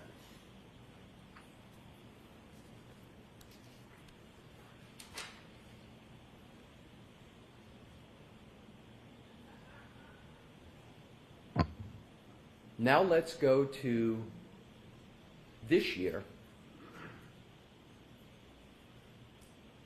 Did the defense approach ARCA to see if they might be able to testify in this trial that's currently pending? Well, I think that the first communication of 2025 that happened between myself and Mr. Jackson was in February 13th of 2025. There was 2 calls, 25 minutes and 5 minutes, but it looks like just because there was a disconnect. So it was about a 30-minute call with him in February of this year. And what was the substance of that call? Well, I think back to that time frame, I became aware that I think that there was a motion or two regarding ARCA and potentially excluding our testimony for the upcoming trial. I also know that around that time, unfortunately, I ended up getting a significant amount of harassment through emails, and unfortunately even spread into my personal life where my wife was affected. They were posting pictures of my 4 kids all over the internet. So it was somewhat of a difficult time on my end, and I think what prompted me to reach out to Mr. Jackson was to figure out what's going on. Why is my family all over the internet? You know, why are they talking about me? Why am I getting all these hate emails? So it was, I think, a conversation to figure out, hey, you know, there's been several months that have passed. It looks like there's some motions pending against us. I'm getting a bunch of harassment. What's going on? Do you have an understanding of why you were getting hate mails, hate emails, hate communications, your wife, your children? What did you conclude was the reason why you were receiving that? I honestly don't know. I presume it was about comments made to me in court or that were represented about ARCA or myself. So just so I'm clear on that, it was, you believe, regarding comments about ARCA and whether and what? Can you be a little more specific what your understanding was? Well, I know that I received several emails that, you know, insinuated that I perjured myself on the stand. Like I said, and a lot of hateful comments just about me and the work that I do. So I received several emails with respect to that. Sir, do you believe you have ever made an untruthful statement at all with regard to this matter? No, sir. Have you done your best to try to provide accurate and truthful information in this matter? Yes.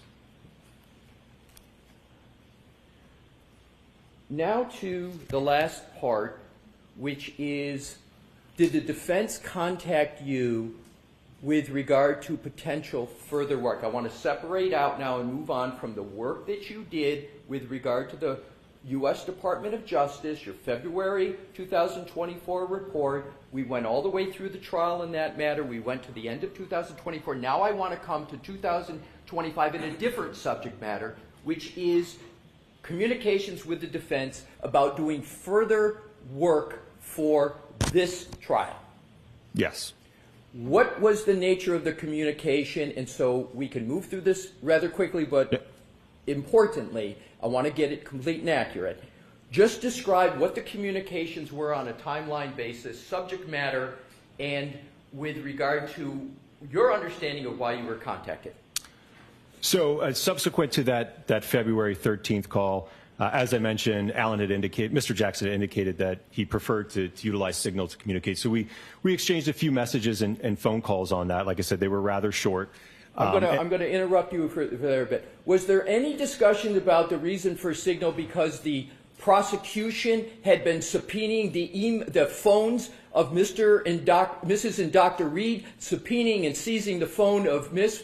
Reed, that phones of defense attorneys had been requested to be looked at? Was there any understanding in your mind that there was a need to go to Signal to protect the defense and the integrity of the defense? I didn't know that was happening, but like I said, I did not have a problem with communicating. To me, it was just another messaging app. I know people use all different types of applications, so I didn't have a problem with it. Was there anything in your mind nefarious or underhanded about using Signal? No. And my understanding is this is the first time you used a Signal app with regard to a matter professionally. Is that correct? Correct, yes. Did you get any understanding from communications with the defense that there was anything at all untoward about communicating through Signal? No, I was not aware of any issue with using that communication. Was there any communication whatsoever that you can recall on Signal that you have any concern about as you sit here today? No. And what were the majority of the communications, as best you recall, with the defense on Signal? Well, as I described, I know that at that point, and like I said, it was primarily confined to a pretty short window in March, but Mr. Jackson had indicated that around that time, I think ARCA was being litigated by this court in terms of our involvement in the case. I know that they had started to, I think, receive discovery as it relates to the Commonwealth's accident reconstructionist and biomechanist. So they were, I think, interested in utilizing us potentially in the second trial. So I think that they had submitted a letter to the U.S. Attorney's Office to try to be able to work with us. I said that on my end, I could reach out to them because I hadn't heard from them in months. So I think it was around mid-March, I had reached out to the U.S. Attorney's Office to try to get my own clarification on whether or not we could move forward. All right, so I want to stop you there. I apologize for interrupting you, sir. But what was the date that you reached out to the U.S. Department of Justice to see if you could participate in the second trial?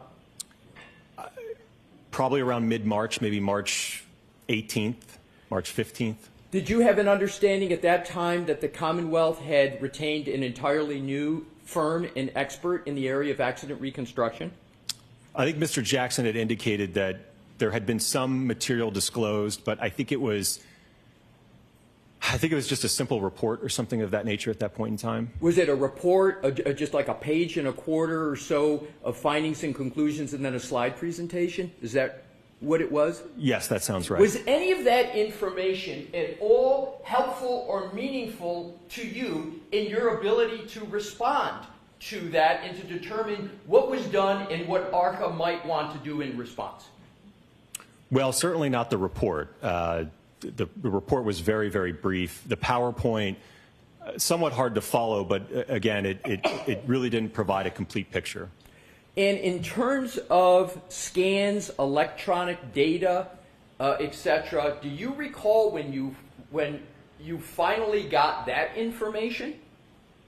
Well, I think that would have been after the defense officially retained us on March 26th. I think that's when we received that information. So in terms of the information that you received, those scans, etc., did that allow you to proceed with any meaningful work?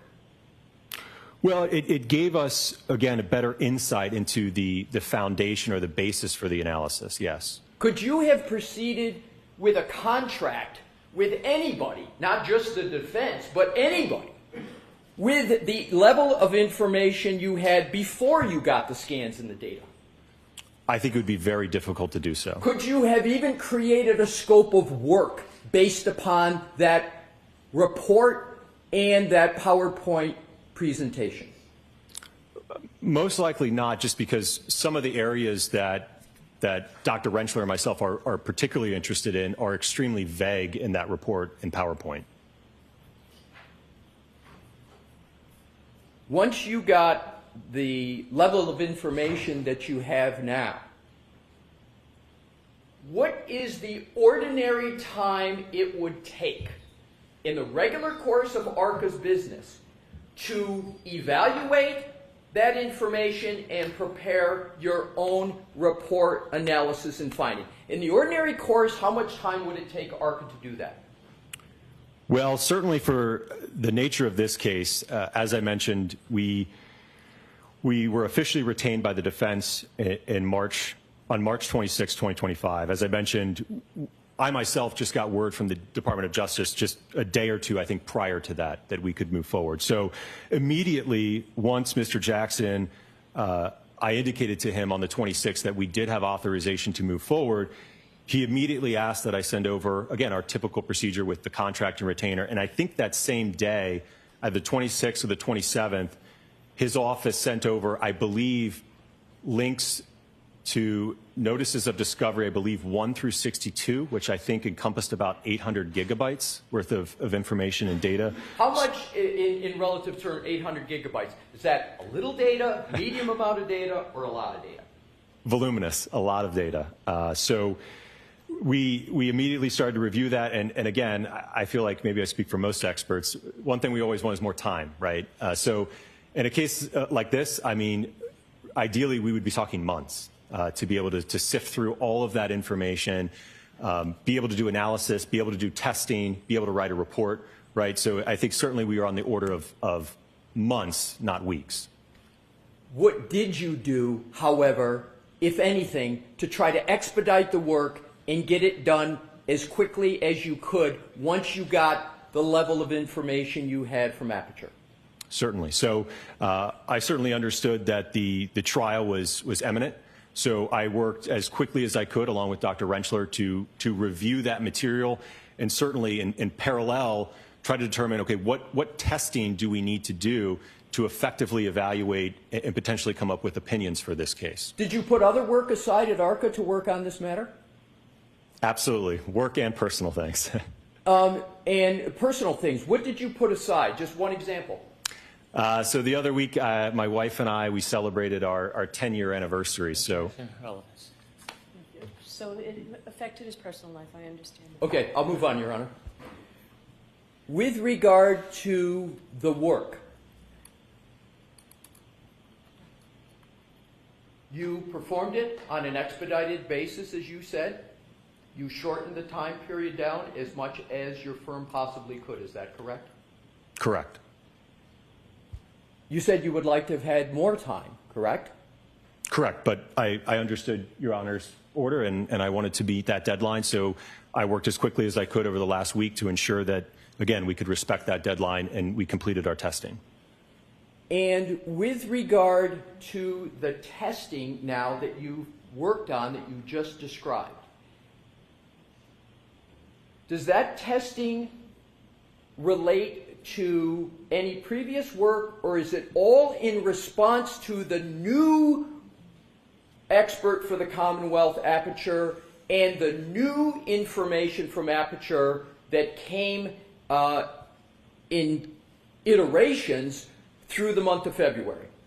It would be in response to Dr. Welcher's work. Certainly, much of what was alluded to in his report and PowerPoint was not discussed in the first trial. Could you have done any of the work you've been working on the past month or so? Could you have done any of that work without receiving the Aperture report and slides and scans? No, I don't even know what we would be responding to then.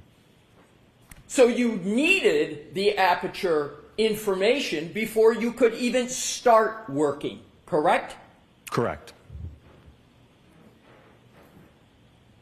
Do you have in mind, or does ARCA have in mind, any further testing that you need to do, or have you completed what ARCA needs to do with regard to fairly and properly responding to the new work of Aperture? I think we're satisfied that we've completed that testing, yes. And what, if any, more work do you contemplate that needs to be done from, as you sit here today, going forward? Well, as I mentioned, all the testing is done, so I think the analysis and the report to follow, yes. To use expert engineering type terms, is it QA/QCing the report? Is it putting all the information together in a compilation so everybody can understand what you've done and make clear your findings and conclusions? Is that what's left to do? Yes, and I will note, obviously, as the court is aware, we've produced all of that raw test data, photographs, video, so it's all there. The basis and the foundation for what the report will lay out has all been provided to the court. You got ahead of me, and thankfully, so that my next question, which is, there's nothing that you have that you've done that hasn't already been produced to pursuant to the court's order. Is that correct? No, I think that we've responded to the court's order, yes. How long on an expedited basis? Well, let me ask you, in the ordinary course, how long would it take you to do this last part of your work, in the ordinary course? Probably, again, it can vary. Maybe around a month would be fair. However, it would take a month in the ordinary course. How quickly can you get that work done fairly? I'm hoping, if it pleases the court, hopefully May 7th will work. And so you believe everything would be completed by May 7th? Correct.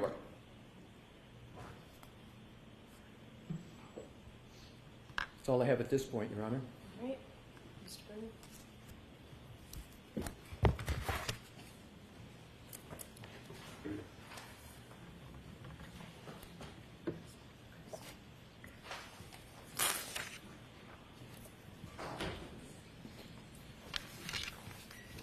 Doctor, you're suggesting that it's going to take until May 7th for you to complete your reports in this case? And the analysis, yes. Do you know when this trial started? I think like a week or so ago. You provided raw data last Friday, Yes. but you would agree you still have not provided any reports. Correct.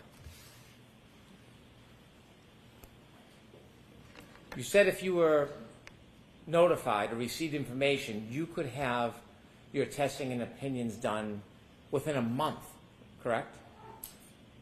Potentially. Again, it would also depend on when we got authorization from the Department of Justice, which, as I mentioned, was at the very end of March. I understand that. We're going to talk about that separately. I'm talking specifically about how long it would take if you received the information. You said that you could have the testing and reports done in 1 month, correct?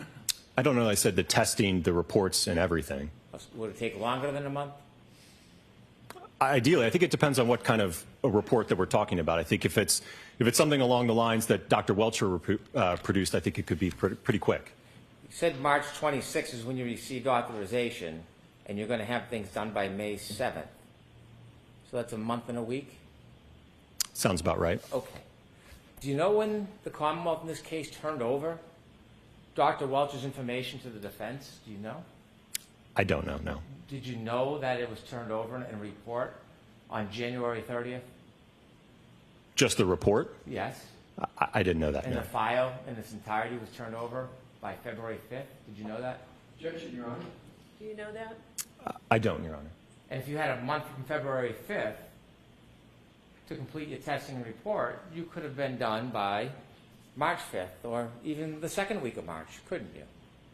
Presuming we had authorization, the defense had authorization from the Department of Justice as well as ARCA, yes. Putting aside the authorization, I'm going to ask you about that. But just the time you need to test, if you knew or received the information by February 5th, you could have been done by March 5th or mid-March, couldn't you? Potentially, yes. Well, you're going to get it done that quickly now, so wouldn't that be an accurate guide to when you could have done it then?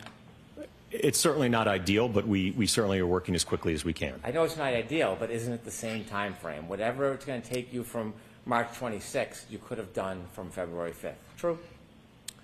Again, I don't know the timeline in terms of what exactly was produced when from Dr. Wrenchler, so I'm not aware of that. But I'm not asking about the timeline. I'm talking about the time needed to deal with this information. You said you could have done in around a month.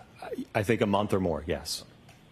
So your contract with the federal government ended, ARCA's did, in June of 2024, didn't it? I believe it was sometime last year, yes. Do you know the Commonwealth notified the defense that they were going to have a new expert back in October of 2024? No. Are you aware of any effort by ARCA or the defense to try to facilitate an agreement that the defense could use ARCA as witnesses back in October or November of 2024? No. Are you aware of any efforts by the defense to try to notify the federal government to be able to use ARCA in December or January? No. And so as far as you knew, this came out of nowhere in March, that the defense wanted to use ARCA, or specifically you and Dr. Wrenchler, in late March of 2025? No, I think, again, it was, like I said, around February of 2025. I know that, like I said, when I spoke to Mr. Jackson, that he had indicated that the ARCA issue was being litigated. And I think that, like I said, there was, I think, multiple motions pending against us, and he didn't even know if he could move forward with us at that point in time. Do you know why the defense waited until February 2025 to even seek permission from the federal government to retain you and Dr. Wrenchler so you could review the materials? Objection, Your Honor. Do you know? Do you happen to know that? I don't know, no. Next question. You shared with us communications you had with the United States Attorney's Office. Were you receiving information in this case since the last trial from the defense or from the United States Attorney's Office? What do you mean with respect to information? Evidence, discovery, information. From the Department of Justice? Anybody? No, not until recently, no. So you haven't seen any discovery until after February of 2025. Isn't that fair to say? Correct. Okay. Now, when you were involved in this case before trial last year, we talked about your communications and conversations with the defense. Was anybody giving you information as an intermediary? Was anybody updating you on the defense of the case or giving other information to you? Yeah, I think I previously testified that the Department of Justice was closely watching the trial and providing us information. What information were they providing you about the trial? I think that they provided information regarding some of the witnesses that had testified with respect to, I think, the reconstructionists, and I think some of the evidence. So when the Department of Justice was giving you information during the trial about witnesses, what witnesses do you remember they were giving you information about? One that comes to mind was, and I don't even recall his name, it would have been the accident reconstructionist. Is it a coincidence that when you were receiving information from the Department of Justice about particular witnesses testifying in this case, is it a coincidence that your phone calls and text messages are more frequent? Is it a coincidence? Yes. I presume so. Well, when you were receiving information from the Department of Justice about witness testimony in this case, was that part of the catalyst for you to either call or text the defense and ask questions? No. Did you ever share any of the information you received from the Department of Justice with the defense? No. When you were receiving information from the Department of Justice about witness testimony, that was before you testified, correct? Correct. And part of that, when they were giving you information, did they ever give you any live video? No. It was Yep. just verbal communication. And they were giving you updates and summaries of testimony? I wouldn't say summaries. They just pointed out some key things I think that came out. What were the key things they were talking about with the reconstructionist testimony? What were they telling you? I think it was, as it relates to the arm being outstretched, and I think some of the kinematics of the pedestrian. I also think there was some mention of potentially some DNA evidence. And is that how at trial, even though you had no evidence that was produced as part of your report, or to consider for your report, that you knew that there was DNA evidence because of the intermediary? Because of the Department of Justice? Yes. Yes. Did you know there was a sequestration order in this case that you were not supposed to consider or review other witnesses' testimony or information? Did you know that? I was never made aware of that. no. Nobody made you aware about a sequestration order in this case? No. But you did, in fact, receive information about other witnesses' testimony before you testified in this case in front of the jury, didn't you? From the Department of Justice, yes. What other witnesses were you advised about their testimony and issues in this case before your testimony in this case? That's all I recall. Well, you said it was more than one. You said some witnesses. Take a moment, think back. What other witnesses stand out that you were offered information from the Department of Justice about this case before you testified? As I mentioned, I don't know which witness provided the DNA information, but I would presume that that's the other witness, yes. So you heard information, you learned that there was information and testimony about DNA. Yes. And certainly when you took that information before you testified, you considered it when you testified, didn't you? No, because again, our report was already solidified, so it didn't change my opinion in any way. Well, not about whether it changed your opinion. You testified about DNA, didn't you? I don't believe that I did, no. Okay. I'm going to approach, if I may, Your Honor. Okay. This is your outline with your comments. You recognize this? Yes. I'd like to introduce that as an exhibit, please. Thank you. Exhibit 3. So, as an expert, when you receive information, you need time to look at the raw data, don't you? Potentially, yes. You need time to look at the report of another expert, don't you? Potentially. And then you got to consider whether or not you think that their testing is accurate. You can test their testing, can't you? You can, yes. And you can also generate new tests based on what you've read if you think that there is some explanation needed. Yes? Perhaps, yes. And then you can write a report. Yes. So it's fair to say when an expert introduces new information, testing materials, it takes about, if not at least a month, to process through that information, vet it, and then consider your own testing. Well, if they've already authored a report and done their own testing, that should be solidified and memorialized already. Well, if there's new testing, if a new expert does something new, and an expert wants to look at it, you would agree to sift through that much information and consider and vet it and then do independent testing. It could take over a month, couldn't it? If it's necessary. And it would be the expert that determines whether or not that was necessary, wouldn't it? Sure. And if your report is not due until May 7th, is that what you said, May 7th? Yes. May 7th. It could take an expert, if they wanted to do testing based on new testing that you provided, over a month, couldn't it? It depends. I can't answer that. When you wrote that initial report and you provided the report, how many pages was it? 10, 12 pages? The original DOJ report? The report that you produced in this case with your opinions, yes. That sounds about right. Okay. You never gave the raw data for that report, did you? No, it was all protected.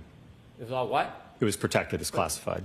Have you been asked for it? Has there been a request made for all the raw data that formed the basis of your opinions, of those initial opinions? My understanding from communication with the Department of Justice is that all communication and work product is protected and cannot be disclosed. So that raw data that's necessary to you for your evaluation and your testing, that wasn't provided in this case, was it? For the first trial? Yes. No. And videos of the demonstration, you built like a potato cannon, right? I'm sorry, what? Potato cannon. If that's how you want to characterize it, sure. Okay. Did you take videos of it when you were doing your demonstrations and tests? Yes. Never turned over those videos, did you? Again, we're talking about trial one. As I mentioned, for trial two, let me finish. Trial one. So Okay. no, I want you to focus on. Okay, no, that trial was one. not produced, no. Never turned over any of those videos, did you? Again, we were not able to. And was there any failed testing the first time around? No. In addition to videos, I'm sure you had other raw data, notes, photographs, right? Yes. And so when you look at a report, so for example, you saw Dr. Welch's report and you had access now to his file and data, correct? Correct. You reviewed that, didn't you? Yes. Because to be fair, you need to review not just the report, that's just someone's opinion. You need to review the raw data, don't you, to get an accurate understanding of an opinion?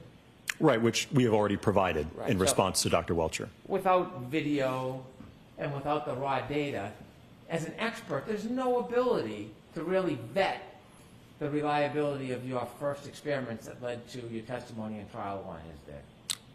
I think you might be confused. Again, our role for this round. I don't think first- I am. Objection, Your Honor, you should be allowed to answer. I don't think I'm confused. I'm talking about trial one. Right. You had a 12-page report. You provided no video, no raw data, no notes, correct? Correct. But for this trial, sir, we are being asked to respond to Dr. Welcher. That's Okay? not what I'm We asking have you. provided everything that he would need to evaluate the testing that we have done. That's not what I'm asking you. What if he wants to evaluate the testing you did the first time? Are you going to come into court? Do you hope to testify about the opinions you gave the first time? About those 4 opinions? I don't know what the defense's plan is for us. My understanding is that it's to evaluate and respond to Dr. Welcher. All right, with that, I need to see counsel attack.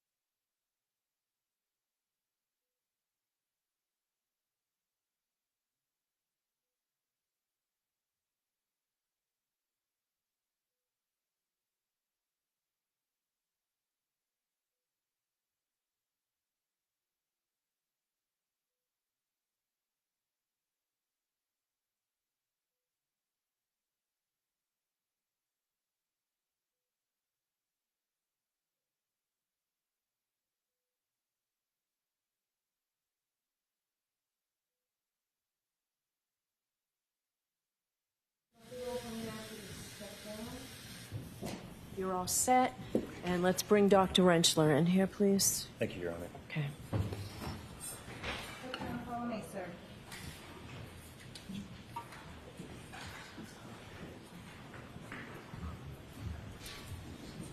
Thank you.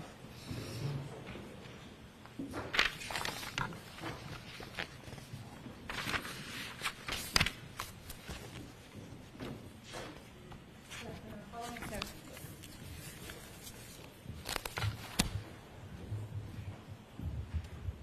Step on now, face the clerk and raise your right hand, please. Do you solemnly swear that the testimony you shall give to the court in the matter now in hearing shall be the truth, the whole truth, and nothing but the truth, so help you God? I do. All right, Dr. Wrenchler, this is going to be very quick. Go ahead, Mr. Brennan. We Thank just you. need his name. Good afternoon, Doctor. Good afternoon. Could you please state your name for the record and spell it? Dr. Andrew John Wrenchler, ANDREWJOHNRENTSCHLER. You've testified before in this case? I have, yes, sir. In a last voir dire in a past trial? That's correct. Okay. Did you have conversations and communications with the defense before your last testimony? I did, yes. Did you use text messages to communicate? I believe there was maybe one text message. Okay. How about phone calls? There was maybe one or two phone calls, I believe. Okay. Would it be fair to say there was 6 text messages for you? Yeah, I believe I sent one, and then there were 5 sent to me. And were there 23 phone calls? No, I don't believe so. Have you looked at the records outlining the phone calls that supposedly you made to the defense? I looked at the records from the defense, but then I looked at my own records, which indicate a different number, only 3 phone calls, I believe. Okay, so the 23 phone calls that are summarized, you don't think you made those phone calls? No, if you look at them, it's like 1 minute, 2 minute, 3 minute. And in that time period, according to my phone records, I have like a 21-minute phone call that encompasses most of that time. Okay. Did you discuss with the defense before your testimony anything about this case? I don't believe so, no. When you say you don't believe so, do you remember speaking to them about this case at all? I remember speaking about my qualifications and my background, and I believe that's it. Did you ever use any other medium to have conversations with the defense other than text or emails or phone calls? No, sir. Did you ever communicate with them on Signal? No, sir. Why not? There was no reason to. As an expert, when you communicate with clients, there's no concern about having it in writing, is there? So when I... Keeping a record, whether it's a phone call or a text message or an email, there's no concerns when you're dealing with clients having a record of that, is there? I don't believe that ARC has any specific policy for that, no, sir. Did you keep track of your hours prior to your testimony? I did, yes. And before you testified, did you have conversations with people from the Department of Justice about this case? Yes, I did. Did they inform you about witness testimony? They did inform me, yes, about testimony and situations and events that came forth in the trial that I was not aware of. Who decided whether it was going to be an issue worthy of talking about before trial? With the DOJ, you mean? Yeah. Well, certainly that would have been up to the DOJ. I mean, I would have had conversations with them. I don't believe that I asked or requested anything, but they were called to update us about what was going on. Do you know why they were calling and raising certain issues with you? I do not know, no, sir. And by calling and raising issues and telling you information, even if you weren't requesting it, it helped prepare you for your trial testimony, didn't it? It would certainly help prepare me to understand what was going on during the trial, yes. Did you know there was a sequestration order, that there was supposed to be no discussion of testimony and issues that were occurring in the courtroom before you testified? I'm going to allow it. Were you aware of that, sir? No, I was not. Okay. After you testified, before you testified, did you get a chance to meet anybody from the defense? Just when I came to court, I think for the voir dire is the first time I met anybody. Did you just spend time with the defendant and the defense after your testimony? Well, after my testimony at trial on the 24th, yes, I was provided a ride back to the airport, and I believe I was the last witness. So before my ride to the airport, they said, there's a lunch next door. We need to get somebody else to take to the airport. Come over, have lunch. I had lunch, stood in the corner, and then got a ride back to the airport. Spend time with the defendant and her family? Oh, they were certainly there. Did you talk to them? Well, they talked to me. As I said, I ate my lunch, and then I actually went and stood in the corner, and then I believe some people came over to talk to me and approach me. So you spent some time with them? Certainly, yes. Okay. And, sir, I understand the report is not going to be ready until May 7th or after? I believe currently that's what the estimated deadline is, yes. And so in evaluating Dr. Welch's materials, you wanted to look at the raw data, the conclusions, the findings, the PowerPoint, all the materials, right? Yes, you'd like to review all the materials before coming up with an You opinion. make a decision on what you think is appropriate to contest or maybe agree with, and then do your own test if necessary, correct? To be able to respond to what those opinions and allegations are, yes, sir. And it's taken you at least a month to fairly do that, hasn't it? Well, I believe that's what we've had, a month. I don't know if it's taken us a month. That's basically all we've had up to this point to do that. And it's still not done? No, not yet. That's correct, sir. All right. Is that it, Mr. Brennan? That's it, thank you. All right. Can you get that report and everything completed before the 7th? If I order you to do so? If you order me to do so, I mean, I could certainly try and expedite it. Yeah. All right. I appreciate that. Thank you very much. You're all set, sir. Thank you, Your Honor. All right. I want to see counsel at sidebar for 1 minute. Down, follow me.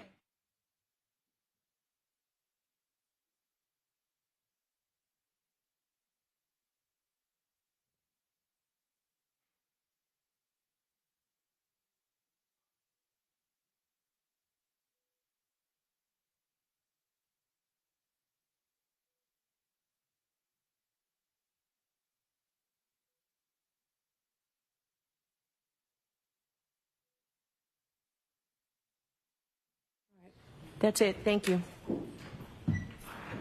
All rise to the court, please. Goodbye.